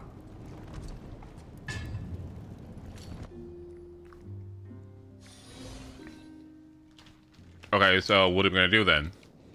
Can't we just get the thing anyway and then change the rules? Mama, I had a dream last night. Oh. Now what did you dream about, my darling Trebios? I had a dream that I turned into many me's. Then we made the moon into a ship and made the stars into our sails. Then we floated on the ocean and let the wind blow us in any direction it wanted. Well, that sounds like a lovely dream. Yeah!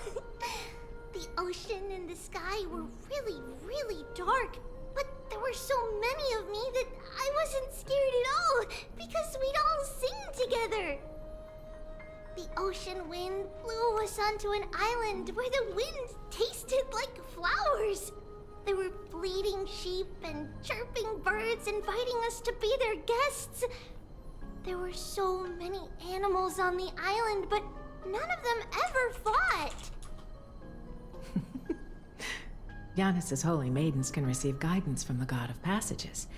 Perhaps what you saw in your dream is a divine land somewhere in AMPHOREUS. You think so? Are you guys made in her image or something?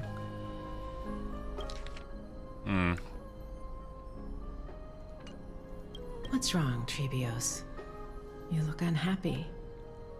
Because on that same island, I saw a dark mountain on the other side of the ocean. And it was very, very tall.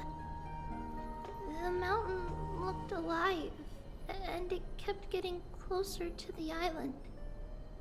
Then I realized it wasn't a mountain, but a very, very tall wave made of water.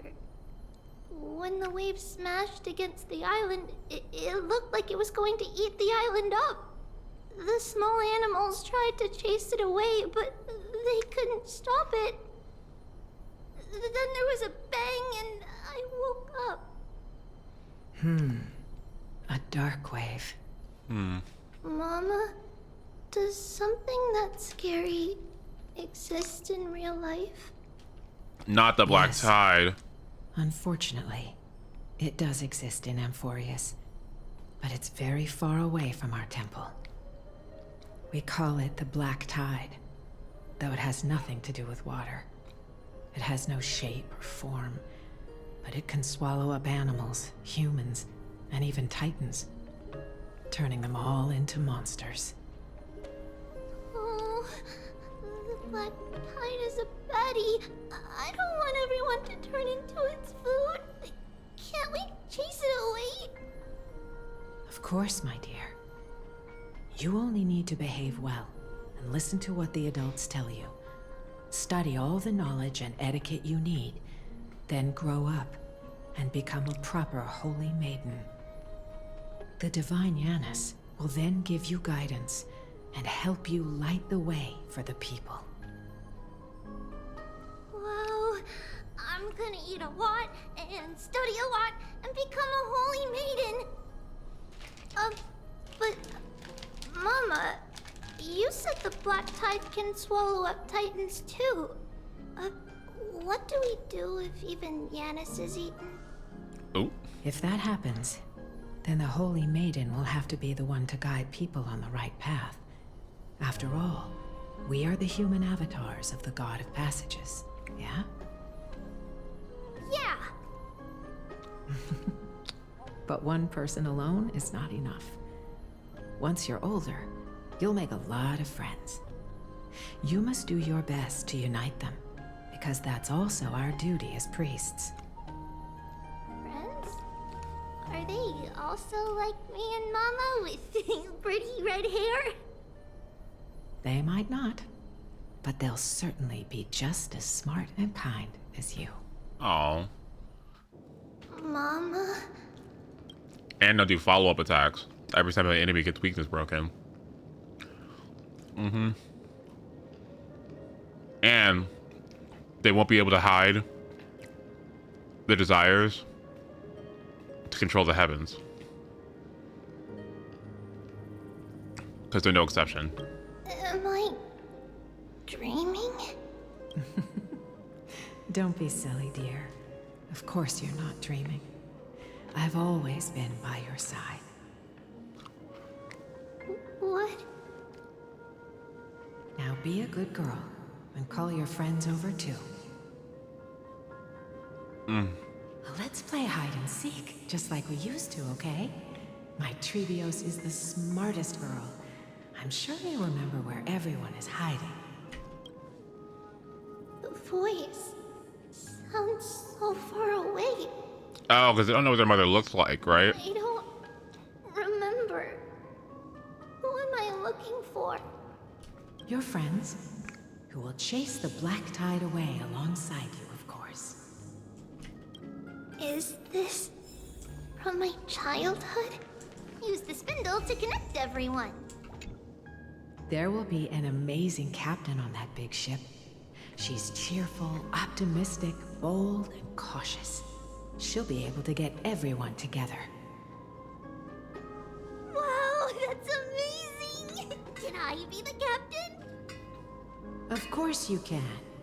But you'll find someone else who's better for the job, my dear.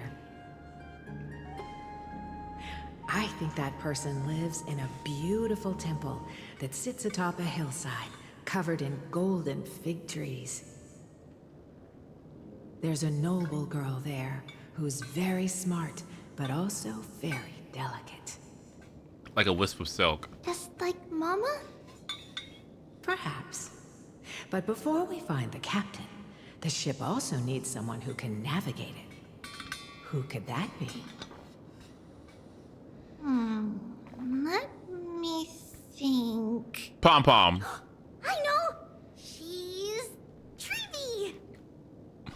I named this doll after myself? I don't remember it all. Is this a dream or something that happened in the past?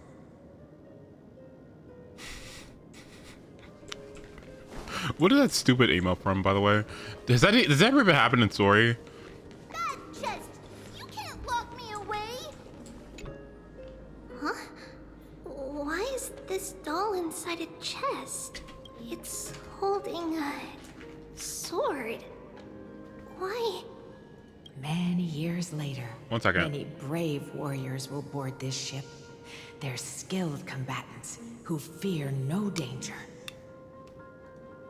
Ooh, I can learn how to fight too and protect everybody! Silly girl. You're Yanisopoulos' holy maiden. It's not your duty to fight. There will be many others to protect you. Alright. Then where will they come from? I believe one warrior hails from a lovely village where bulrushes flourish, while another comes from a magnificent royal city. Though each has their own troubles, both are ready to lend their strength for the ship's long voyage. In that case, let Trian fight by their side. This way, they'll always stay on course. How could I have known the name Trian back then? Was it just a coincidence, or... I think you just forgot, girl. Like, Learning can change your destiny. When navigating at sea, you need to know both astronomy and geography. Isn't Yanis's knowledge enough? Oh, sweetie. The ocean isn't like the land. It's easy to get lost. That's why it's important to learn to recognize the miracle of Aquila. Alright. Even though my brain is already super duper smart, I'll still try my very best. Circe also favors children who try their best. They will send a wise scholar as everyone's teacher to help you reach your dreams. I want to be a teacher too. Oh, wait. I'm super duper smart. So I want to be the teacher's teacher. Why not? But if you're going to be a teacher, you might need to tone down that hyper energy of yours. Then Trinan can do it. She's well behaved and would make a great teacher. Mama and the others always said that I had a great memory. But now, I can't even tell if this is a memory or a dream. Come, let's line them up.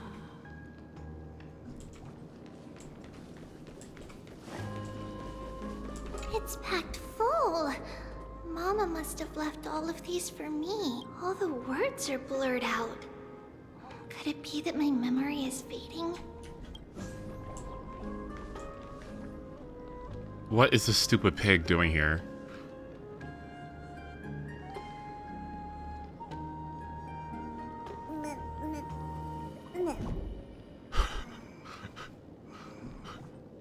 What is this stupid pig doing in my dreams?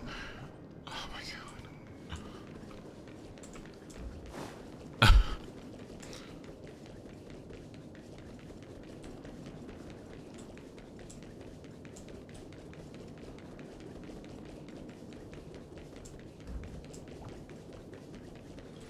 You could have a Q Chimera instead. I don't want that garbage, unfortunately. I used to sit here and listen to Mama tell stories. Oh, how I wish to see you again, Mama. Now, Treebios, set them on this music box and let them compose a melody for our song. Music box? What's that? It's a box that makes music. Sweetheart, are you still groggy from your nap? You invented it. I invented it? What does it do? Oh, my lovely Treeby. You're usually so bright. What's gotten into you today? Well, you might as well see for yourself. Put your good friends on it and see the wonders it can do. Put the dolls on. It's rotating. And I can hear something. Wait, y'all hear that? That's right. It's a music box. If you place the dolls in the right spots, it will start rotating and play beautiful music. Wait.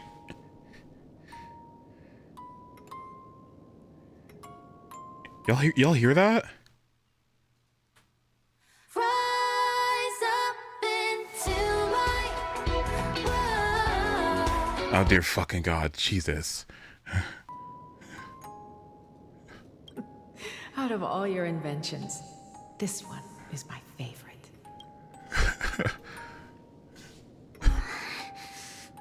I don't remember. It's all right, my child. I'll sing along to the tune, and it will help jog your memories. Happiness abounded in this lush land by God's chosen. Giants raised their glasses in a toast, beheld by the 12 constellations. 3 carved the heavens and the earth. 3 wove the threads of fate. 3 molded life with their hands. And 3 guided calamity's gate. Okay. They declared the world too unstirring, hence wished endless laughter upon the living. Thus you and I were created, with words and song to weave, and love and intimacy to give. This is a good BA. Thus creation was complete. Who then will bear the weight of humanity's souls, to lighten the steps of the living as a whole? O great Kephale, all-knowing Father of stature so tall, yet low does their gaze willingly fall. With light of dawn heavy upon their shoulders, golden blood spills unto the land, converging into a boiling river that flows to the heroic heirs of this world. Oh my God. What the fuck? Oh, Yanis, please lend me your ears. In the black mist, as death and fate draw close, on the bloodied earth, the living dead, but ghosts. What is this world? It mirrors your maze-like fate. What is this world? A silent lament without a trace.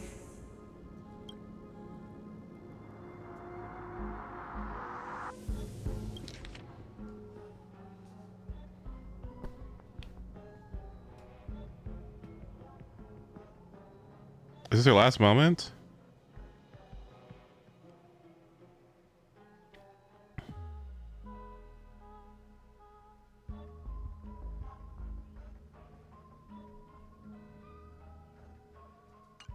What is the past? Wandering ghosts that linger. What is the future? Souls scattered by fate's finger. What is the start? A voyage born in solitude. What is the end? A spirit, lonely and subdued. Lonely and subdued. And subdued. And subdued. Subdued. Subdued. Subdued. Subdued. Subdued.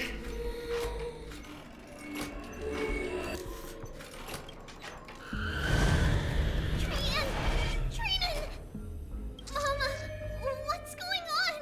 Hurry. Run. Trainers, run.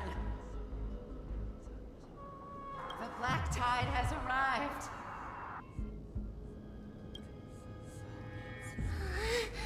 Where can I go? Let's try the door.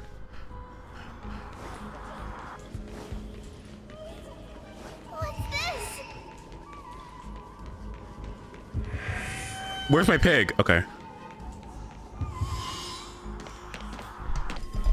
Why?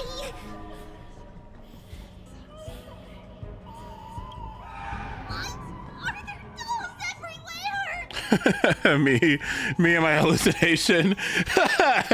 What the fuck is going on with these dolls? This is the sacrifice of a holy maiden. Okay. You won't make it to the... Only one person can. Oh. I know. It's fine if we can't reach the end. Our minds are made up. Go. Bid your farewells, Trivius. Time is running out. Mama, are you going to leave me? My sweet girl. I will never leave you. But remember this, Trevius.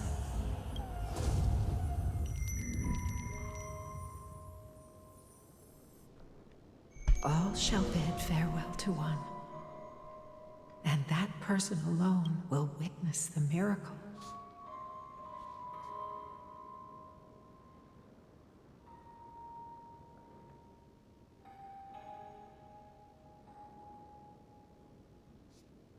Okay. Since your mind is made up, then traverse the black tide and dispel the fog for AMPHOREUS. I shall see you tomorrow, my dearest Trevius. Oh my.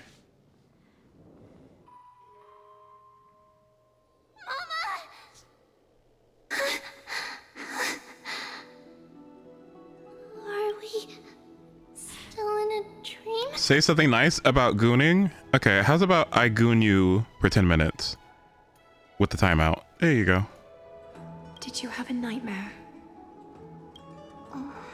Maybe. But it's been a long time since we had any dreams. It's not yet the entry hour. You still have plenty of time to rest. No. Our heart is still racing. It must be that reckless Kremnoan soldier who startled Trinan. And you as well. If you want, I can pierce through his chest with the golden thread right now. Jesus Christ, Aglaya. Aggie, cut it out with the scary talk. I'm just kidding. If I were serious, I wouldn't have waited until now. Do you want to talk about the dream? Keeping it bottled up is not good for your health. We had a dream about Mama. The dream itself was nothing. It's just the timing that feels a bit unsettling. You mean... It's Trian. Even if we refrain from ever using the power of the Century Gate again, her soul continues to slowly drift away from her body.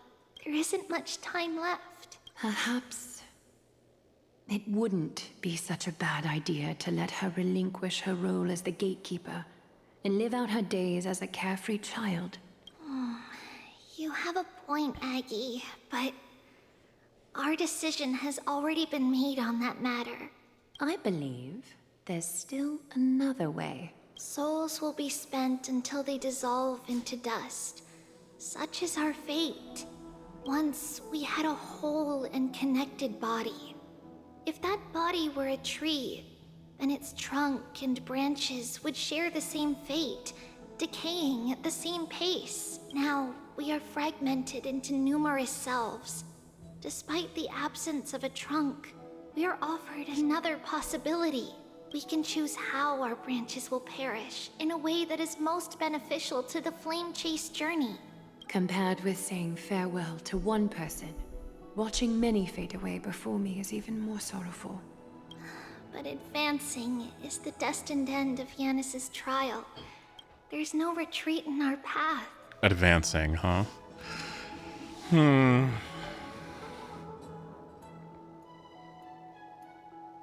still holding on at all times to my simulation theory, right? And if so, like, I don't know, man. Like,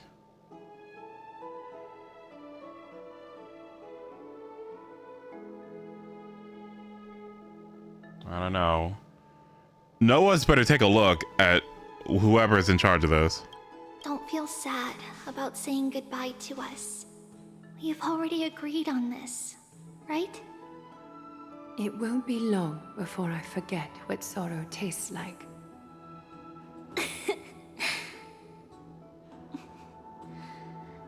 So, what would you like for breakfast, Aggie? Eggs. What? Where did that come from? After all this talking, we're feeling a bit hungry. Plus, it's nearly the entry hour now.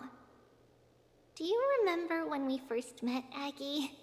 You were still a little one, and we caught you secretly eating oatmeal late at night. While my emotions might be fading, those memories are still as vivid as ever, teacher.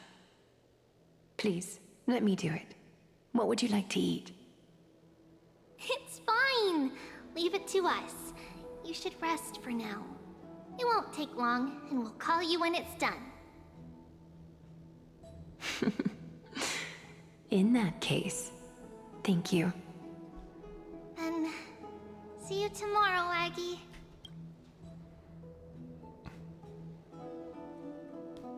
Nevertheless, that nightmare is ominous. Memories are slipping away, even the image of Mama. Just as expected, another trip must be made into the abyss of fate. Hopefully Orynyx will be willing to help us.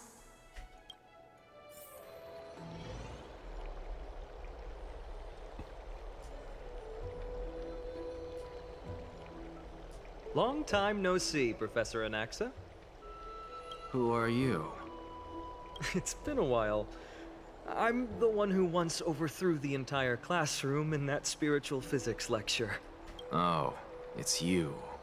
No way. Do you really still remember that, Professor?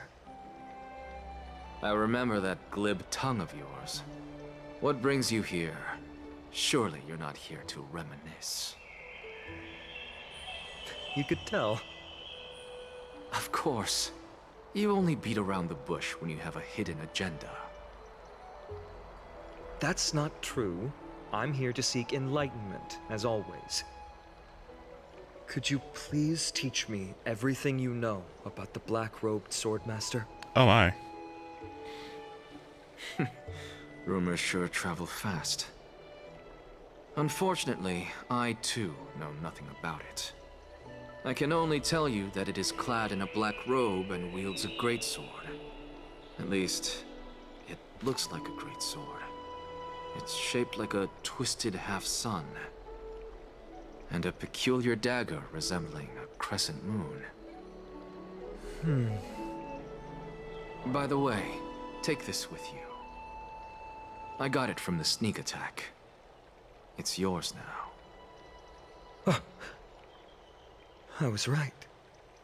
It is this thing. The one who torched Aedes Elysiae to the ground. And killed everyone. Don't try to be a hero. No one in Akama stands a chance against that thing right now. Is that what the Titan said as well? Not at first. But the god relented after having had a taste of its power. Even with the god possessing me, I couldn't fight against that blade. That incredible power doesn't seem to be granted by any Titan. Are you suggesting that it originates from beyond AMPHOREUS?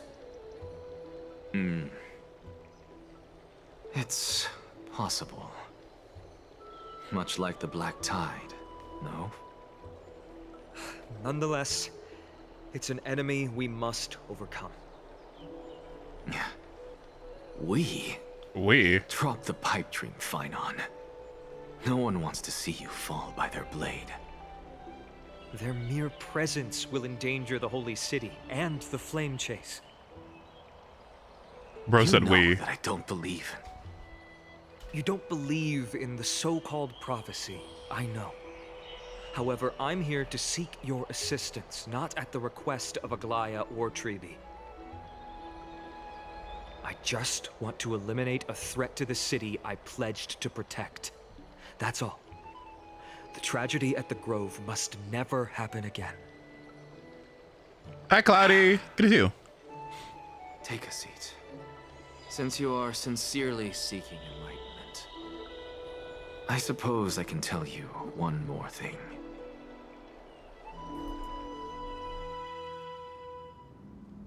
Fine, we have to Honkai Star Rail. Oh, Trian, you okay? What's wrong, Trian? Nothing. Just remembering what happened at the Grove. Monster in the black cloak. So scary. Everyone in danger. Nightmare. I can't forget. Don't be scared. There are no bad guys here. Didn't you save everyone with the Century Gate, Trian? Trian threw it away. Far, far away. It's never coming back. We got back safe from the Grove because of you, Trian. You're the reason the Flame Chase journey can continue. Sorry. Trian feels a bit dizzy. Why are we here again? For the same thing, of course. Remember? Tomorrow we will reveal the prophecies past to everyone. But first, we need to restore the memories that have been blurred by the fragmentation. We hope to present the full truth to everyone without hiding anything.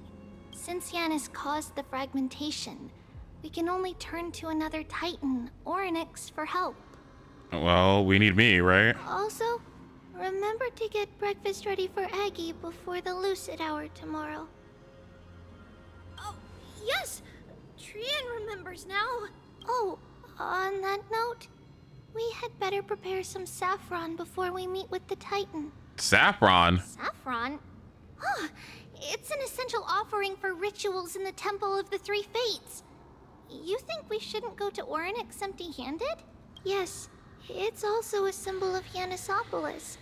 If we are to replicate memories, we need to use something that has experienced those days. And when we first met Aggie, we added that to the porridge we made for her, and she really loved it. I see! It's like killing 3 birds with 1 stone! But it all depends on whether Orynyx is willing to help us. This could be a problem.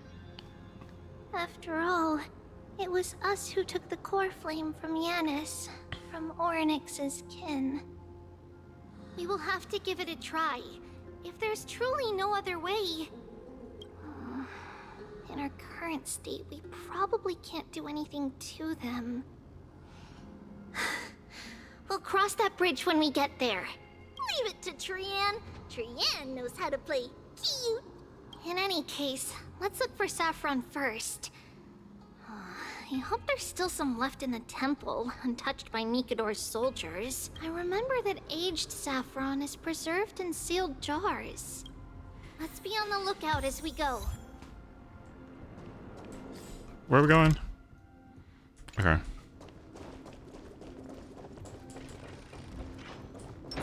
Incense ascends, entwined. It's a dead end ahead. Turn back, teacher. What? Aggie? No, it's an illusion.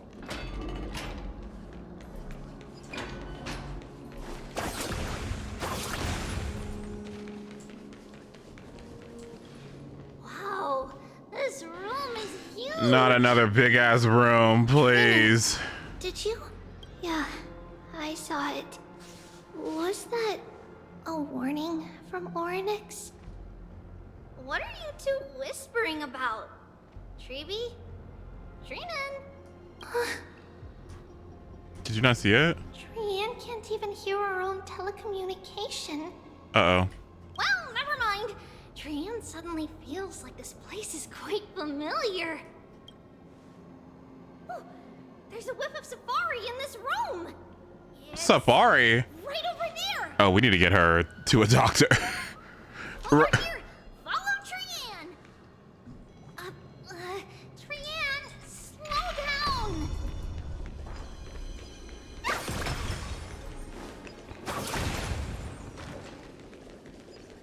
Even if separation is our fate, a futile death is not the solution.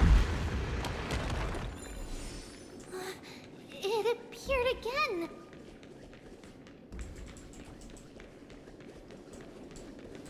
This is not. Right here. I summon thee, Orynyx. Stir up ripples of past reverie. Something's appeared. Wait, we should read it first. Oh, dear God. For many years, Genopolis has relied on the rose myrtle to obtain the boon of the gods. We have spent 5 or 6 years now digging out its roots and cutting back its branches. Now, this red tree is on the verge of collapse and has long ceased to serve its purpose. Yet, it still seeks to spread out its canopy and eclipse Genopolis from the glorious rays. We have a secret plan to fell this tree. We just need to wait for the ceremony to make a small move, and the rose myrtle will slip and fall into the abyss. Genopolis is built on a mountainside. There are more than a few cases of people who have lost their footing in its history. As for the sacred tree, we are planning on selecting another puppet. As for the rose myrtle's daughter, Tribios, we'll call her Saffron for now. In my eyes, I think it would be fine to just find an excuse to off Saffron. What the fuck? However, Codex, the acolyte, is extremely insistent on raising her to become the next sacred tree. She has undergone related education since she was a young girl, which would save a lot of work on our part. As for her identity as the daughter of Rose Myrtle, she is still young and has not yet grown wings. If we can just keep her grounded, the power of the divine oracle will remain tightly in our grasp. Okay, Nahida. We both know that the saffron's most outstanding property is that it can be cooked in so many ways, but in porridge, stewed, or fried, no matter how you cook it, the plant will be a delicacy. So what? Are we being like manipulated or something? Are we being molded to somebody's desires or something?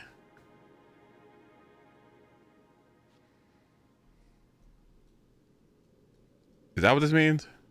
Okay. Wait, this is a letter? It mentions something about Saffron and Trebios? Isn't that name... Never mind that for now. Why is this letter here?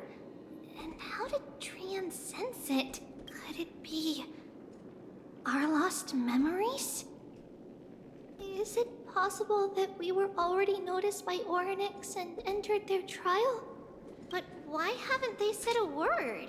Didn't they just say 2 things to us? Orynyx has the whims of a child. Perhaps they're toying with us on purpose. Come on, this isn't the right time to be playing games.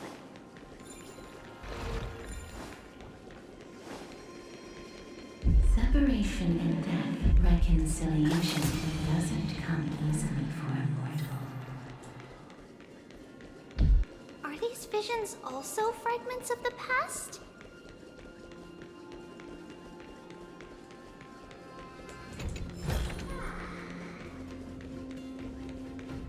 Yeah!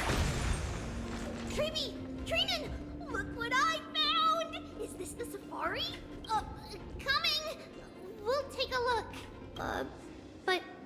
Trian, there's nothing in here. What? It was right in the stolium. Huh? There's really nothing here.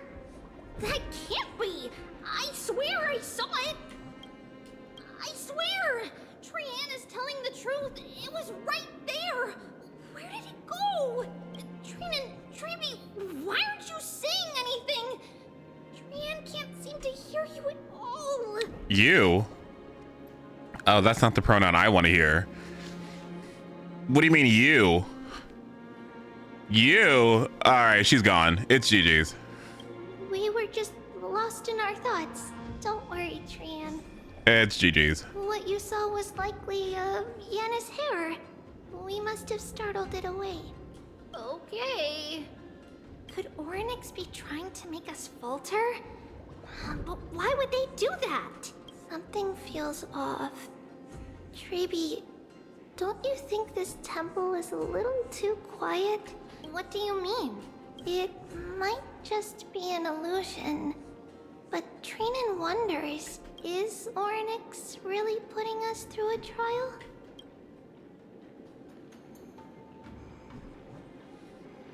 Oh, interesting. Hi, Eternal! Switch between space-time. Ugh, where? Over there? Okay, cool.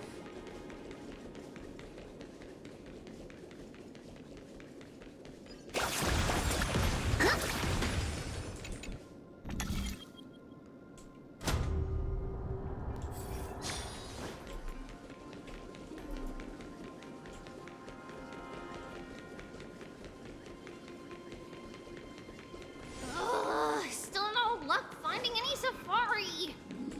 I suppose we can do without it. Let's try to convince Oryx. At least they didn't toss us out straight away.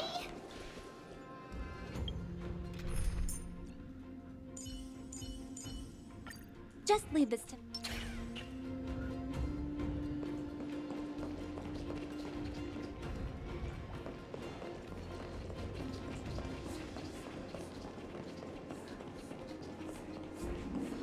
Okay, we're good. Numbers.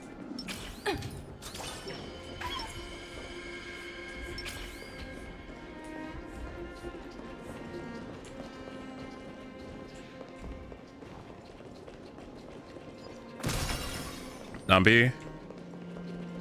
Okay.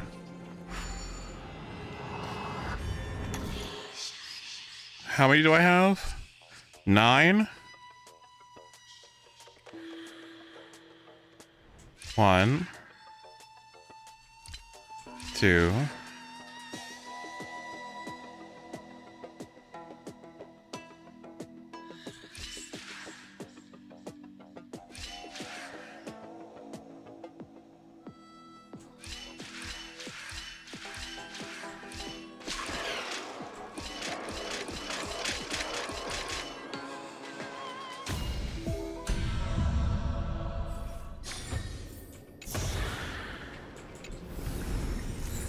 hard work pays off.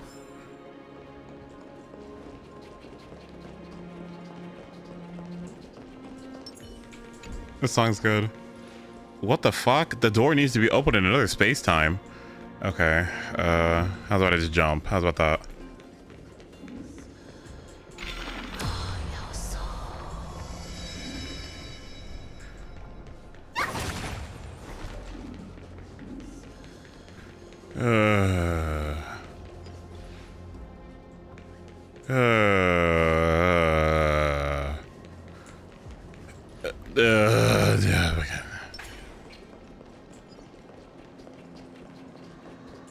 Let's go to the same area.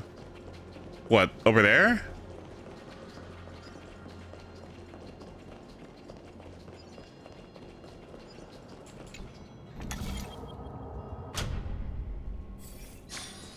Okay.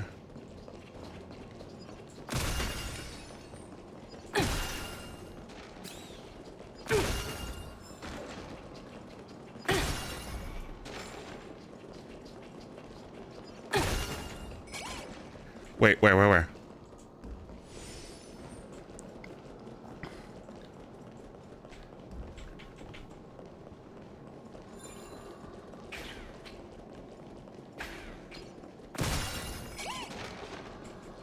I love this fucking pig so much. Thank you. Oh, free stuff.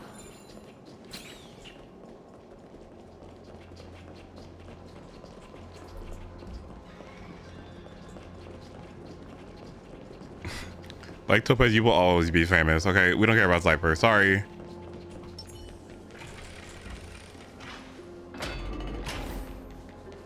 Whoa, Dreamy, Trinan, look at this! So cool!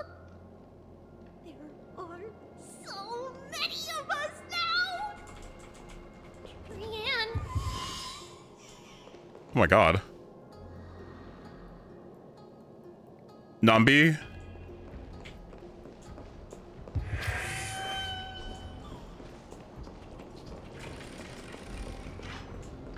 It's really quiet in here. Do all Titans live in dark places like this?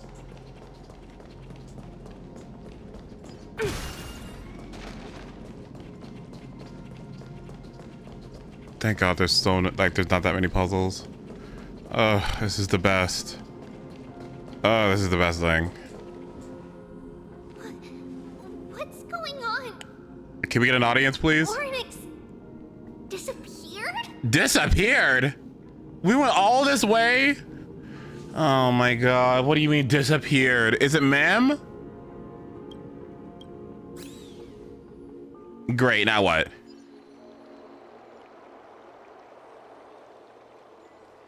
Are you saying that the black-robed swordmaster is not just tied to the Black Tide, but is also hunting for core flames everywhere? Oh, that's not good. This is the most plausible possibility. First, it has a vessel that can hold core flames. Second, I'm one of its targets. Let's start with the first premise. Its peculiar ceremonial blade can interact with a core flame, as evidenced by the pull I felt when it stabbed into my chest. I hypothesized that the blade can sense, absorb, or even retain core flames. The second premise is even more explicit. When it was engaged in fierce battle with many of us and was heavily distracted, it remained consistently focused on me. Or rather, on the Titan Cersei's inside me. So it's plundering the flames. But if your argument holds up, wouldn't they be headed to Akama soon? The vortex of Genesis is full of the Titan's core flames. Not necessarily. Let's call that person the Flame Reaver for now. I see. If my presumption holds, that person has 3 targets. Trippy, Trian, Tribios. Oh. Is me. The second target is Oryx, who hasn't yet fallen. And the third is Akama and the Vortex of Genesis, where the core flames are housed. But I suspect Akama won't be their first target. Kefali's core flame is guarded by the Council of Elders' arcane power. And Fagusa's water curtain should be able to block out any external perceptions. What about Thanatos and Aquila? Their core flames are yet to be restored? The whereabouts of Thanatos remain a mystery to all. As for Aquila... Aquila was eaten by Ika. So Ika is the core flame, which is what reverted him into baby form, right? Can you fly? No, I can't. Why are What am I you doing asking up? I'm not tired. Can Also, I that got up late. Swordmaster fly? Good point. But what if they do grow wings? If they had wings, I wouldn't have made it out of the grove alive. That's a relief. Anyway, since the Flame Reaver has 2 targets, we need to move fast. With the distances between Akama, the grove, and these potential targets, I believe we should bolster our defenses and... Uh-oh. Tribby's missing. Uh-oh. Oryx!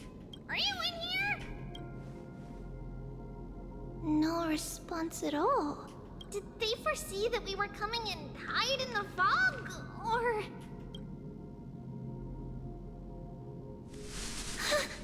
Treeby, we should leave this temple. It's looking haunted. People in it. Uh-oh. Was the Flame Reaper already here? And then cleaned out the temple? Listen, footsteps. Fast ones. 3 or 4 people coming this way. Uh-oh. Come on, we need to hide. Whoever they are, we can't let them see us. Treeby, Trinan, come check this out. Uh-oh. What's this?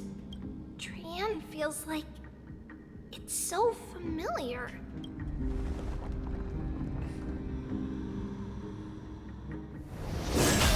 Oh my god.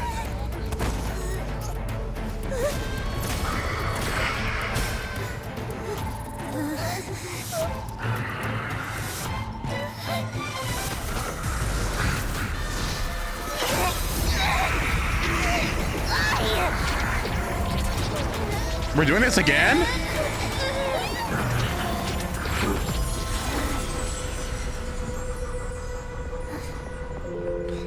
Girl, move! Treeby. See you tomorrow.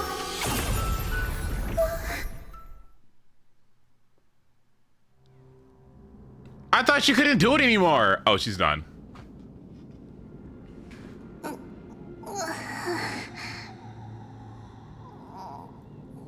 Where am I? Little Gray? Snowy? And... Wait... Where's Trian? Is she back? I don't know, buddy. It's not looking too good. We only saw the 2 of you collapsed on the side of the road when we arrived. Danny and I looked around, but we couldn't find any traces of Lady Trian. What about the black-robed swordmaster? Blast it! Of course it's them. We were still too late. I fear something bad has happened to Orynyx's core flame. Then Lady Trian... She doesn't have much divine power left. We can barely sense anything. That you're both safe is already a blessing. Everyone, we must take action now. We should split into 2 groups. One group will stay in the Abyss and meet up with Aglaya's reinforcements, then search for Trian's whereabouts. The other group will come with me to pursue the black-robed swordmaster and recover the core flame. I didn't get to tell you this before, but Anaxa and I already have our misgivings about the Black Tide, so we've made preparations. I'll tell you the details as we move. Opportunities are fleeting on the battlefield. We should hurry. Lord Finan! Lady Treeby and Lady Trinan. I'm glad you're all right. Did Aglaya's people get here? Yes. Lady Aglaya already knows about the situation and sent along a message. Finan, I understand that Swordmaster is of great importance to you. But if you charge in without a plan, I fear that you won't be the only one who dies in vain. I understand. Hatred is a hero's deadliest poison. I have no intention of fighting alone. If that Swordmaster really is related to the Black Tide, the Chrysos heirs must not take them lightly. I have indeed planned to return to the Holy City and discuss the strategy with Aglaya. We'll need all the help we can get for this encirclement.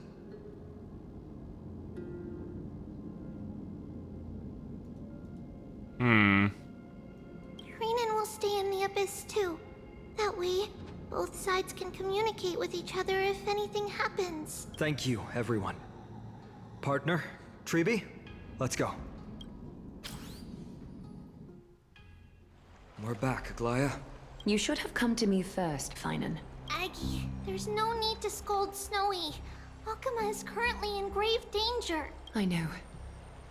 It's beyond my imagination that the only 2 titans humankind can still rely on fell in such quick succession. I've never seen the golden thread pulled this taut, as if it could snap at any moment. Finan, tell us your plan. Time is of the essence.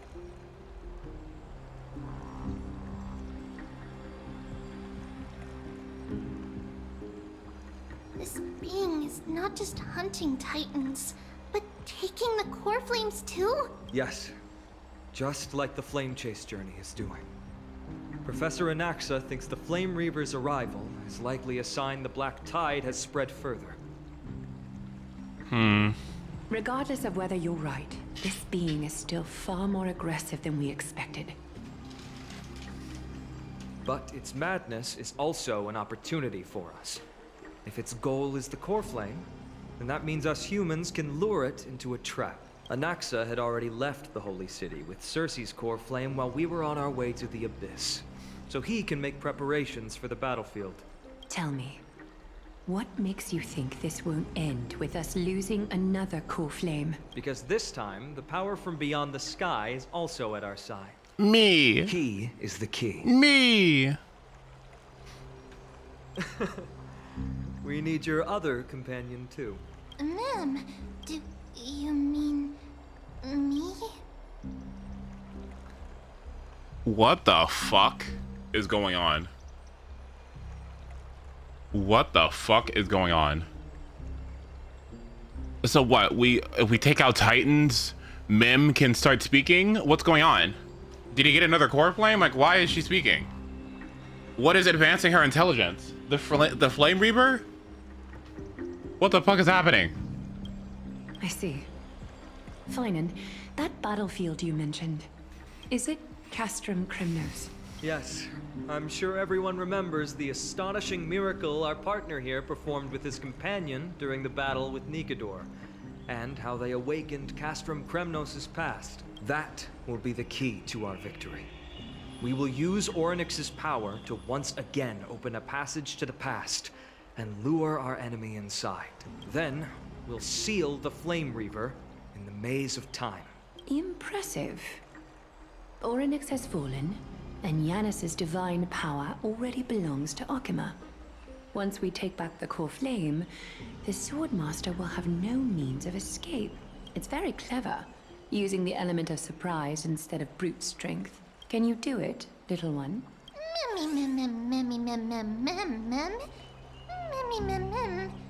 No, just kidding.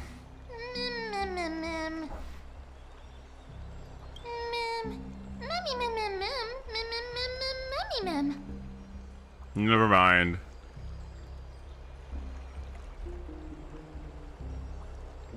Yeah.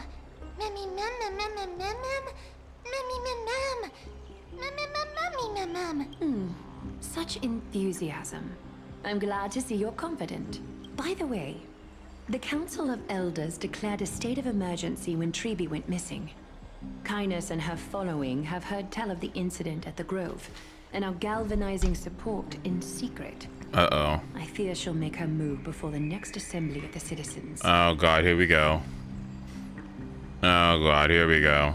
Now we got politics involved. This bitch Aglaia can't even keep Tribios safe. How can we trust her in power? How can she be the one in charge when she can't even keep Lady Tribby safe? We need new power. What are they plotting? That short-sighted politician likely believes the Chrysos heirs have outlived their usefulness and is making preparations for her next step. That ugly side of humanity is something we'll have to deal with eventually. But that's a problem for another day. I've sent Castorus ahead to the council with a message. She should be able to keep the situation under control for the time being. Finan, it is my hope that we can come to an understanding on this. We must take down the Flame Reaver in one go and retrieve the core flame. And in doing so, grant ourselves an advantage against the Council of Elders. Of course. You may count on me to lead the charge. I apologize for tasking you to spearhead the plan once again, but Akima is currently beset by enemies from within and without. The situation brooks no delay, and we have precious little time to confer and discuss the plan with you. That being said, you are the key to our success, and I shall respect any decision you make. So how the fuck am I the key to success and yet we don't have time to discuss whatever the fucking plan is. What the hell am I supposed to fucking do? So, if I'm the crux of the plan, then why won't you spend the time? All right, buddy. I may not be as masterful as Trian when it comes to the Century Gate, but even I can open a nice big gate if I have enough time. As for whether we can take back the core flame, that will be up to Anaxa's capabilities. Based on what I know of him, he can do it. I'll be honest, we can't. But the Flame Reaver will have to step over my dead body if they wish to do you harm.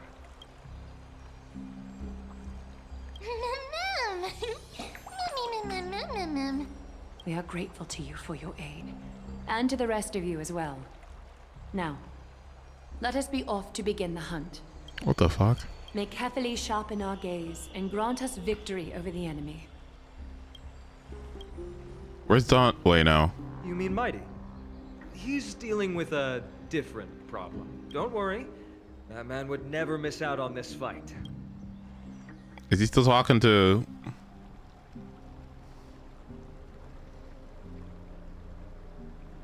Farewell, my dear friend. You must lead us back home.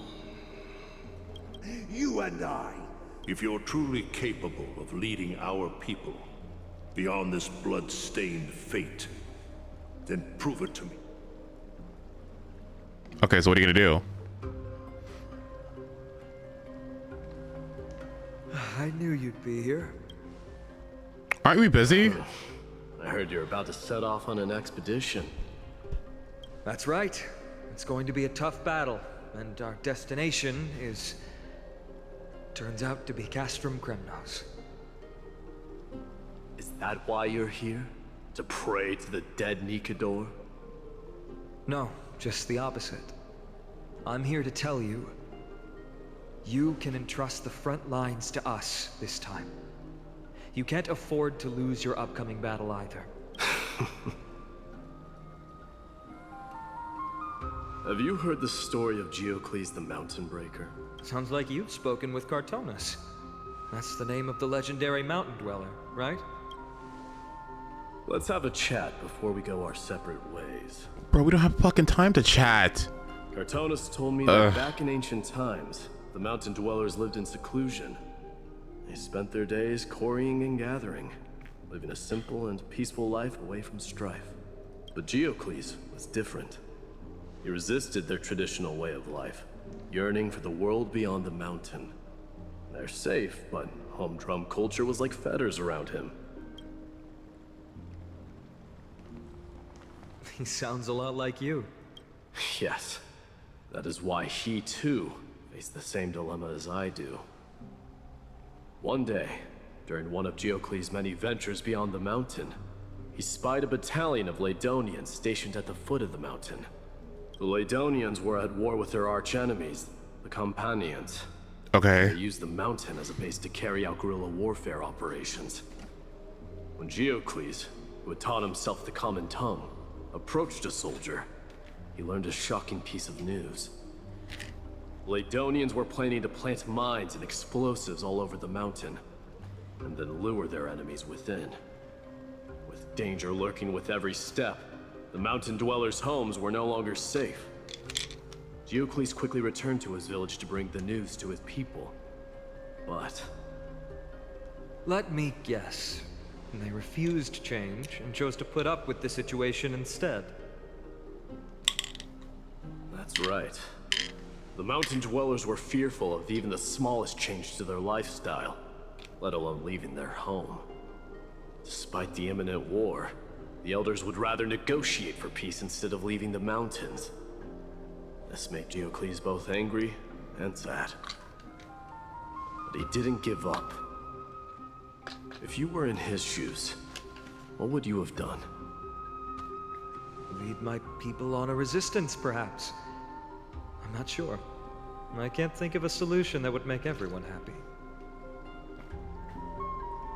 A solution that would make everyone happy. That's how naive we are. Well, let me tell you what Geocles did. He took the Mountain Dweller's store of gemstones and traded them with the Ladonians for a massive amount of gunpowder. But he didn't do this to fight the Companions. Under the cover of night, he set ablaze the forest surrounding the settlement, forcing his people to flee the mountain. Like, isn't Trian fucking dying? Like, and we gotta go get the fucking core flame? What the hell is this? Is this the time? We must be separated for a while. Or gonna be separated for a while or something. Cause what the fuck? That great fire marks the beginning of Mountain Dweller history. Since then, their people became part of civilization, and giants became a common sight in the Holy City. Meanwhile, that mountain they once lived in has turned into little more than foam inside the black tide. But leaving their homeland also brought many mountain dwellers misfortune. They were hunted by Kremnoans or enslaved. Indeed, that is undeniably also part of their history. But that is Geocles for you. The merits of his actions, or lack thereof, have been scrutinized by many, but historians nevertheless hail him as the Mountain Breaker. Why do you think that is? It's simply because he took action and enacted change with his own hands. He didn't try to make everyone understand him, nor did he even waste time trying to make everyone happy. Sweetheart, we could have told you that. You're gonna be leading over a populace of people. Of course we knew that. Like, you know what? Maybe it's because you were thrown into a sea or something and nobody told you that, but like, yeah, sweetheart, like, if you're gonna be presiding over like jillions of people or whatever, you're gonna have to make some choices that are gonna make some people sad. What the fuck? Anyone could have told you that one. What do you mean? He started a great fire and burned the shackles of tradition to ashes. And then forced everyone to march toward the coming of a new era. You've made up your mind, haven't you? I would hope so. I'll be leaving Akuma soon to fight the great darkness of this world. To shoulder Nikador's destiny. So, listen well. If there comes a day when we meet again on the battlefield, and I stand opposed to the flame chase, we gonna do kiss? Remember to stab your sword into my back through my 10th thoracic vertebra. That's my weak spot, and the only way to kill me. What the fuck? How do you know that? You have my word. Okay.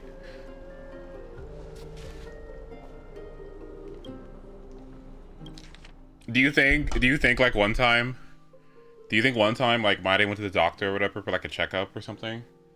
And then the doctor was like, yeah, I don't know. Your vitals are looking really good, but I'm sensing some issues over here. And after we ran the test, it looks like your 10th thoracic vertebra on your back has got a little bit of issues. So long as you keep that very specific area on your body safe, then we should be good to go. We'll see you in 6 months, all right? How do you know that? The battlefield calls. Send that flame-thieving hyena to their death. No, but actually not even being like you find yourself funny. Why does he know that? It's so specific. Pray to that blade in the sky. Loudly call out the name of the new god. Maybe because in a fight, maybe he got hit there once.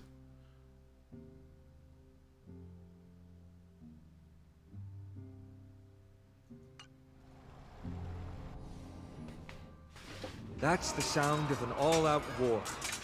Not the kind of ruckus Professor Anaxa can raise on his own. Okay. Let's hurry. The battlefield is just ahead. All right, let's keep going. 85,000 credits. This can be rewarding you. I will say that. No, I will say that Sawrail is very generous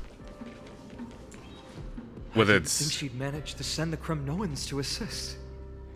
Brave warrior, what's the situation on the front line? Nakaman, why are you here? What? Didn't Aglaya tell you? We have been instructed to assist you in trapping the Flame Reaver.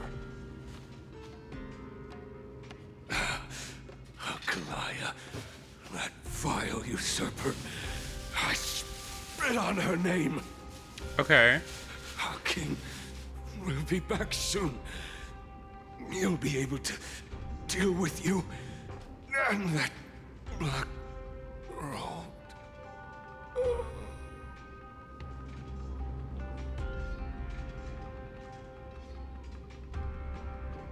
Jesus Christ. Okay. Hyacinth, we need some ults. Ika? The Kremnoans really are just like their king. Rest in peace. May your glory last forever. Did they come to fight on their own accord?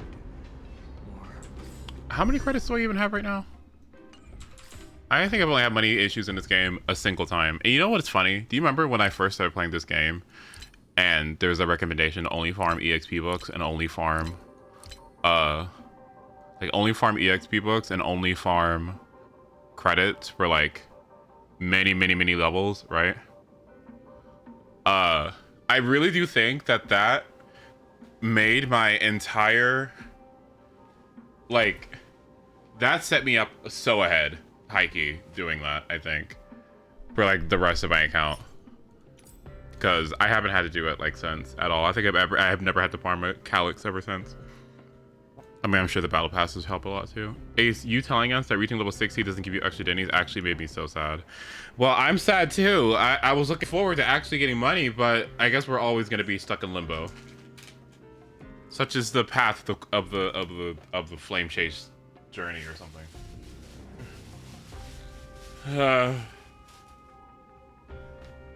Don't know why that's a thing. Hopefully that's a thing they adjust later on, because I'm not sure if that's always been the case in Genshin.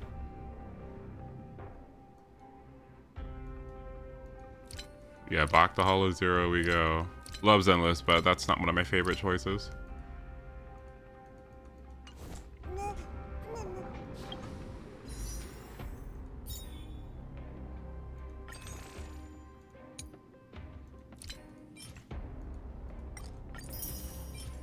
$57.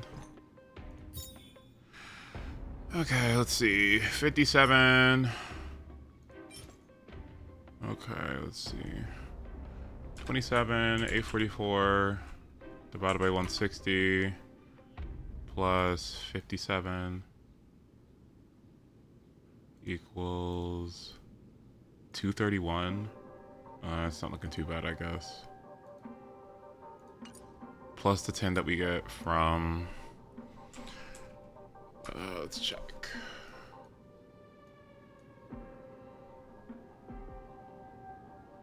Let's see. 200 and... Was that 231? Am I stupid? Okay, 241. So 241. Let's see. There is a 41% chance for E2.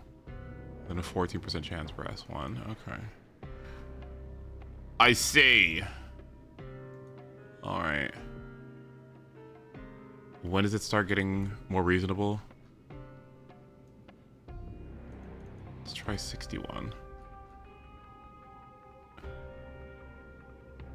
20%. Okay, I guess it's not too bad. Alright. Is Metaphor Tuesday or Wednesday? We'll have to see what's going on with my recovery.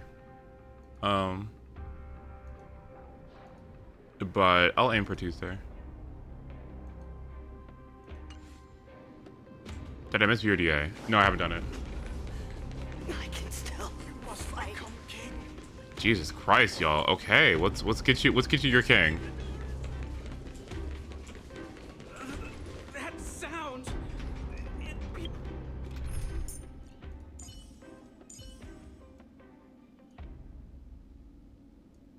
Topaz? Oh, there he is. Just leave this to me. That sound. It pierces my ears. No, but you got anything? No? Okay, we're good. We're almost there. Can't see. Do we have to fight this idiot? Oh my god. Once we take back the core flame, Yanis's passage will open. When that happens, you must evacuate immediately. Don't stay behind. The rest will be up to how well we work together. But remember what Mighty said before? Cast aside all distractions once you're on the battlefield. Let's go, partner. Today, destiny shall stand with us.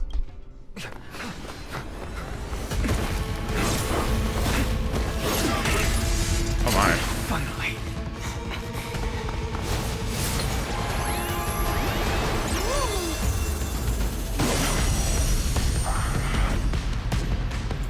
Pent in the memories of the dead.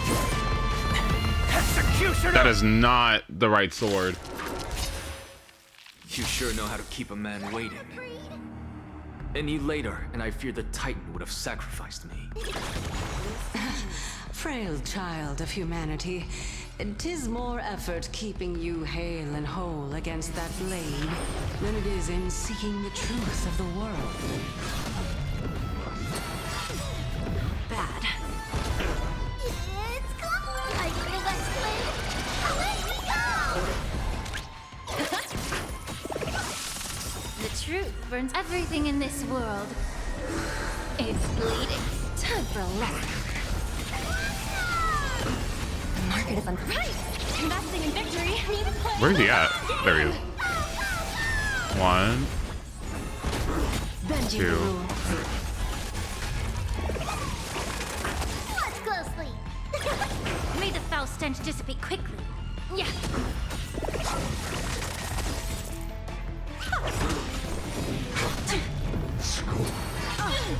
We? There's no backing out now, for me or you.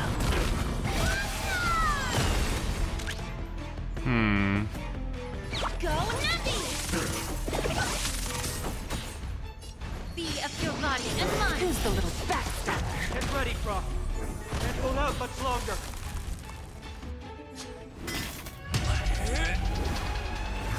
Oh my god. At long last.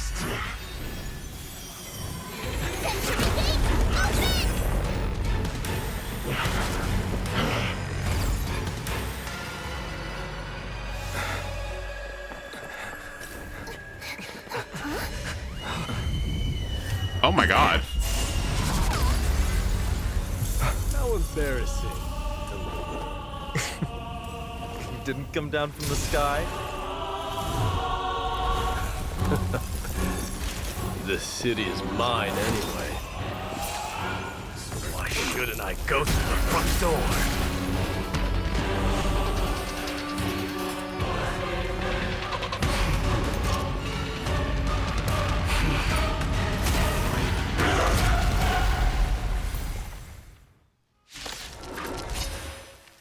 Minion of the Black Tide. Oh, thank god I don't have to get that fucking S tier character with me. Oh, sure. Long time no see, Nikador. Nikador? Oh, he won? Delivering warmth! Give an inch and they'll take a mile. Okay, wait. I have to wait. Don't let me down. Where is my SP situation? Which one has my pick? We are going to delete Topaz from this video game. You know that? Okay, we are going to get her buffs, okay? Because this shit is so unacceptable.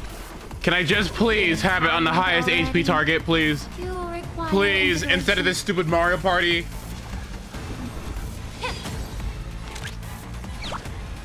Go Nappy! Is it coming?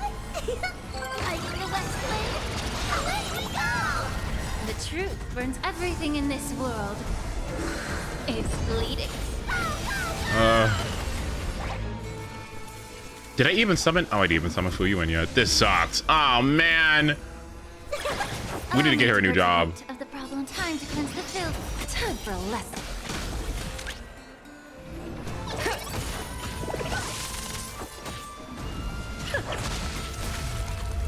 May the foul stench dissipate quickly.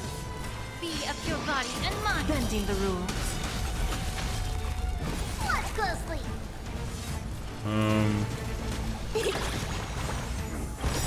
Time for a lesson. We have it. There's no backing out now. For me or you.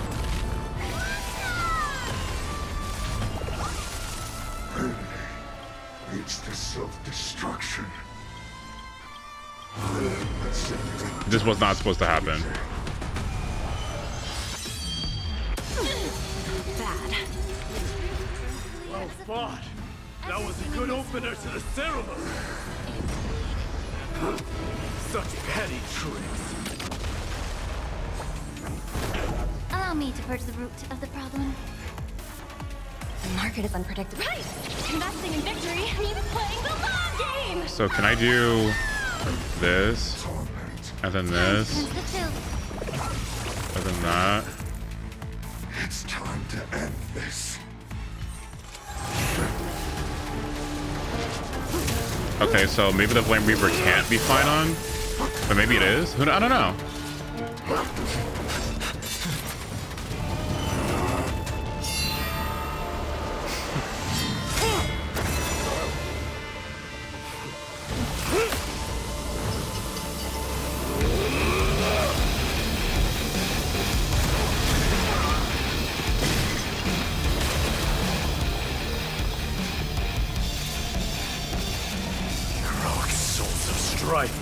Heed my call. I am the Lance of Fury. The agony this world needs.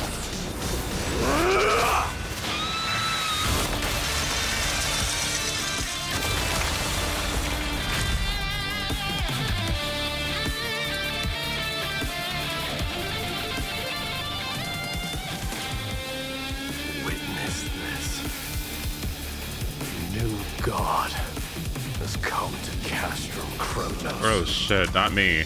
I'd be like, oh shit, did my fucking eyes? Oh fuck. Look, the warriors have returned. Oh, I'd be like, oh fuck. Oh my god. True? Has Ornyx fallen? As the Council of Elders said. Oh god, yeah. A dangerous threat. Yet the Chrysos heirs are only inciting more chaos. They don't care about the people's safety. You're right. They really gave the core flame of strife to a Kremnoan at the end.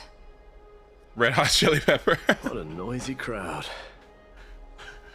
This, doesn't feel right. So that's gonna be funny. Yeah, I remember that one time in AMPHOREUS when Maida used the Lance of Fury to kill the Flame Reaver, and then sprinkled red chili flakes on his face afterwards.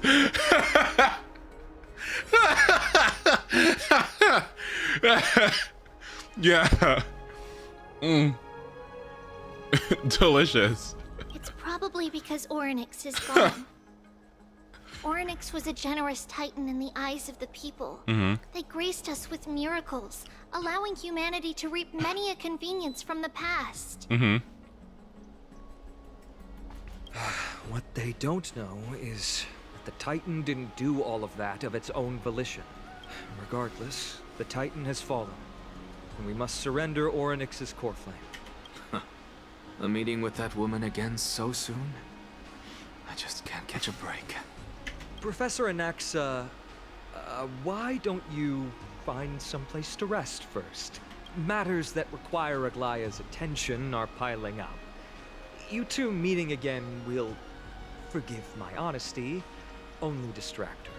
Just try to stay on your best behavior, if you know what I That's not up to me, I'm afraid. I've been trapped in her prison the moment I set foot in this holy city. The price of having a Titan living in my head, I suppose. Don't worry, I don't want trouble either. Well, they have differences in ideology. Yeah, we know that. Okay. All right, I suppose that's putting it lightly. Don't worry, you'll figure out the intricacies of these relationships sooner or later. Okay, can we talk about My Day? What's going on with this Negador situation? Handling Ornyx's core flame. So I'll be off. I have some personal matters to attend to. It somehow feels like D has closed himself off even more after he completed his trial. Girl, it's been 10 minutes. A lot has happened in the past few days. Oh, please don't tell me you're gonna have a... You've been lost in thought for a while now too, Treeby. Did Trinon bring news? Yes. She has found Trian. Uh-oh. She was at the bottom of the valley outside the temple. But that's where the good news ends. Was she a baby now? I'm sorry.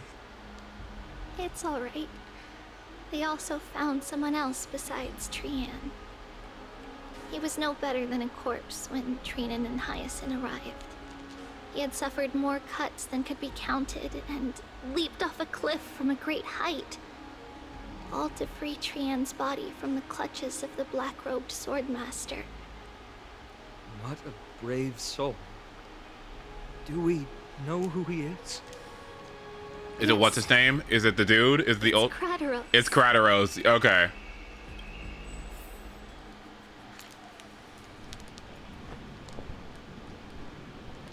Stop.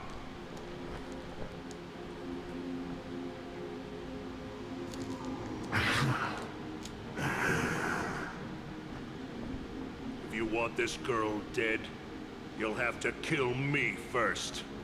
How ludicrous.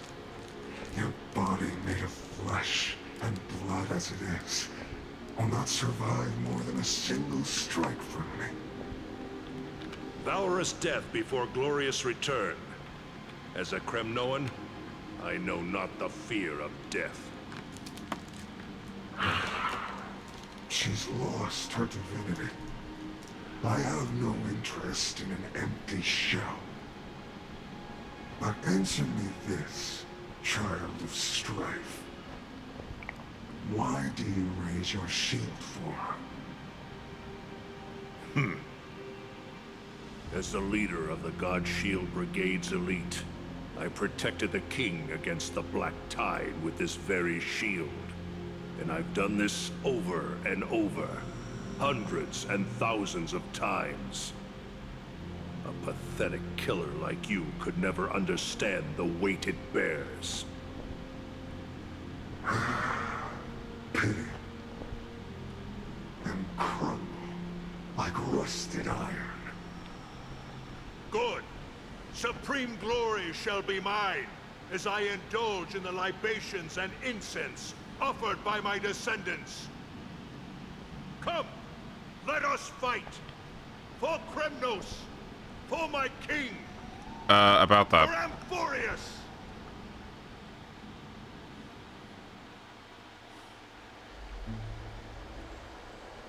Well, how do you even know you were there?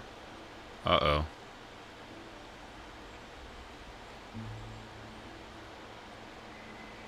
Glad you're about to stab him. Don't act like... We foresaw this cruel parting 1,000 years ago. Today is but a reminder of that bitter taste. Oh. But Lady Aglaya, I don't understand. It wasn't life itself that Lady Trian lost. Why does she look like she really turned into a doll? I don't understand. Don't be sad, Hyacinth. Trian has used up her borrowed time from Yanis, that's all. Her spirit is now riding the west wind, flying ahead to a world free of sorrow. If a world like that truly exists, does that mean everyone from the Grove is there too? It exists, Hyacinth. Do you not remember? The prophecy that guides the Chrysos heirs is the voice of Kefili before it fell silent. It loves all of its creations dearly, and would never bear to lead us astray with lies.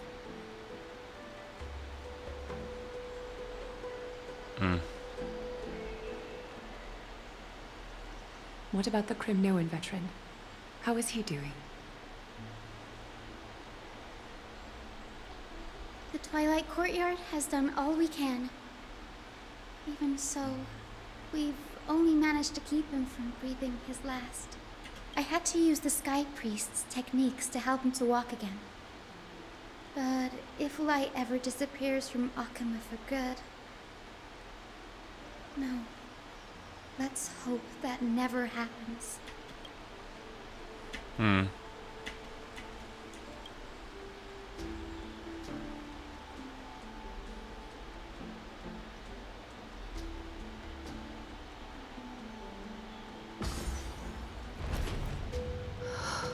parting hour is upon us.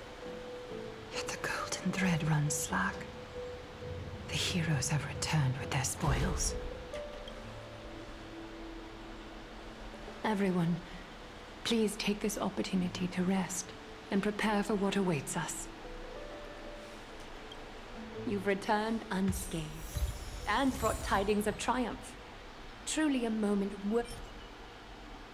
I have this now? worthy of celebration. Incense ascends, entwined with ether.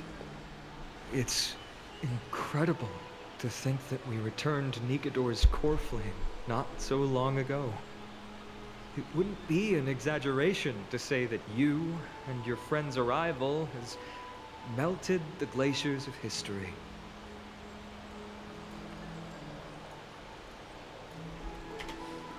You could say this is the true face of history. It slumbered for 1,000 years, only to awaken for this one moment. Alas, now is not the time for a study of history. I do not see a Naxa around. Are you going to attempt to finish 3.1? this I thought it was already done. instructions I thought we were finishing up. I thought all we had to do was just take the core flame to the fucking fountain, eat it, and then we'd be done, and now we would move on. There's there more? What more is there to do? Oh, do we have to do fucking... Do we have to go in the past and see what happened with Maide and then see how he got his land situation and see him complete his little trial thing? Or do we have to do a funeral for Trian or what? 30 minutes to an hour. Okay, let's see what happens. Yes, it just seems much more efficient than letting you two go at it endlessly. A rash decision. After all, he still bears a core flame with him. I do concur with your assessment of efficiency, though. Now, let us table the issue concerning him for the moment. The more urgent matter is the core flame of Orynyx. The Chrysos heirs had initially crafted a plan regarding the order to return the core flames, for titans like Orynyx and Circes, who harbor no intentions of harming humanity. Our strategy entailed assuming their divinity only at the very end. But this unforeseen turn of events has thrown everything into disarray. If we don't return the core flames to the vortex of Genesis, and we leave the Titan's divine positions vacant, we can't even begin to imagine the disaster that would follow. But the most pressing issue at hand is that we haven't found the Chrysos heir capable of bearing Orynyx's divinity. Let me do it. Let me do it. I mean, I got a Stellaron. Let me do it. Hold on. I could do it. Right? I mean, let Finon have it. Have a thought. Finon, Castrus, Mighty, and Hyacinth. Treepy and I devoted a millennium scouring the world, only to find these few people. Only a chosen few possess the capacity to assume divinity. The elite among the Chrysos heirs. We would never hastily extend our invitation without first verifying their potential to bear such power. Yet, we cannot compel anyone into divinity, as it would be no different from sentencing them to the gallows. Truly a dilemma. Who wants divinity? How about letting him give it a try? Oh, I was just...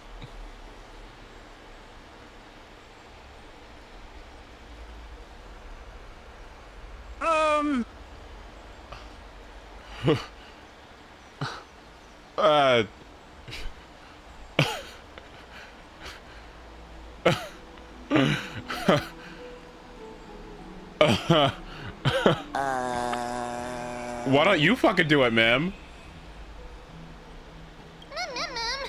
Mem special, mem. Why don't you do it? What? Why me? Why not you?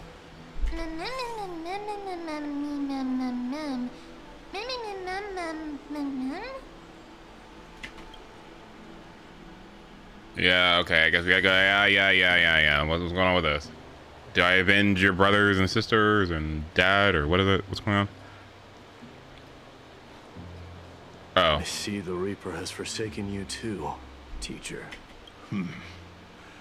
It simply put my life in the hands of the Twilight Courtyard.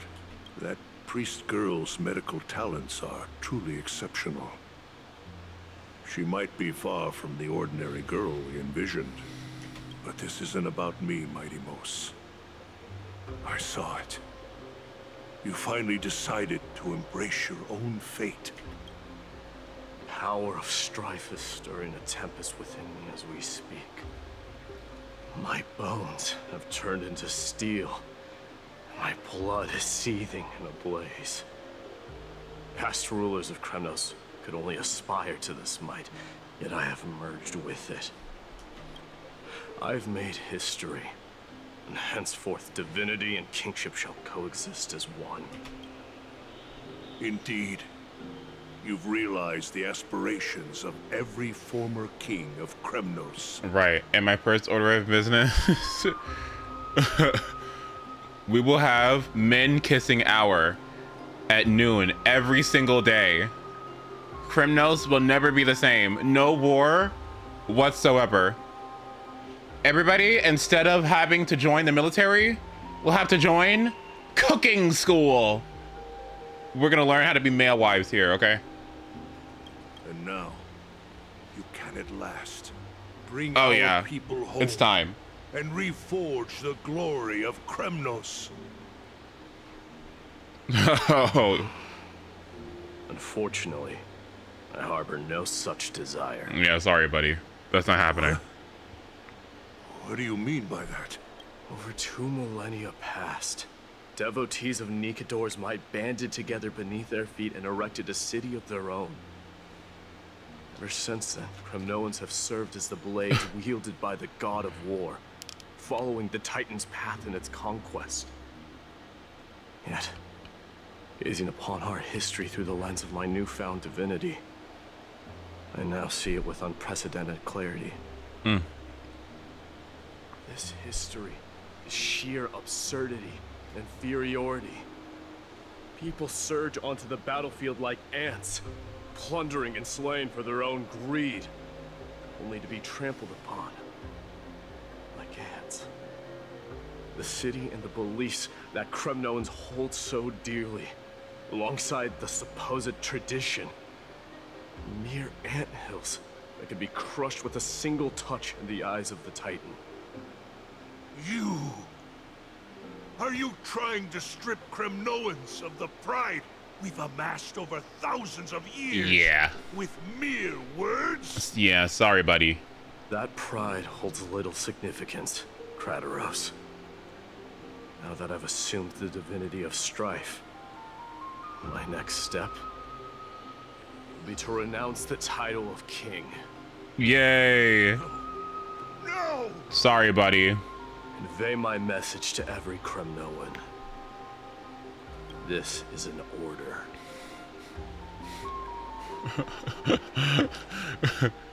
Kratos. That pride holds little significance. Now that I've assumed the divinity of strife, my next step will be to make every month of the year Pride Month. No! Convey my message to every Kremnoan. This is an order. Do not do this, Mighty Mos. I beg you. Sorry, buddy. Our history commenced in the year 2506 of the Light Calendar, concluded in the year 4931. I, Mighty Mos, last king of Castrum Kremnos, son of Gorgo, do hereby proclaim Pride Year.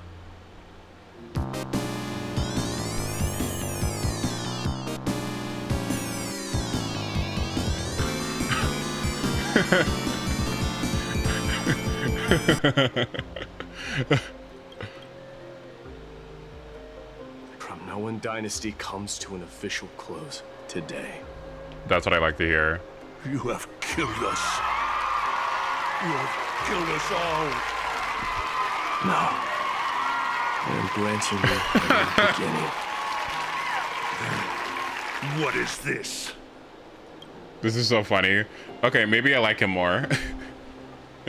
Maybe instead of manufactured yaoi and the fucking stupid edge or whatever, maybe my path to liking Mighty is him fucking scattering red chili flakes all over himself and then declaring, and then ending the fucking what is it called? The path of whatever. What is it? The thing. Making it Pride Year. Maybe that's my path to liking him. Strife, that's what it is. Strife. Thank you. It's like a Disney movie. Went from strife to pride. My mother's signet ring. It served as a symbol of kingship. And I now view it with a fresh significance. Okay, I kind of like it. Take it, and rally those who have lost their identities. Convey the words of Mighty Mos, now ascended to divinity. You no longer need to chase fleeting honors or face death on the battlefield as if it were your sole destination. However, you must adapt to fit into the city you once observed with indifferent eyes. Exactly. Get an office job, y'all. Free college education for everybody. Free job training for everybody.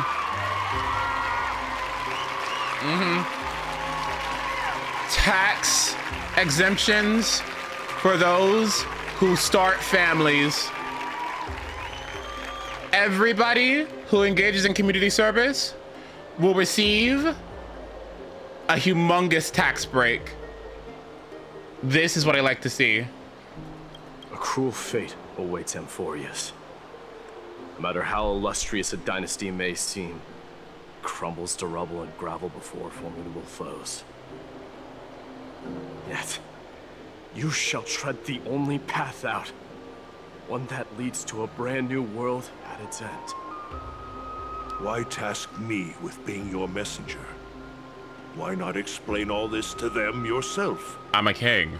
I don't want to. Because only humans can guide the path to be trodden by humans. It's not the lot of humans who crave the power of gods and spiral into madness for it. But humans who stand ready to raise their shields high to protect the lives behind them. Yeah, thanks for what you did, buddy. Yeah. I failed to save that child. Yeah, well. That is irrelevant. As demigods, they have long been prepared for it. What truly matters is that you showed up there and shielded her. The one who persuaded Aglaya to set me free that night. Was that you, Mighty Mos? Yes. She's not one to easily make a concession. What did you offer her? I staked my mother's name to guarantee the integrity of your soul to her. I promised her that I would dedicate all I have to the Flame Chase journey. And what is next, Mighty Moose? The Flame Chase journey. Where will you be headed now? To the place where I belong. To fulfill my promise. The madness that has plagued Nikador and the darkness that has consumed AMPHOREUS. It's now my turn to fight against it. I know we ain't going to that There are some fucking people to meet with ghetto before I ass leave. city. Let's go. I know we're not going to that ghetto ass fucking city. Oh no. We are not going there. There's nothing there. Oh my.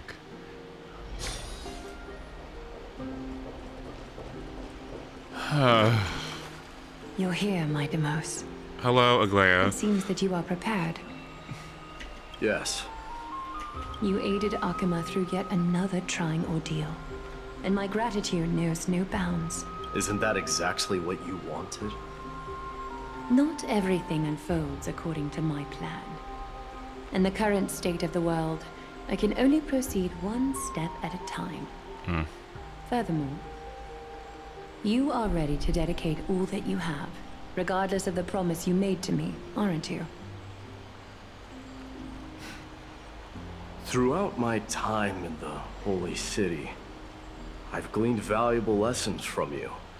Strategy, leadership, and adaptability to change. Yet, it's only recently that I've come to realize the truly remarkable quality you possess. And what is it? It's the magnetic allure in your presence. It draws people to gather around you willingly, to seek your guidance. They strive not to disappoint you, not due to fear of repercussions, but out of sincere alignment with your ideals. That is precisely what every ruler of Castrum Kremnos has been missing. What the fuck are you I saying? am truly honored to hear that. And now, my Demos, you have risen as the most powerful demigod in the world. How do you intend to wield this newfound power? I shall see Nikador's aborted mission through to completion, and become the strongest bulwark for AMPHOREUS to defend against the Black Tide. I will secure enough time for the Flame Chase journey, until you manage to lead everyone to reach the miracle of Genesis. Oh, that's kind of a lot, buddy. You sure? My Demos, a new chapter awaits AMPHOREUS. Yet, the one who guides the people to the destination need not be you and I. Huh. What did you see after assuming Nestia's divinity? Despite the passage of 1,000 years, every word of that prophecy remains as vivid as ever. You shall have your final bath in warm and radiant gold. Just as cryptic as all the other prophecies. What's the reason for the laughter? I was just thinking, if an ordinary person encountered these words, they would probably stay away from the baths for the rest of their life. But I cannot forgo the delightful experience a bath offers. So, I assume you also glimpsed yours, my Demos? One day, you shall die with a wound in your back. Well, that is a rather straightforward scenario. Oh my god.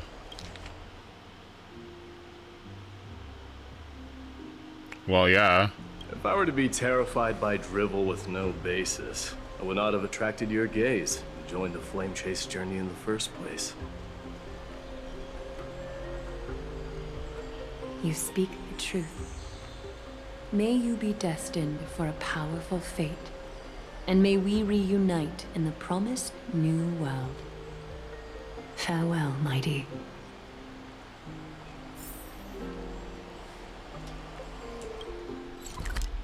Where is he going? He's gonna go fight? Like, well, who's gonna lead?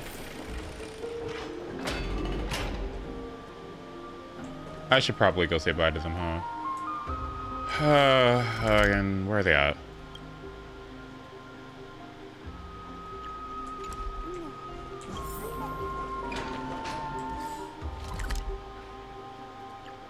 Where?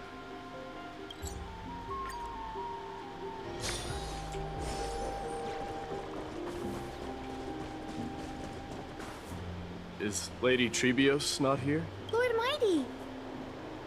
Hyacinth. So you are the physician Krateros spoke of. It's no wonder then that he was pulled back from the brink of death. You have my gratitude. I can take that as a compliment, right? I've heard about what happened at the Grove. I'm deeply sorry for your loss. I've heard far too much about death and grief recently. To quote Lady Treeby, we should all focus on tomorrow, shouldn't we? That's a valid point. You've always been the most optimistic one among us. Well, I must say, it feels quite incredible to see a new demigod standing right before me.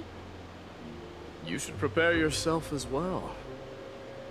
Humanity has already taken hold of strife. And one day, it will also reach the sky.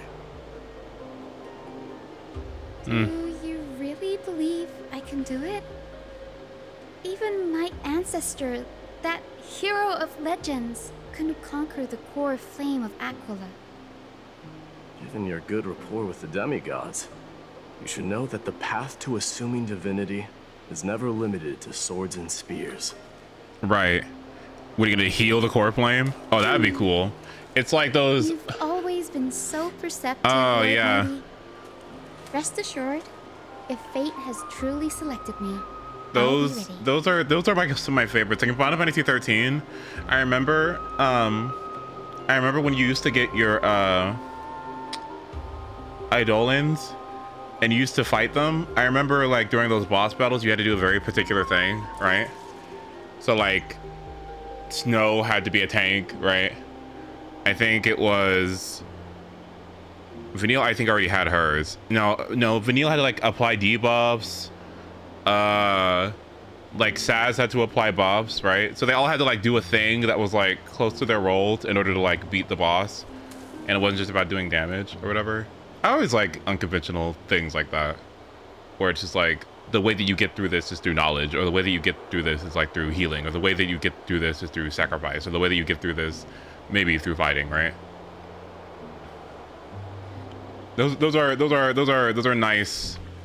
Those are nice methodologies to attain power, right? Especially if it's like representative of what the theme of that power is, especially as these demigods that, you know, intrinsically are sacrificial and them taking up that role, right? So whatever it is that they did to attain such power, right? Should be a pretty major thing, a major arc for their character. That's neat. Right. You are here looking for Lady Treeby and Lady Trina, no? They're not around at the moment. Is there a message you'd like me to pass on to them? No need. I've already bid farewell to Aglaya. Meeting with the Oracle is simply a matter of courtesy. You've bid farewell? I'm heading back to Castrum Kremnos to fight against the Black Tide. In all likelihood, I will never again return to Akuma. Oh. On second thought, there is something that I'd like you to help me convey to them. I'm all ears, Lord Mighty. I'll make sure to convey every single word. Tell them that there is no longer a need to send scouts behind enemy lines. With a single message, the Lance of Fury will target anyone who dares oppose Akuma.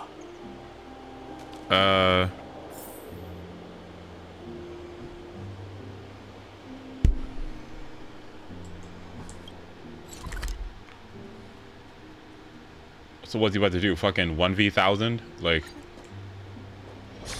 how far do I have to fucking run? God damn it. Sunday move.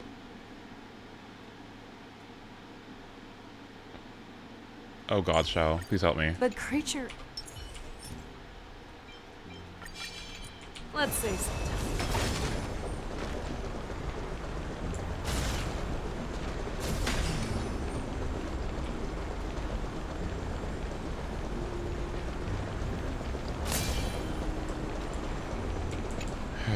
Lord Mighty. I'll be embracing my destiny before you do, Castorus. Can you feel Thanatos right now? No? What the fuck? I don't feel them at all, regrettably. You have been painstakingly seeking that Titan for so long. Have you ever considered reaching out to me for help? You mean... Death refused to ferry me. If you were to send me to the Netherrealm, I may uncover clues along the way back. I would never do that, Lord Mighty. Death is not a game. You're right. That may very well be the reason why my people have struggled for millennia. They underestimated the significance of death. So, are you returning home alone, Lord Mighty? Returning home, you say? Maybe. At this moment, Castrum Kremnos is not just my birthplace, but also my fated destination. Work harder, Castorus. Go and do what you have to do, so that the trials we have endured may have meaning. I will, Lord Mighty. May we reunite on the other side, where the warm west wind blows.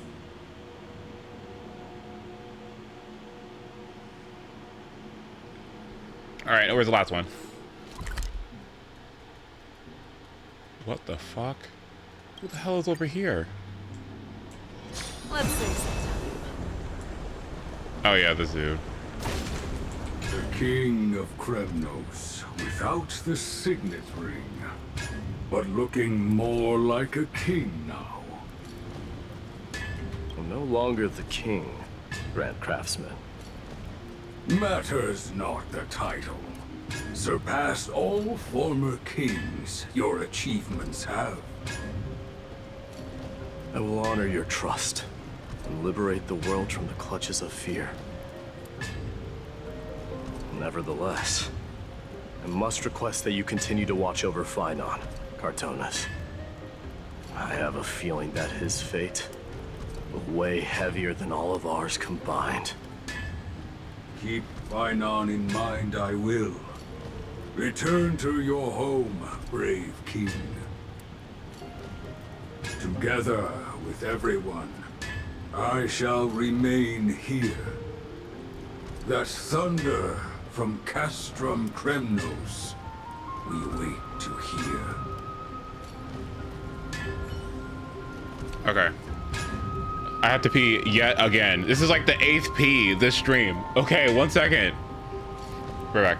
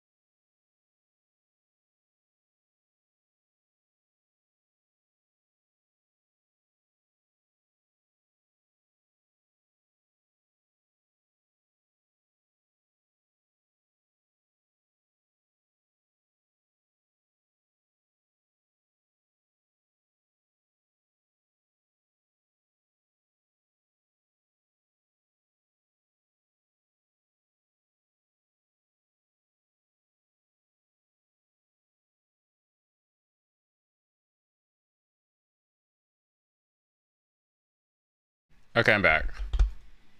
Okay.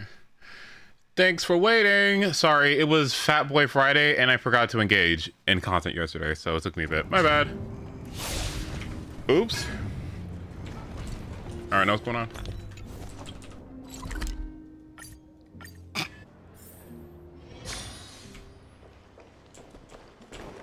I'm joking.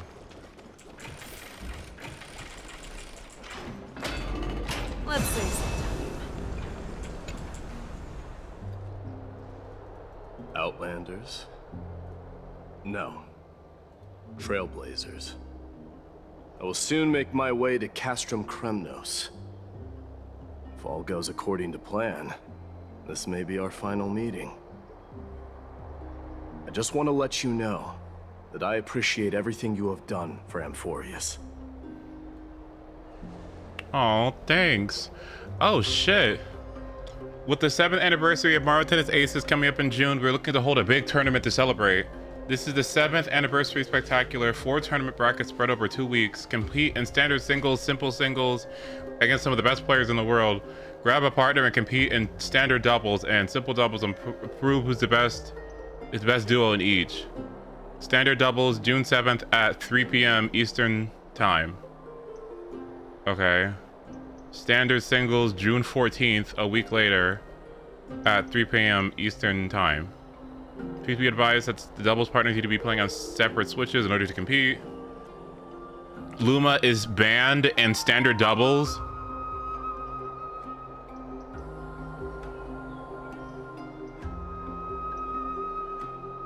Oh, shit. Well, fuck me.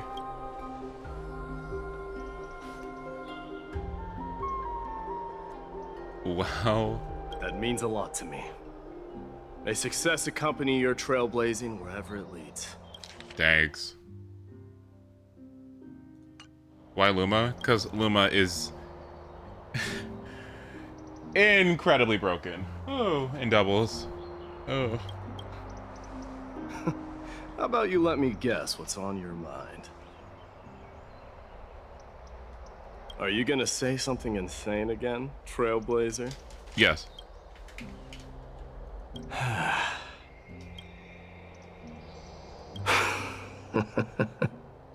Now that I bear the divine within me, I can get the vague feeling that you have a great significance for the future of AMPHOREUS. With this departure, I fear that I will never again return. Can I entrust you both to watch my back? And to continue supporting the Flame Chase journey in my absence? You have my gratitude. Then, farewell. Oh, see ya, buddy. Yes? Sure, let's do it.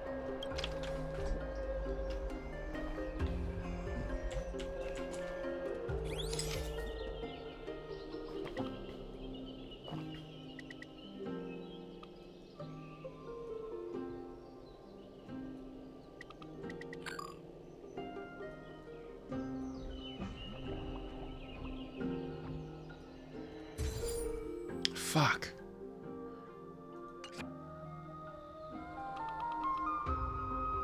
Do I really have to get all 3? Damn it. Ugh. No!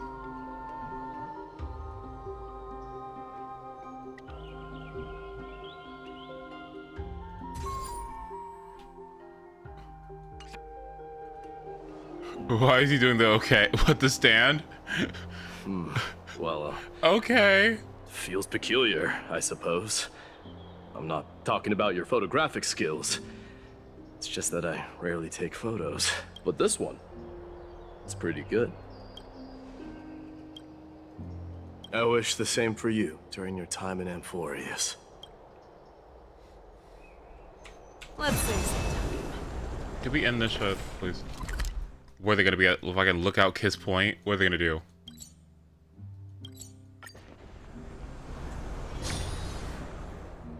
The prince is here! Run! Hold on! Lord Might Deimos isn't the prince anymore. He's now the guardian of AMPHOREUS. Oh, we got rhetoric already? We just started. I just got into this role 2 minutes ago. We got rhetoric? Alright. What's going on? Oop.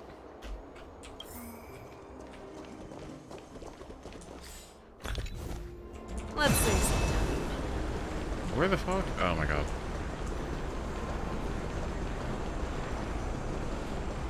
We salute the guardian of AMPHOREUS.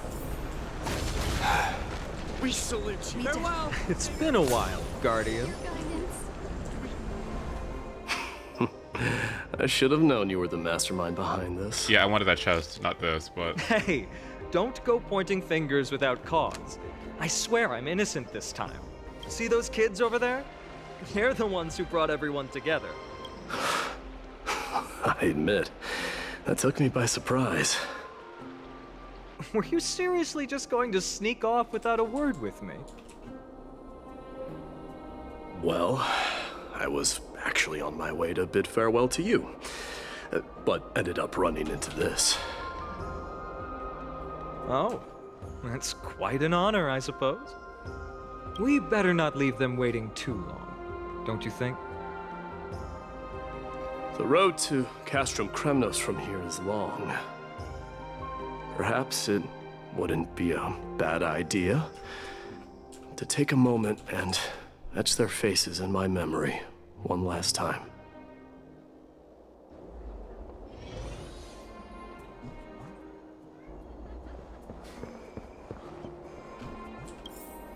Walk with Fine on as the last part of your... Ooh, nice. I think I see. I'm thinking maybe it's about time the god of strife gets a new name. How about the god of solidarity or preservation? Oh my god. Dong Han mentioned that one to me. Destruction. I recommend... All right. It's about time for us to part ways. Any final goodbyes you want to share? Argenti is the This might highest be your tier last character chance. for MLC on Pride Win. That doesn't make any fucking sense. What the fuck? What, why? What? He is, wow. And then it's Jade. I know that's fucking right. I know that's right, bitch. You see, I only pick good characters, alright? Like, I know that's right. Look at that. Jade, Tribby, Lingsha, Zerbal, Robin, RMC. This is what I love to see. Fushuan still kicking. Herda. This is exactly what I like to see. Okay, I don't like to see this, but... Okay, shit, Shao. Okay, wait.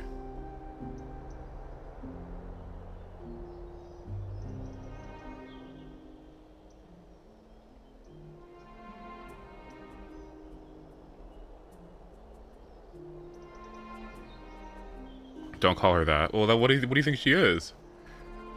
All healers should have gotten erased here. So where's Bailu? Bailu should have been up here somewhere, probably. There she is. Okay. Look at that. Natasha should have had at least some usage. Okay. Good. Gallagher, definitely. Yeah, Lingsha's probably one of the best right now. Hyacinth is easily taking the spot. Him falling makes sense.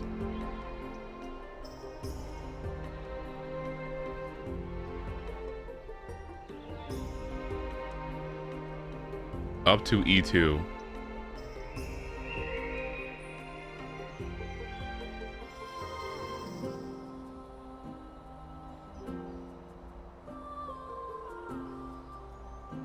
Jade. Oof, Jade. Jade is such a proxy of her success. It's insane. Jade is just like, while this content, all this Quantum Week content here and AoE content, she's just gonna benefit. She's like, damn, bitch. This makes sense. This doesn't make sense.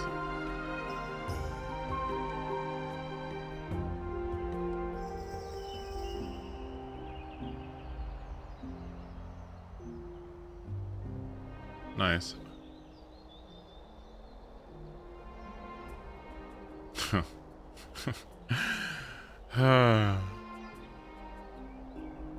Wow. What is Fu Xuan doing here, dude?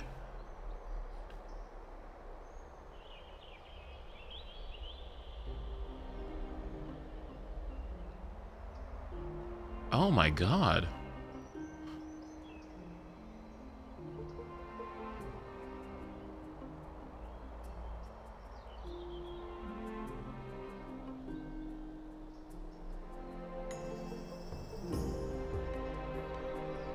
Ranmei should be okay, yeah.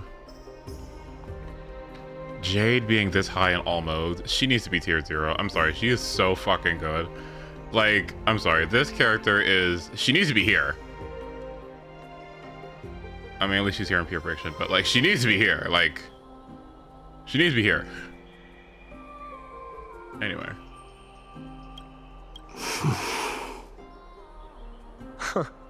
Why so quiet? I thought divinity would wash away some of your sentiments. Do you truly feel as carefree as you seem? Or is this just a facade you wear? You know what? You sound just like Aglaia at this moment. But you're not off the mark. I just thought that putting on a nonchalant front for this occasion might help us preserve some dignity. I can see through your deception, even without the power of mind reading. Am I really that terrible at controlling my facial expressions? Well, with that said, thank you for aiding me in defeating my archenemy, Mightimos. No need to thank me. This triumph brings no delight, nor does it signify closure. You understand that more than me. Indeed. In the end, I still haven't unraveled the mystery behind that black-robed swordmaster. And I can't even ascertain their demise. Maybe I've never managed to cut off my destiny. But that matters not. Pain may be cured, but scars remain, and this should not be effaced. Even with the divine might of Ornyx, you cannot stop the past from leaving its marks in our blind spots. Can you genuinely let go of everything as soon as that swordmaster is dead? That's impossible. Revenge is merely an obligation that must be carried out, and no one can find mental fulfillment through it. You're right. Look forward. Chew up and swallow your past. And make sure emptiness and bitterness are not the only flavors you know.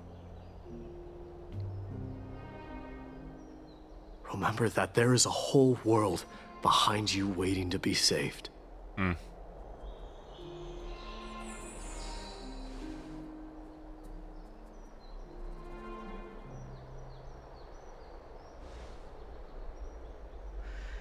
I will keep that in mind.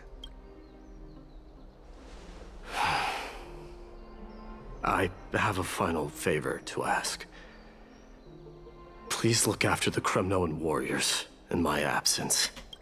They will undoubtedly face challenges while assimilating into Akama. It is my sole regret that I cannot stand by them during this time. Do not worry. Leave it to me. And, while I'm at it, I'm going to find out if the Kremnoan language is really missing that many words.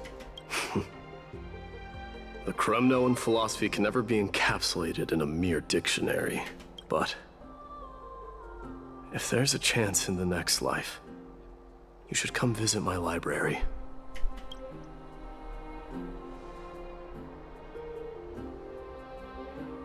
Skinny ass. Why did he twinkle over on the side? Why did he have that bratty little fucking like gay stand with his legs crossed? Remember to stay alive till the final act. He said,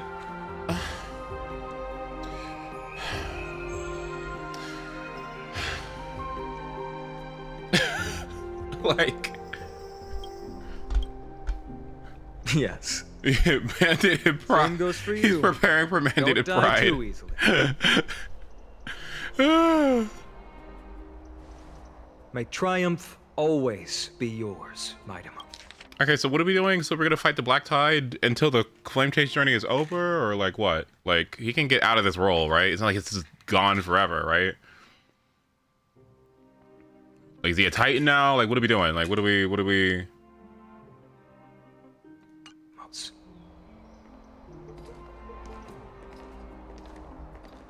Demigod.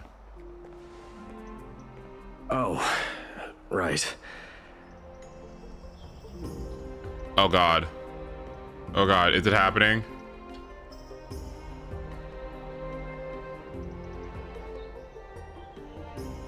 Is it happening? Is it happening? Is it happening? Oh, excuse me. Where is it at?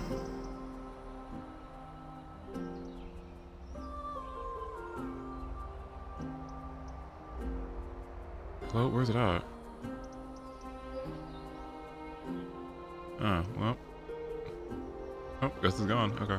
One last question. Will you marry me? Go ahead. You better not leave any regrets behind. Are you the one who told Cartonis about the signet ring? Well...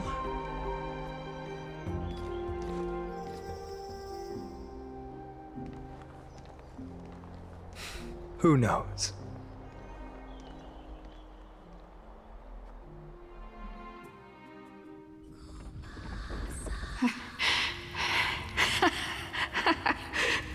Get up, my son. You showed great courage in today's training. Let's wrap it up for now. Yes, Mother. Mother, there's something I want to ask you. What is it, Maidamos? Why must we learn to fight? It is for glory and honor, my son. For Kremnoans, mastery of swords and spears is ingrained from birth. And the battlefield is our destined end. Is that really the way it is, Mother?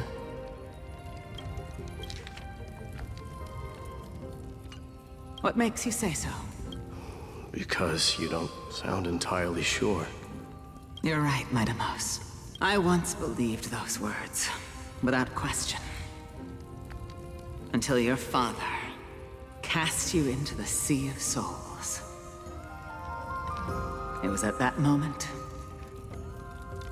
I realized how everything I believed in was utterly hollow.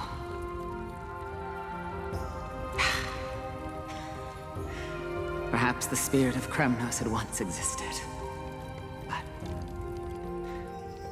as greed bloomed in the hearts of humanity over the years, such spirit had long faded alongside our glory. I no longer put my faith in any oath or doctrine. Now I have just one role. That of your mother, Maidamos. Your guardian. That dream always ends there. The journey back to Castrum Kremnos is proving to be longer than expected. Krateros said that shortly after my fall into the sea, my mother challenged my father to a duel. She died through father's treachery, and I never saw her face. Yet each night she would show up, waiting by the flickering firelight. I always anticipated the sequel to that dream, believing she had more words of wisdom or guidance to offer. But now, I think I finally come to understand. That is all she wished to tell me.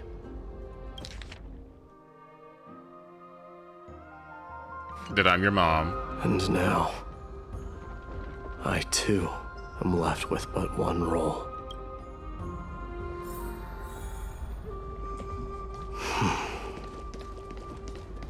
It is time for this journey to reach its end.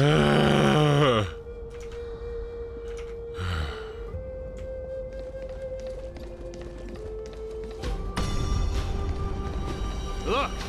Midamos is back! Hello. Hi. Oh wait, what the heck? Welcome back! Hello. Glory belongs to you. We've got fresh pomegranate juice. Want to try some? Back. What the fuck are we doing here? What happened to your music? We meet again, Your Highness.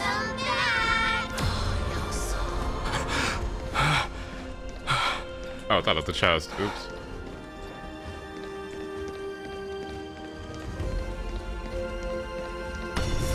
How was your training?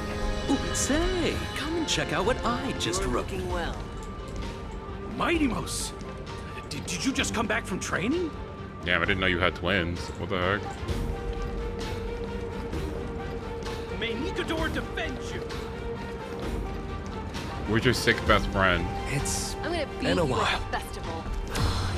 Welcome home, Midamos. Have you found something Oop.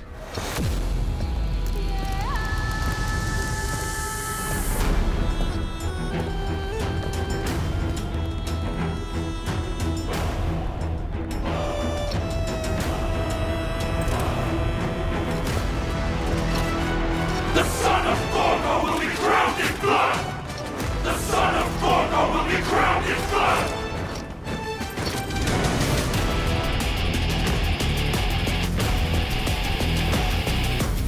The first pride parade of Kremnos.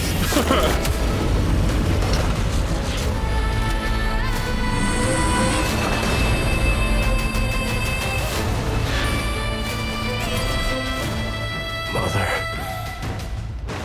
I am home.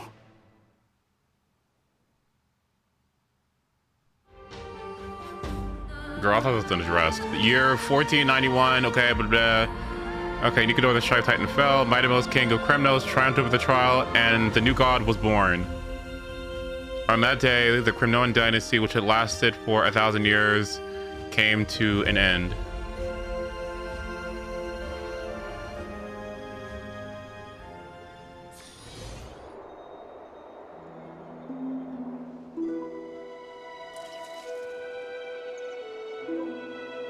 We smell sunlight and the wind of Akama. This was your favorite spot, wasn't it, Trian? Was she like in a coma? Like, where's she at? Lady Trian, why did it have to end up like this? Did you say that internally? What? Well, her mouth has weird things. Her mouth movements are really awful. I don't know what happened. But like, it constantly keeps happening. I don't know what it is, but something with her model just doesn't do it. Take it easy, Cass. Departure is a part of life. It's just that ours isn't as tumultuous as it is for ordinary folks. When we started our journey, Yanis had already provided their prophecy. Just like how that Titan divided themselves to create the countless passages in the world. It's only natural for us to follow the same path since we inherited their destiny. If you don't mind, Treeby. Yeah, what the fuck are we gonna do about that gate situation? Because I got a flight to catch, and I don't know what I'm gonna do about that. Without the Century Gate, I don't know how the fuck I'm gonna get there. I spent like 2K on it, and I just don't know how I'm gonna get there without Trian. So, are we gonna get some backup, or like what? Because I gotta catch that flight. Like, this was nice, but you know, I got places to be. Abby, you should go. Are you still willing to unveil that past for us? The past regarding the prophecy? Maybe you should walk. Well, maybe she should. Maybe she should lock in. Okay, like.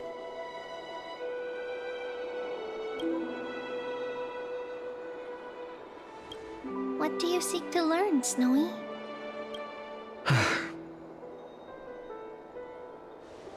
Marimos has left the city to face his own fate.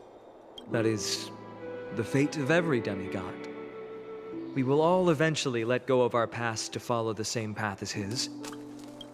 So, what I want to know is, as AMPHOREUS' first demigod, what compelled you to take the first step on this journey? And what has sustained you to make it this far without looking back? Despite the fracturing of your body and the numerous departures you have endured.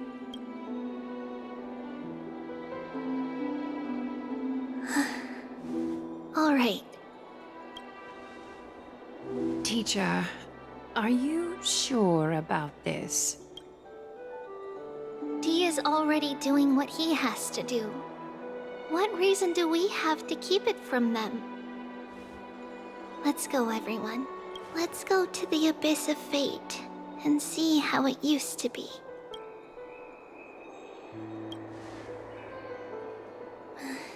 Then we will leave it to you. Trinan, would you mind? Tribi, are you not coming with us? I want to stay here with Trian for a bit longer. I see.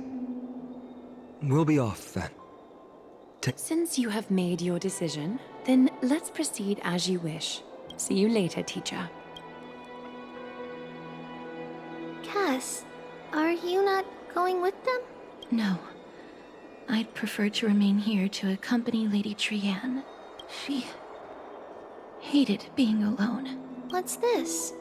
A little gift that I had hoped to deliver to her personally. Oh, is this the rock from earlier? Fate had other plans. Oh. So you saw us arguing that day? Yes. I figured Lady Trian would like it a lot, so I bought it. I see. Cass. You know, I recognized it immediately that day. It truly is an authentic piece from Yanisopolis. Then why?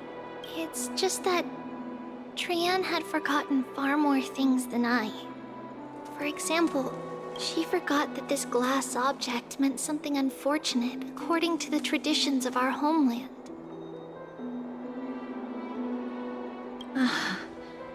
I'm sorry, Lady Tribi. Should I? No need to apologize, Cass. At that time, I simply didn't want her to be trapped by our past, especially considering how much time had passed since we left home. But now, it might just be the perfect gift for Trian. All shall bid farewell to one, and that person alone will witness the miracle. Why did it have to be Trian? Oh my god. Why Trian? It should have been Trinan.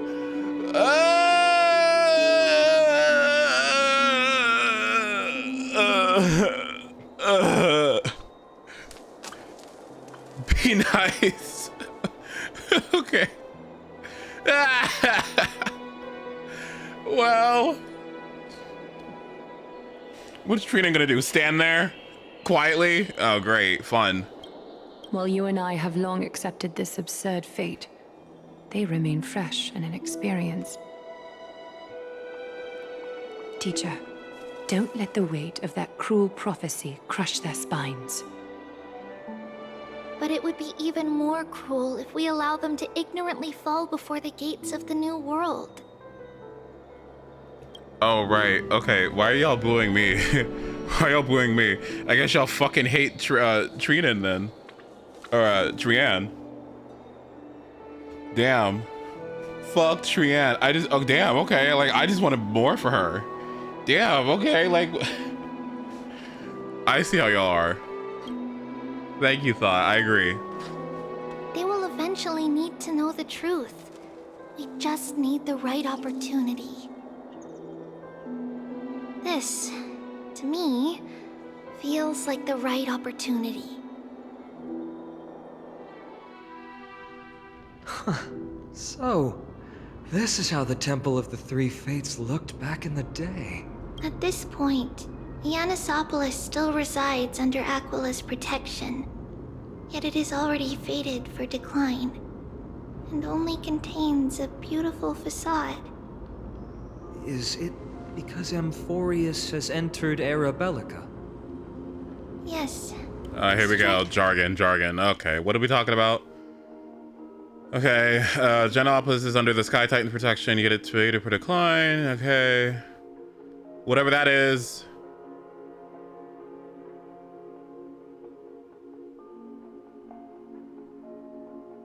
Oh, the song?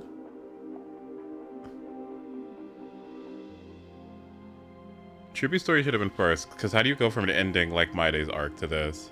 Good question. Reminds me of Fugue and Sunday. Strife remains distant from this part of AMPHOREUS right now. But in 5 years' time, at the same entry hour, this temple will become the source of another war. Then, where are you at this time? Right over there. Why does she look somewhat different? It's because we don't quite recall how we used to look. Oh, my apologies. Please don't. We should be the ones apologizing. Come, everyone. It's time to witness our last conversation with Orynyx.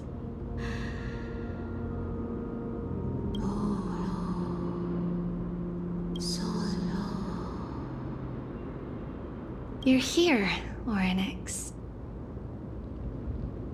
Why do you look like this? What?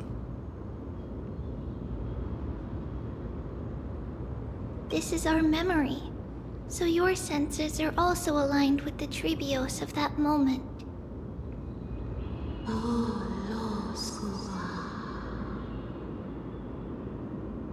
False prophecy, huh? So you still think that way?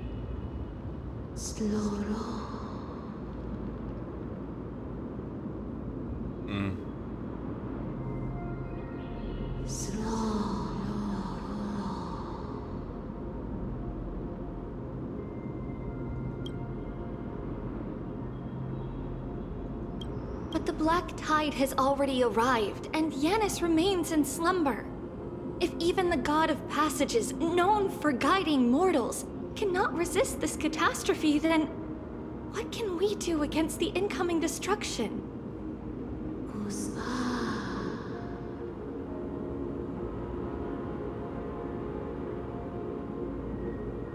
Those chosen by fate would never have their family taken from them. And how can I alone remain safe and secure while watching the entire world crumble before my eyes? This might be our last conversation, Orynyx. I will do everything I can to protect you from the Black Tide. The family she just mentioned. It's our mother. She fell from the spot into the valley a long time ago. It was during a grand ceremony held to seek Yanis's guidance, but things took an unexpected turn. It was Kefali who responded instead. Did something go wrong with the ceremony? Yes, but those two occurrences were in fact unrelated. Kefali's response was simply a coincidence. On that frosty night with treachery abound, as the Holy Maiden of Yanisopolis met her demise, the world-bearing Titan also fell in another corner of the world. Let's keep up with her. This story, she should be the one to tell it. Treachery? That thing ahead. It's the altar of Talantin. But that's not our destination. You're heading to the left. This place used to be passable.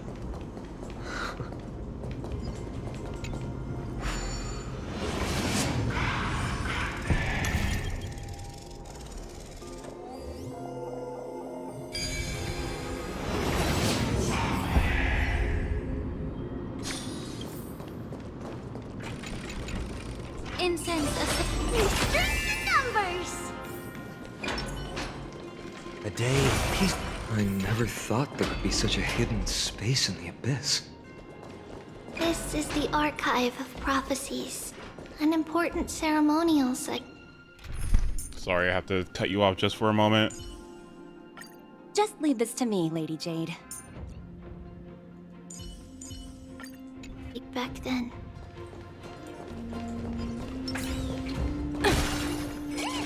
Ooh.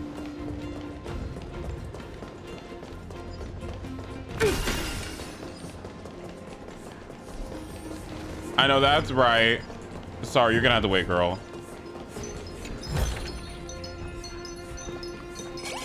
Oh! Wait, no, where are we going?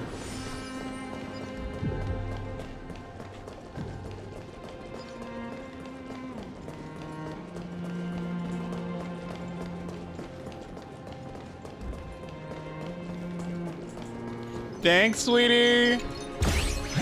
Oh my fucking god. Oh my god.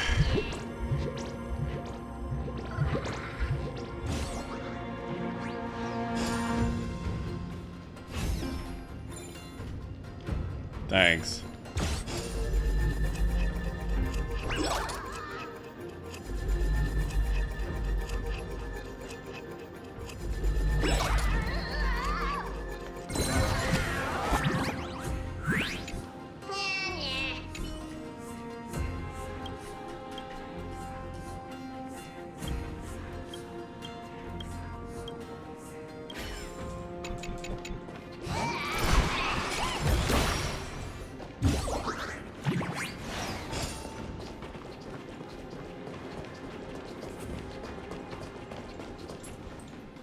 Is this Giannis's maze that Trinon used for divination in the past? Not only that, it also serves as a lock.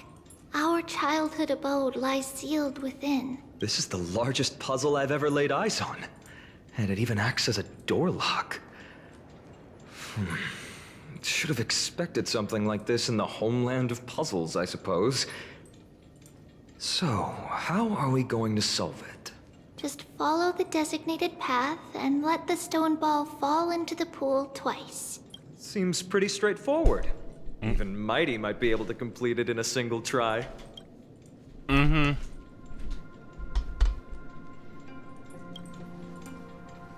You still don't know him well enough, then. He might not even need a first try. He just punched the door open. Mighty. If he were still here, we'd probably take a lot fewer detours to solve our issues. Enough with the talking. Let's just get started.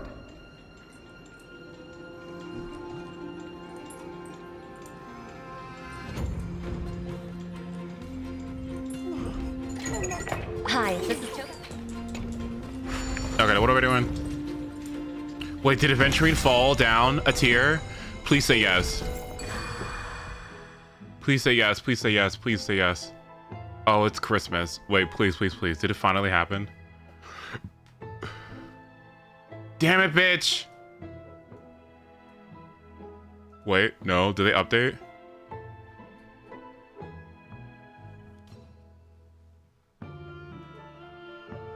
They didn't update yet. Fuck!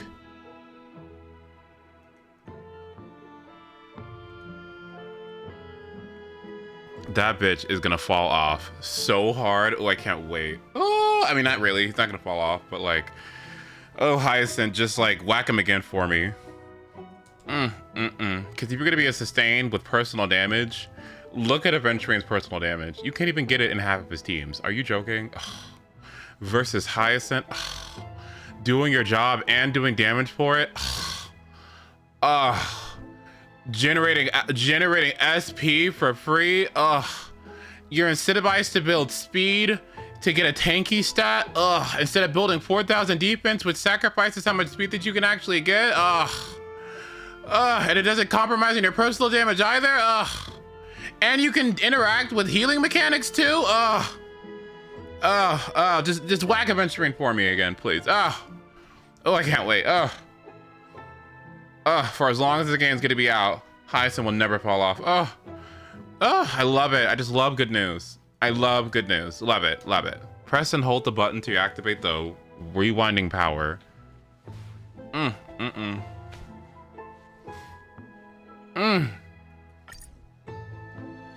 What the fuck?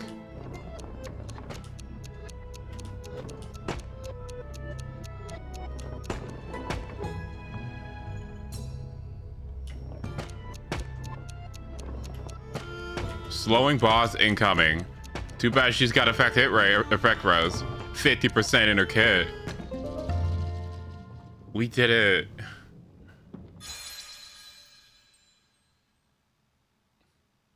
Why are you an adventuring hitter again? Impressive. You too have the makings of a high priest now. Wait, why did I start hitting him again? Oh, because everyone was shit on Fushuan. That's why. Getting that stone ball to the endpoint looks pretty tough. My hands are shaking just from looking at it.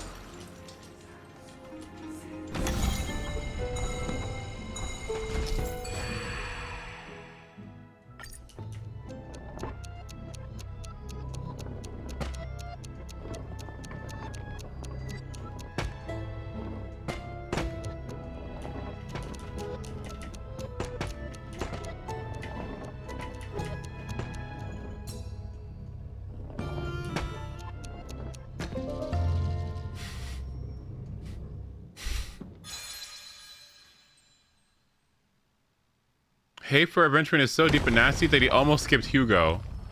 What the fuck? The secret door. They have nothing to do with each other. Go inside, and you'll see the place where we grew up. Oh shit, let's go. If I become a priest.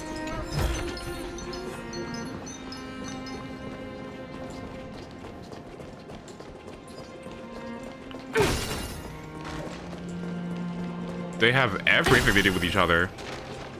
One is cute and hot, and the other one is just I don't see it, but okay. Oh shit. Where, bitch? Where? Where? Oh, well, I don't know if I can go over there. Ooh.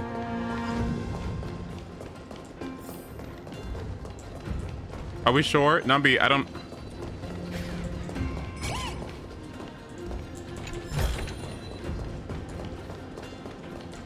Where are we going? Numby, where are we going?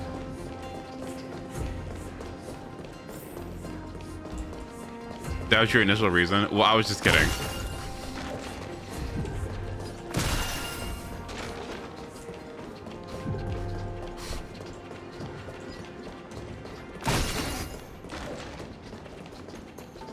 Praise the law, the land, scale of justice.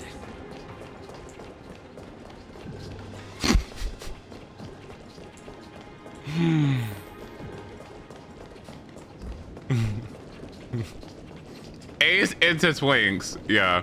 Hugo Vlad, that's Twink.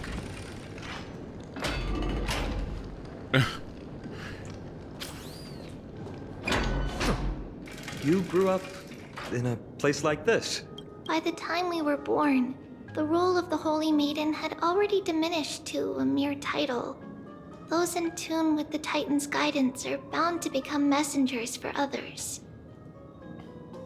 To maintain appearances, those in authority added some embellishments. And with Mother around, our childhood wasn't entirely without joy. Mm-hmm. Even so, I still find it hard to imagine. 20 years can go by in no time. Trinon, for most people, 20 years is a long period of time. Right. Becoming a demigod sure changes how one lives through time. It's hard to believe it's been so long. Your power is exceptional, Little Gray. This place looks exactly as before. Let's explore the room a bit. Oh shit. Numby, let's explore the room a bit. Fuck that. Bye. Ooh, free stuff. I would be nothing without this pig. This pig has changed my life. This pig has got to be so many jades. Oh my god.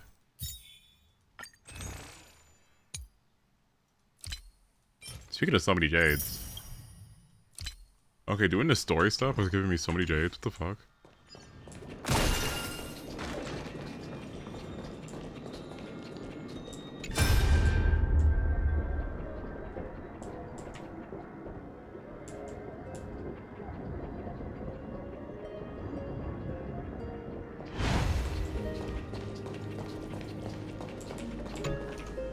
There's so many boxes here. These should be our belongings. Huh? What's this? Oh my. A red glass fragment?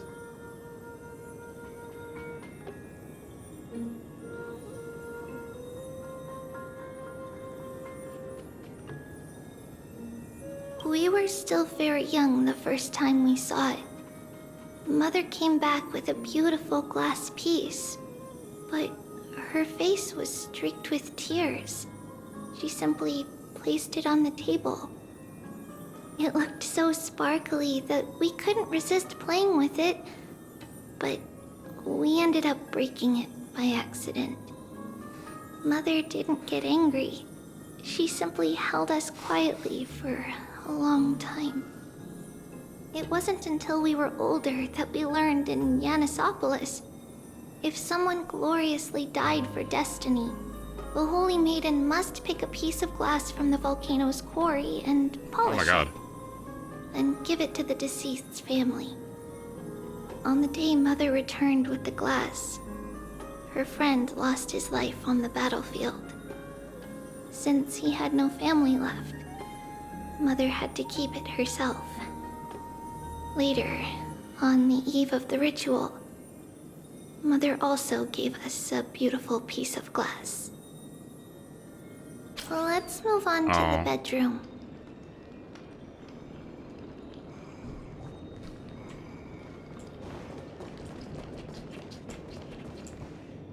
It's Trebios. Just as expected. It's time to get going after all. Mama, are you going to that ritual tomorrow? That's right, my sweet girl. What's the matter? I wish I could go too. I have something to ask Yanis. Oh. What do you want to ask? I want to know how to chase the black tide away. Ah, I see. Unfortunately, it's a secret ritual, and only I can preside over it. If you want me to consult the Titan on your behalf, you'll have to promise me something.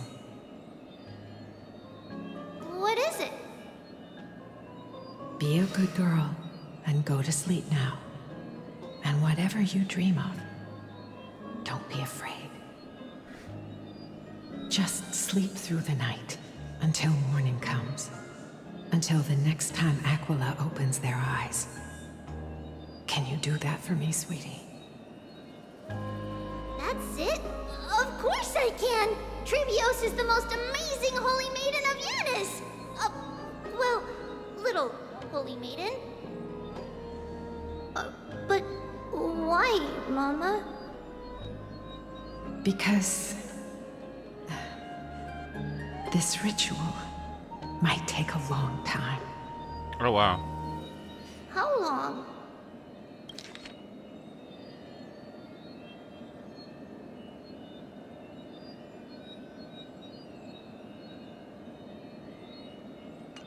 Tomorrow, my sweet child. I'll be back tomorrow. See you tomorrow? If not tomorrow, then the next tomorrow. If not, the tomorrow after that. But if I still haven't returned for a very long time, that means the ritual has succeeded. It means I've found a way to chase away the black tide and reach the new world on the other side. But for various reasons, I can't return to bring my sweet girl with me. But I'll be waiting for you there. As long as you stay brave and kind, we'll meet again in that new world. After I die? It's the end of the West Wind, the Black Tide's other shore. A radiant sea of flowers, blessed and protected by the gods. In the rosy horizon, you'll see a silver-white shoal. It marks the end of your voyage. A haven, free from storms, cold, and heavy rains. No sorrow can linger there. That is where I'll be, waiting for you.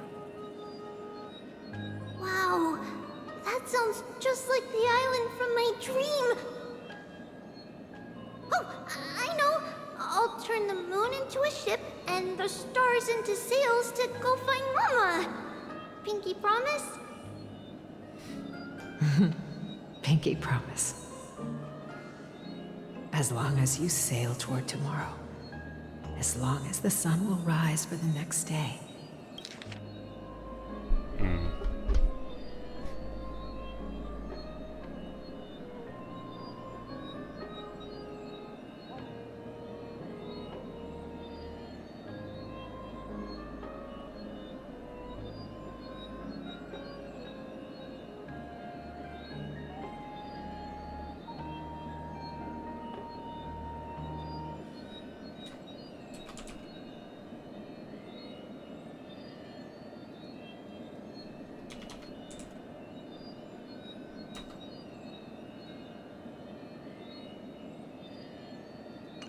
Our wishes will come true together.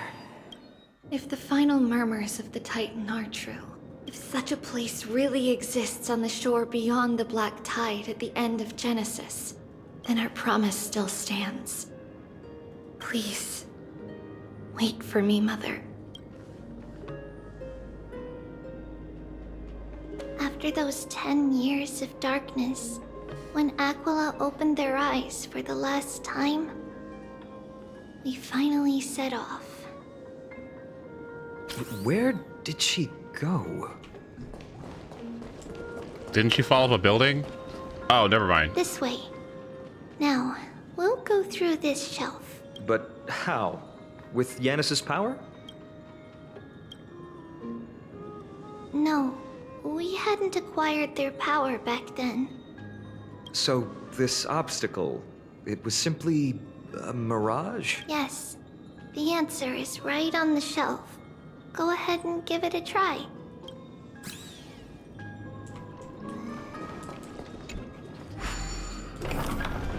It's a secret passage. It was a secret passage prepared by the Holy Maiden's supporters for Mother and me as a precaution. And now, it is turned into our passage to escape, just as anticipated.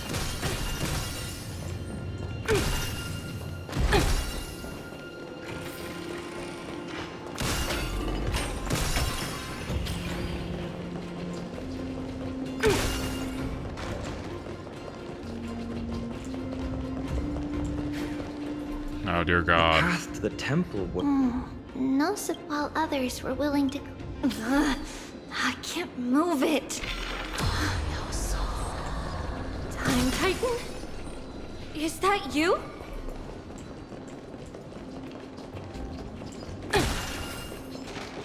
Oh my fucking God. Watch closely. Is it coming? Are you gonna let go? Oh my God. Let me go! Oh my God. Immerse yourself in I it. thought it was a fuck. Your body just mine. Easy, Numby. Liquidation! Doubt farewell. Let the valuation. To build consequence. Steady. Immerse yourself in it. Yeah. Easy, Numby. Go, Numby! Project wrapped. Okay, now where the fuck am I going?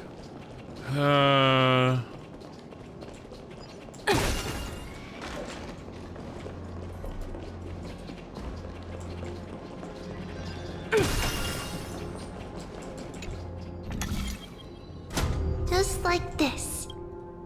Regardless, we don't. It's closer to the answer within our heart. Passage is now cleared.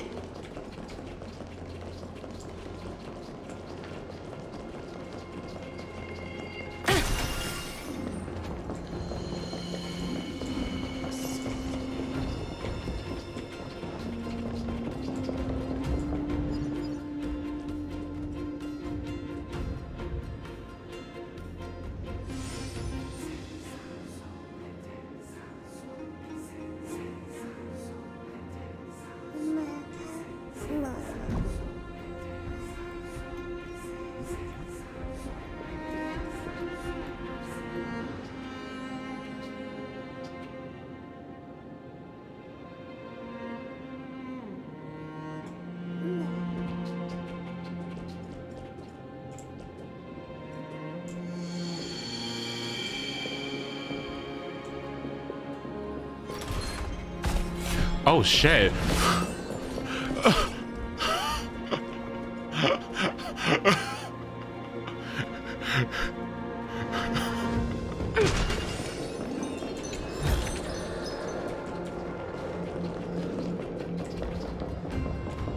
Nubby said, I ain't going over there, like...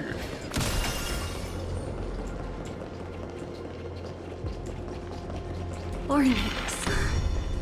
Thank you, nameless god.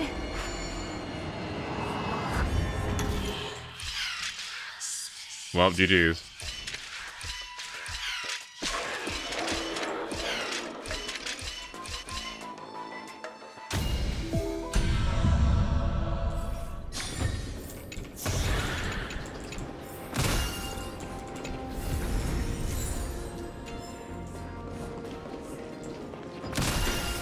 Thank God for adding these. Ugh.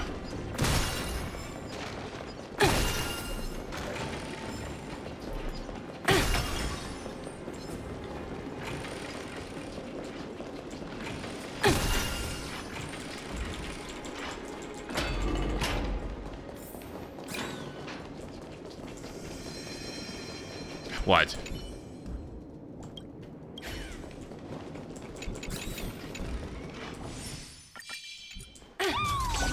Incense ascends.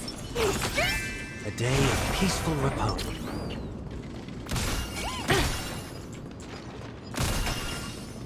Where, buddy? Where? Oh.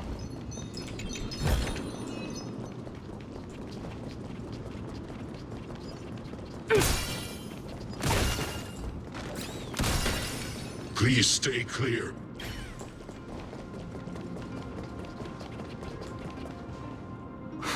Whoa! It looked truly magnificent back then. Relax. Take it easy. All these people, they're just civilians, not enemies, correct? Mostly, but it might not be the case later on.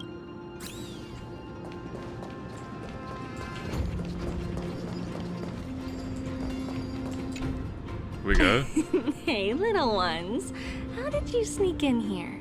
Shh! Please keep it down. We had to be really sneaky to get in here. Okay. But what did you sneak in here for? I heard there's a lovely holy maiden living in the temple, and I want to meet her. I couldn't stop her, so I had to think of a way to sneak her in. Oh, really? I was here to meet the Holy Maiden as well, but the guard said she had to go somewhere far away today. Huh? What a bummer. Mommy even asked me to bring her gift to the Holy Maiden. It's getting late. We couldn't go home now, okay? Okay then. We'll come back next time. Thank you. By the way they are dressed, the siblings look like civilians living outside the temple. Mother mentioned that when she was a holy maiden, she caught a girl sneaking into the temple to steal the tributes. Stealing from the temple was punishable by death. But that poor girl had no family and just wanted something to eat. So Mother took her outside and even gave her some food. Perhaps these two children are the descendants of that girl from back then.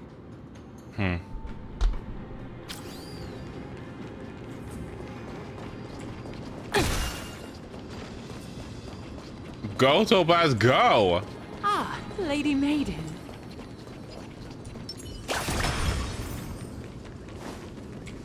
Oh my god. Lady Maiden, you need to dress warmer. It's pretty cold out. Let me get you a blanket. No need to trouble yourself. I'm just going for a quick walk. All right, but please take care of yourself. Your mother made us promise to look after you before she left. It's been a while since I last saw you. I just realized you've grown into such a beauty, just like your mother. Oh, here, have some of my sweet pastries. She used to enjoy them, so maybe you'll like them too. Are you not? What's wrong, Lady Maiden? I'm fine. It tastes really good. This lady is Mother's old friend. When we were little, we sometimes got to eat the sweet pastries she brought back. We've always remembered the familiar taste, and only now do we learn where it came from.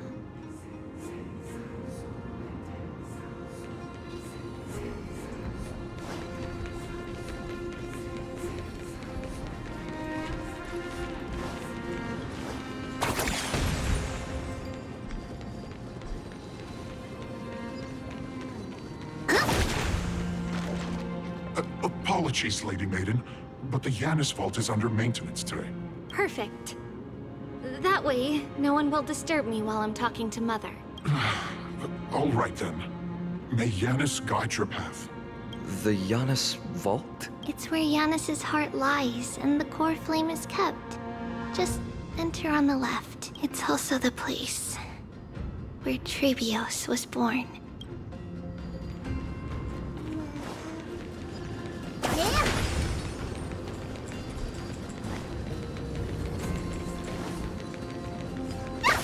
Maybe I was the Trian all this time.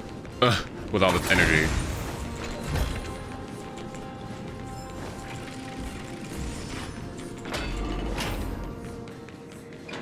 Trebios. What does that name actually mean? The one with 3 lives.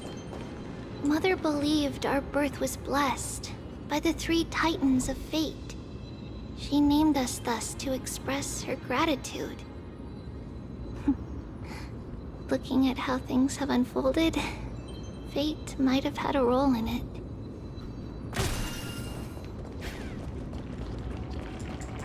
Oh, not the...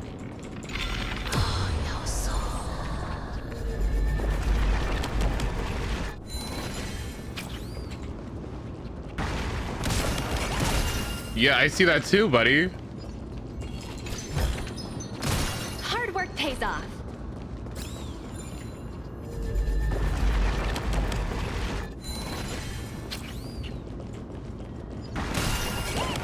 Oh, there's another one? Where, sweetie? Where? Oh.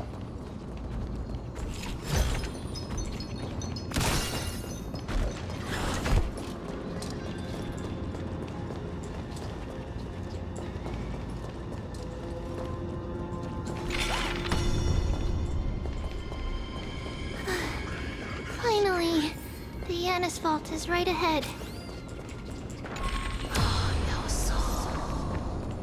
What the fuck?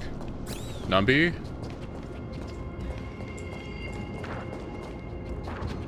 Numby? How did you do that? How did you... Numby?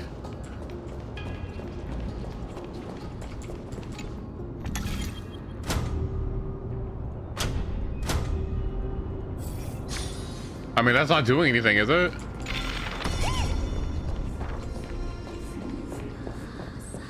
Thanks, Numby.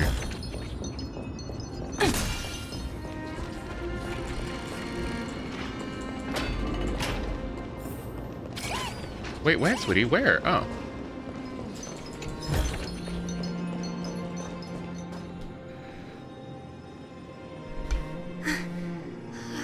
long last. Hi, good to see you too.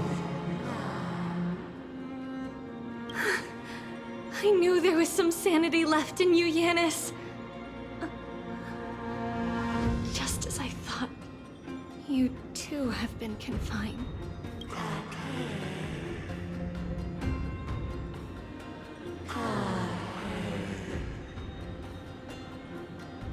No, Yanis.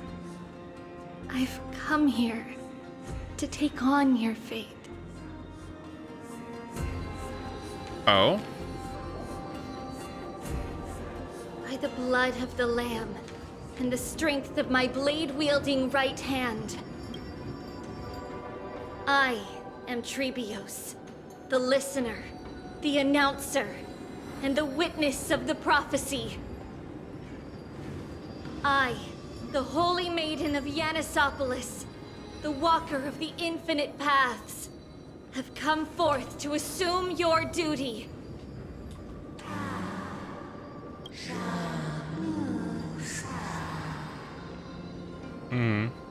Just as I wished. This journey promises to be a long one, with 1,000 selves to accompany me. I'll never be lonely.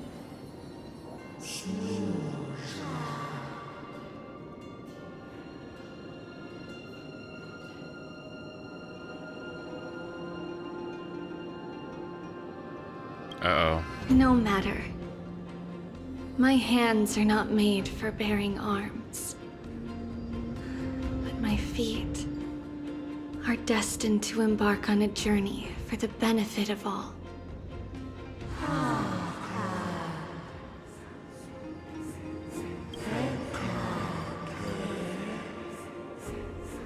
Okay, if you say so. Yeah, like as I'm saying, are you ready? Without a doubt, Titan. Okay. Let the prophecy shatter me, so that I may open a myriad of paths for this imperiled world. Janice was like, okay. Overthrow the gods, return to core flame. Inherit divine authority, forge godly miracles. Go kill, go mourn. Kill my kin, mourn our fate. Bury the spirits of the gods, nourish the land with divine essence. Yet thou shalt remember, yet thou must remember. All shall bid farewell to the one alone will witness the miracle.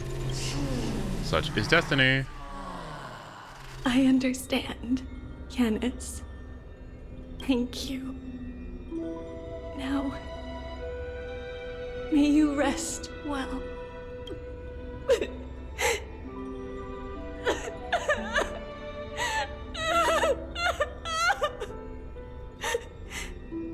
Mother, did you see that? I have assumed my duty and stand ready to set out. We will step over the gods' corpses and wander among humanity. And thus, we shall sweep apart AMPHOREUS' pitch-dark fog. May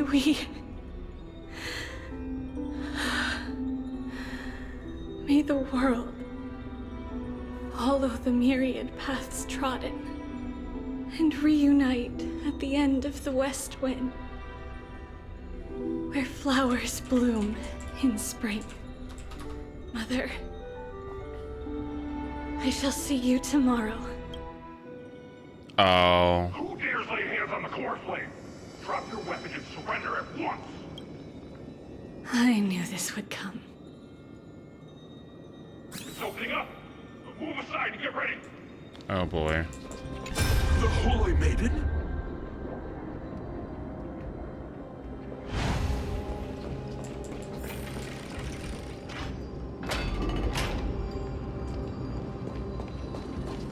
Yeah, I'm about to fight this little girl. Well, What's actually. happening here?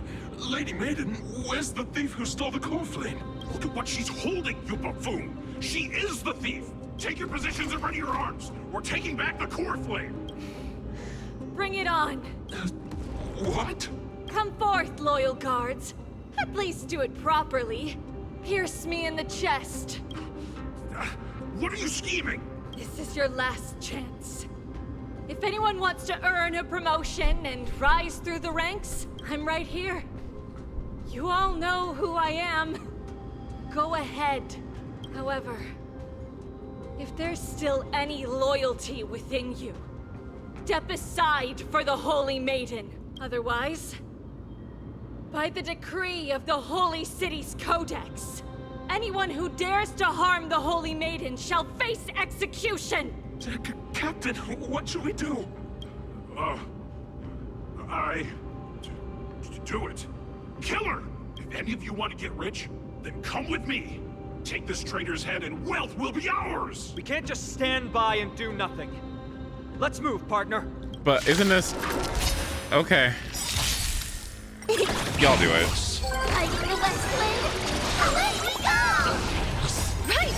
Investing in victory means playing the long game! Everything in this world is bleeding. Watch over you and guide you on your path. Damn, she fucked that up. Oh my god. That possible? She fucked that up. Could the Titan actually be on her side? That woman is the traitor! I should go. Let's keep up.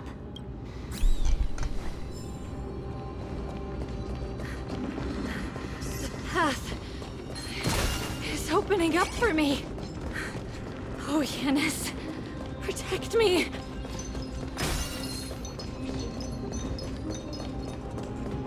Girl, how do I open it?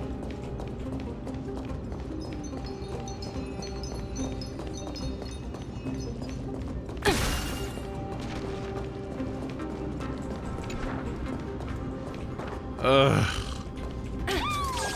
Incense ascend. Strength numbers!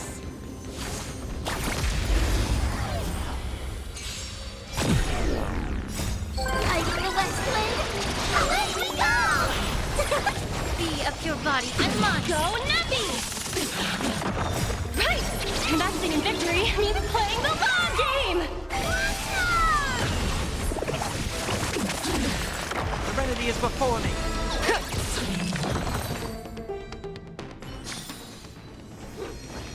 Toward tomorrow! Onward! Dear God.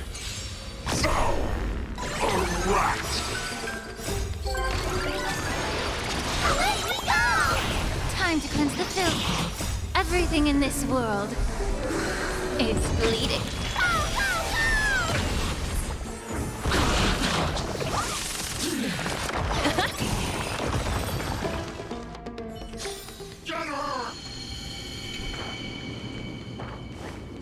What the fuck? What?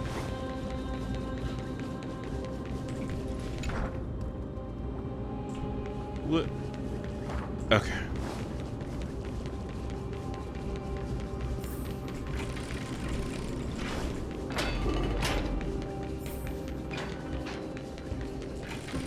Strength numbers! Incense ascend. The main path is likely well guarded. What do I do? Just as I thought. Inside! Wait, what?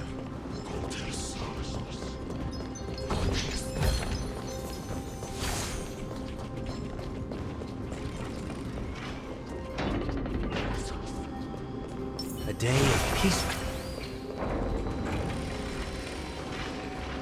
There are guards here too. Don't alert them.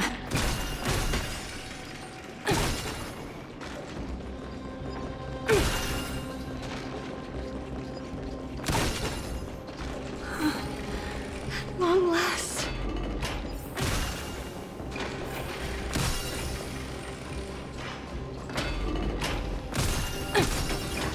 Oh my god. A creature of the Holy City Guards. But I'm already so close. This should be the last fight, but I don't get it. This has been puzzling me for a while. This is already in the past, so why are we doing this? Who has been aiding Trebios in her escape?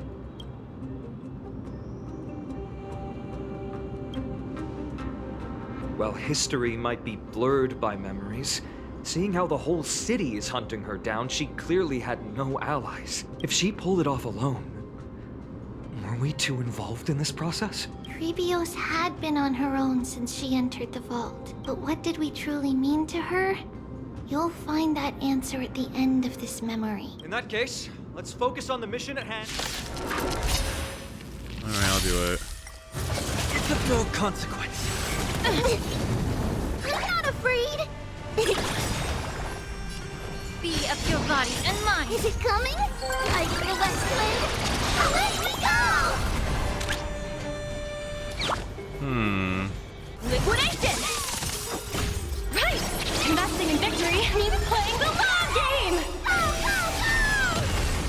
This mortals watch over you and guide you on your path. The truth burns everything I in should this get the other world. one too, right? It's bleeding. That's annoying. Why didn't you go up? Okay, whatever. Serenity is before me. Whip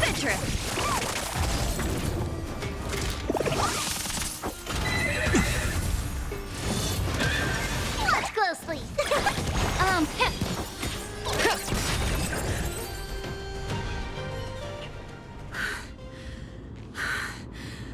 Finally, beyond this gate awaits a boundless world. This is where my journey begins. God of passages, can you see me? Ooh. I will complete the path that you started. No response after all. Yanis, may you have a good dream.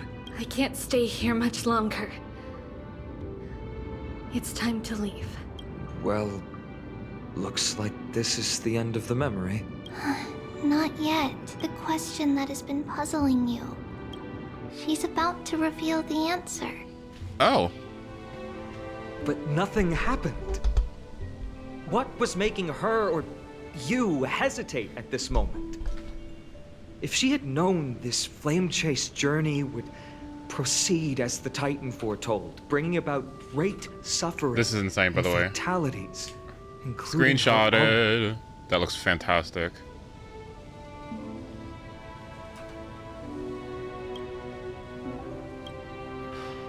Would she still have chosen to walk through the gate and start her journey?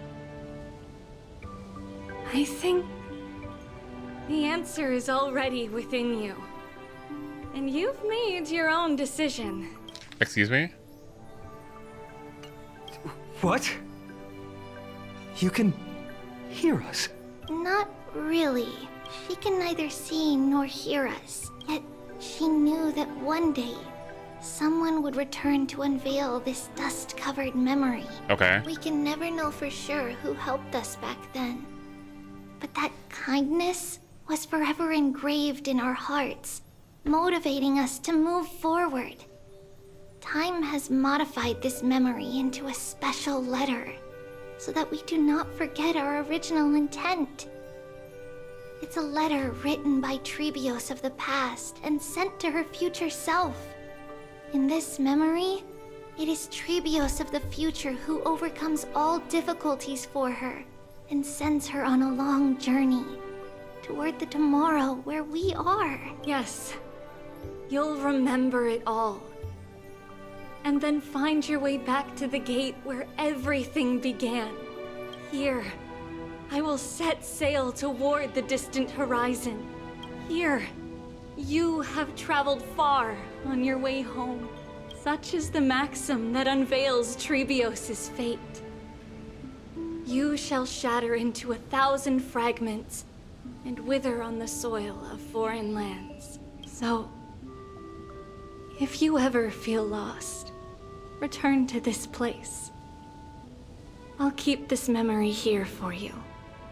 Or for me, to embrace it again. Worry not. The loss is something we've grown used to. Our resolve and our pledge are what Trebios will never forget. Each one of us has never failed to remember. Losses are a constant on the flame chase journey, among which even life itself holds little value. The hot blood of the sacrificial lamb will not be spilled in vain, like my mother and I. The libations poured are guaranteed to bear fruit, just as my blade-wielding right hand is not a hollow formality. Surmount the myriad passages of Yanis, and we will once again ride the west wind and let the wings carry us far away.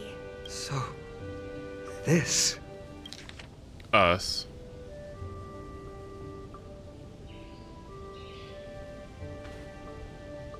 Us is kind of insane.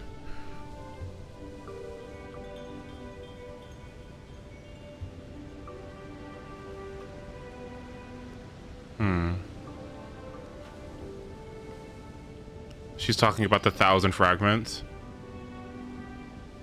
Yeah.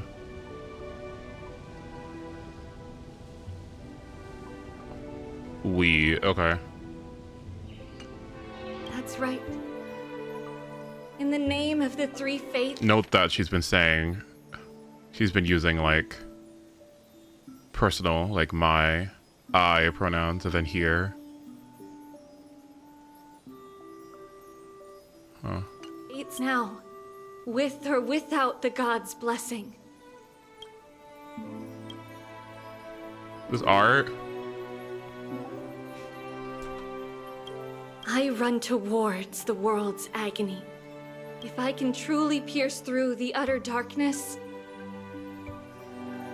we will meet again at the end of the west wind, where flowers bloom in spring.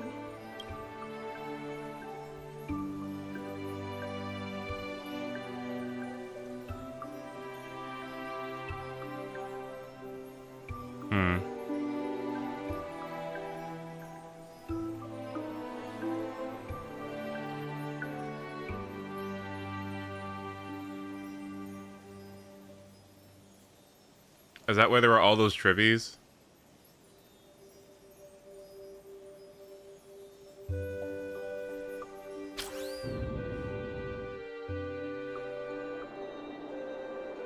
Lady Treby, do you still think that everything will be fine tomorrow? Yeah, that's what Trianne would say as well. With all due respect, Lady Treby, you know perfectly well that see you tomorrow is nothing but a white lie. Actually,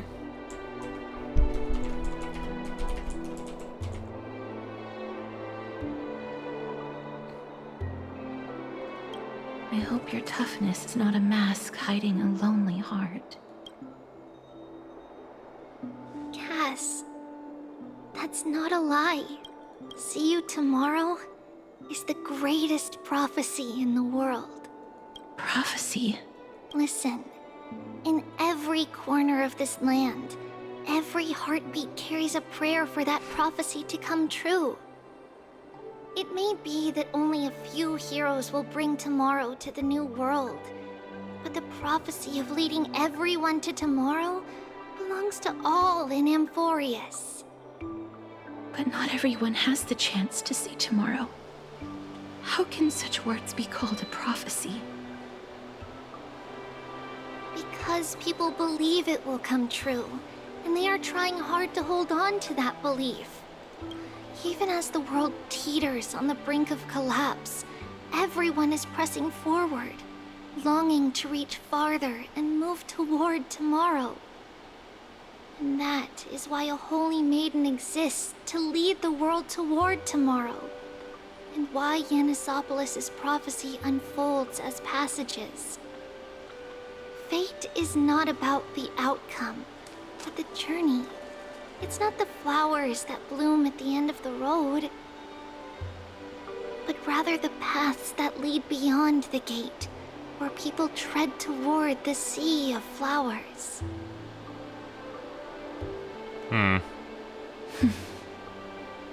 So, Cass, if anything is troubling you, Just set it aside for tomorrow.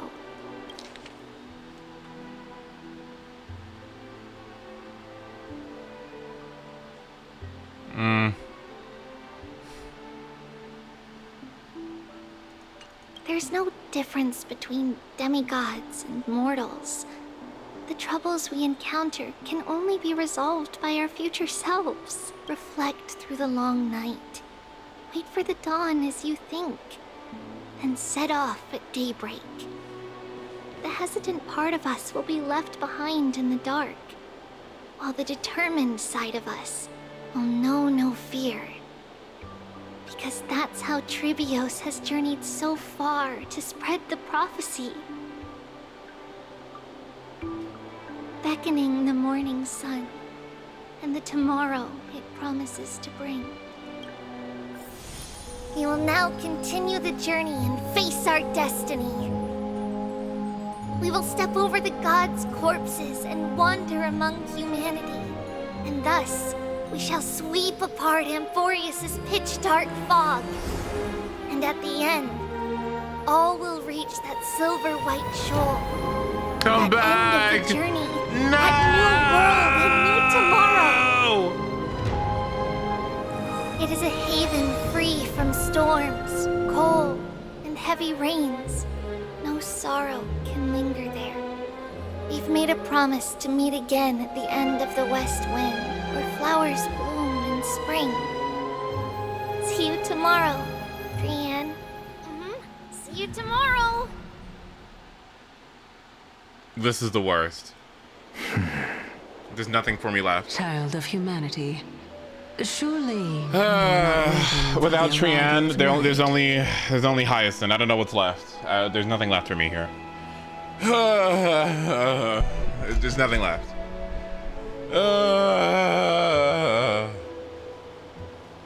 I don't know. Like, what can I can't proceed further without Trian.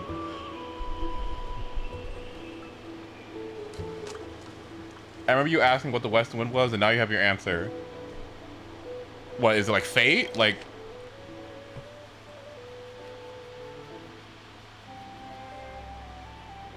The journey?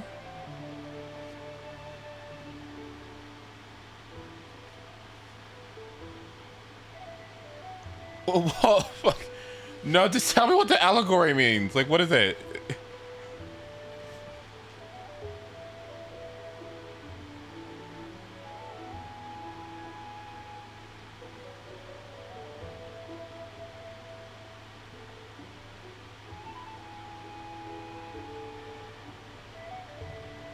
Like, what? Paradise? Death?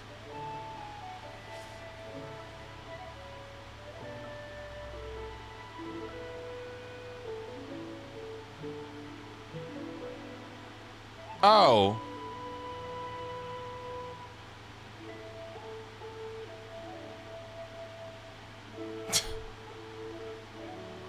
Okay. Nights do not fall upon Akama. That's why it's futile for you to wait here. Honestly, I didn't expect the renowned Reason Titan to behave like this. And that's all thanks to you. If your soul weren't as prickly as a hedgehog, I wouldn't have to act this way. If you were more accommodating, you wouldn't be opposing me all the time, and I could teach you more freely instead. It was you who insisted on implanting the core flame in me. Forget it. Cut the sarcasm and just say what you need to say. Fine, fine. All I want is to remind you. There's not much left in your soul. If you don't do something soon, I will have to take over this body. If I'm not worried, why should you be? I know what you're planning. You just want my help answering the question. What exactly are we? Correct? It's good that you remember. Thus, equivalent exchange. It's only fair. Then rest easy. The answer will soon be revealed, and you'll have to return my body shortly. Is that true? Certainly. I initially thought this extremely frail state would hinder me from getting my body back. But I didn't expect the answer to be right within it. That saved me a lot of trouble. I don't even need the black-robed swordmaster's ceremonial blade. That's certainly worth celebrating. Regrettably, I can't carry out the upcoming experiment alone. The girl who's walking with death, is she fully prepared? Be patient, Titan. If we're always so guarded, how can death reach us easily? Unfortunately, on behalf of Okima, I must ask you to slow your pace. I forgot about you. My apologies. A child's words are always carefree. I'll just dismiss these words as nonsense from a cheeky child. Come now, conceited performer. It's time to address your relationship with that Titan. What if I refuse? Provocation will only tip Talantan's scales further toward your demise. There's no need to go to such lengths. Oh, monster neither human nor divine. Don't forget that you won't dare kill me. If you snuff out the core flame of reason, what else can you use to stand against the Council? Do you two mind if I cut in? I warned you. Do not interrupt me. I just have been meaning to ask. Does death really matter to you? What do you mean? What I mean is... Don't interrupt before me. I implanted the core flame into your heart. What am I telling you guys about interrupting me? Y'all pull up for him? Okay. Sorry. I just wanted to shit on people for a second. I'm kidding. You were already a silent, cold corpse.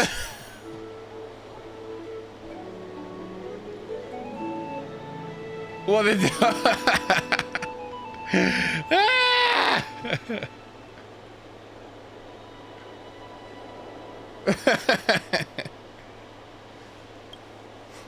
Listen, Star Seeker, you can't like all these characters, okay? Like we gotta be like lukewarm on some of them at least, okay? So we don't feel bad about skipping. All right.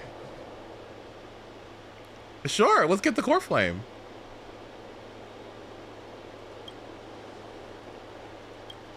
I mean, okay.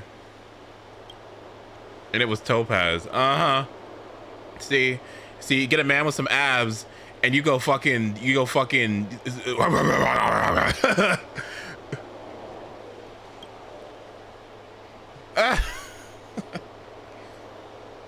Oh, thanks, Dunhog.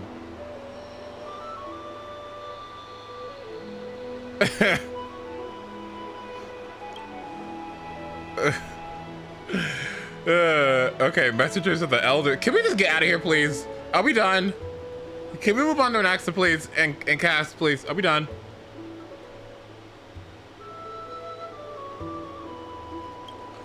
The council? Oh my god. Some members of the council aren't happy with the Chrysos heirs? Okay, great.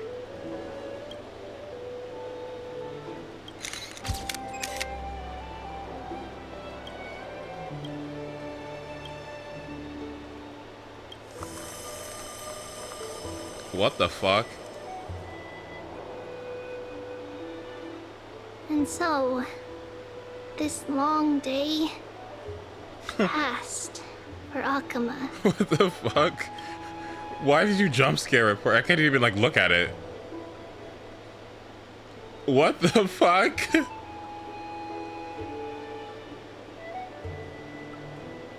Like what? Why did it jump scare? For just a second, I can't even observe the situation. Some people arrived, and some left forever. Just like every other day of this journey, where we, stumbling, move forward. We have long been prepared. If we are to chase the flames, then we must grow used to farewells. And yet, no one back then could foresee death.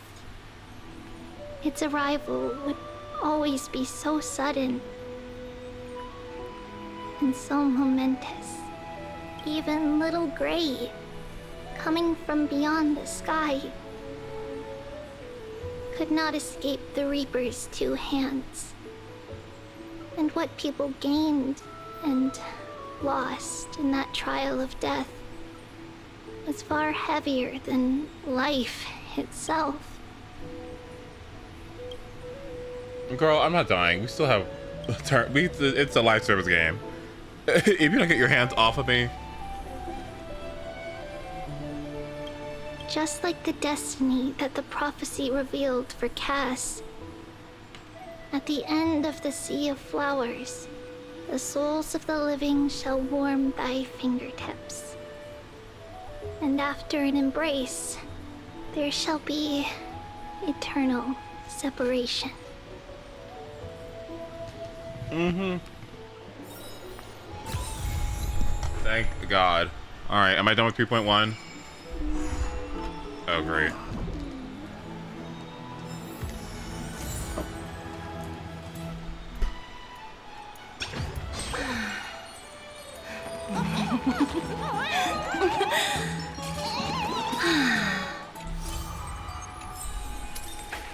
Okay, we did it. That's lovely. Wow. That was nice. Now let's start 3.2. Okay, and then I'll be caught up with you guys.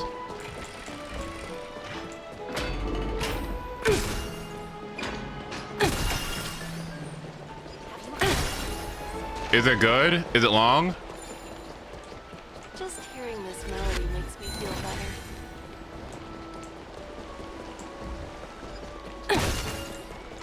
Hello. Pardon me. Could you please maintain a safe distance?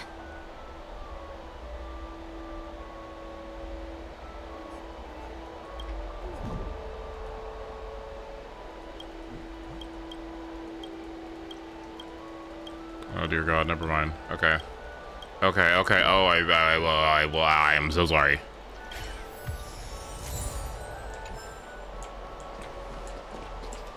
Kai, can you get the fuck away from me? Thank you.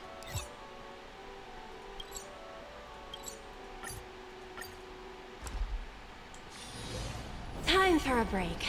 Silent mode activated. Wait. I'm so parched. What the hell? You better eat this. The sweet waves are surging. Ooh. Free stuff. The fountain's voice is trippy. Oh.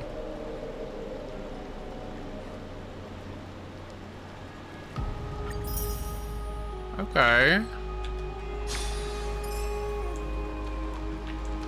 Wonderful. Okay, good. That's so many pulls. Okay, thank God. Can you get this man off of this goddamn banner? Him too. Okay, I'm gonna stop. Alright, y'all. Thanks so much for joining me. I might be back later on today. Maybe not. But I'm glad I got this done. So, yeah. Overall, 3.1, that was pretty... I'm not gonna lie. I think that was about 7 or 8 times better than 3.0. I really do think the difference is that stark. That was really pleasant, easy to follow along, a little bit rambly, but not too much. It was good. It was good. It was good. It was actually pretty good. No puzzles, like good pacing, like answer my questions almost immediately at times, like still you know, a lot of the stupid Star Wars ambiguity thing, but not nearly as much this time. It was good. I liked it a lot. I liked it a lot. It was not bad. Yeah, they did a good job on this one. But yeah, just never do that again, because that turned me off so bad. Honestly, a part of me could have maybe quit the game at 3.0 if I wasn't streaming it. Okay, like, sorry. Part of me, like, the state of the game at the time, the everything about that, like, I really could have quit if it wasn't for the streaming, if it wasn't new to it. Okay, I could have quit.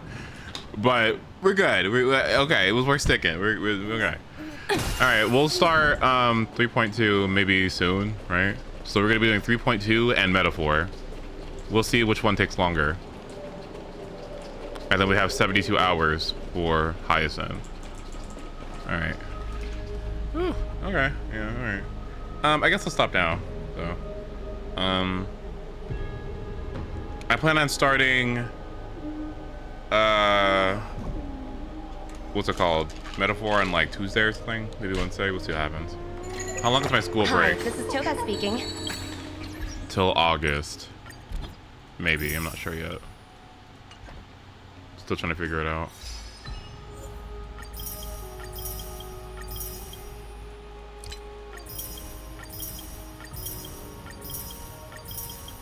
Is Final Fantasy after Metaphor? Well, we're also gonna have to deal with DK, so I really just want Metaphor to go by as soon as possible, so I can move over to Final Fantasy, because that's really the one I'm excited for. Oop.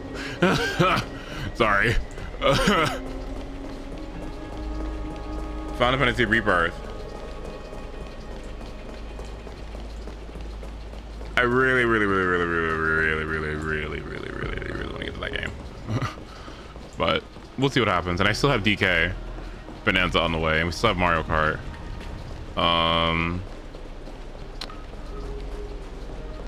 Yeah, okay. Maybe do Final Fantasy first then? Nope. I'm just gonna get it out of the way.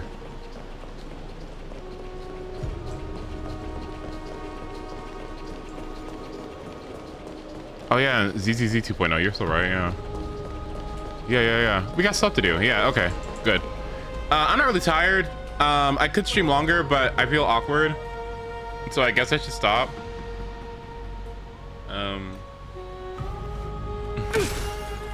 That's gonna impact how you feel about the game.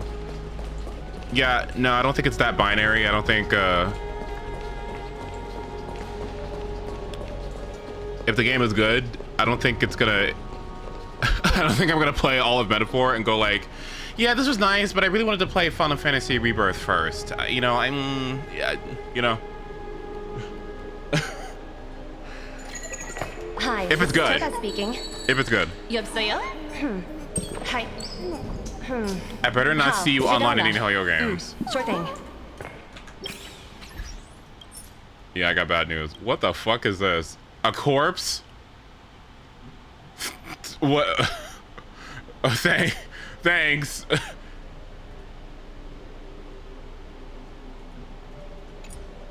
You've been guilty of that before. Where?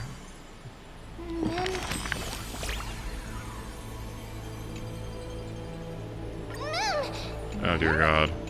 Oh, I shouldn't have clicked. Oh yeah, okay. I gotta go through all these. I think get this one. Oh, wait. And then this one. Nice. Okay.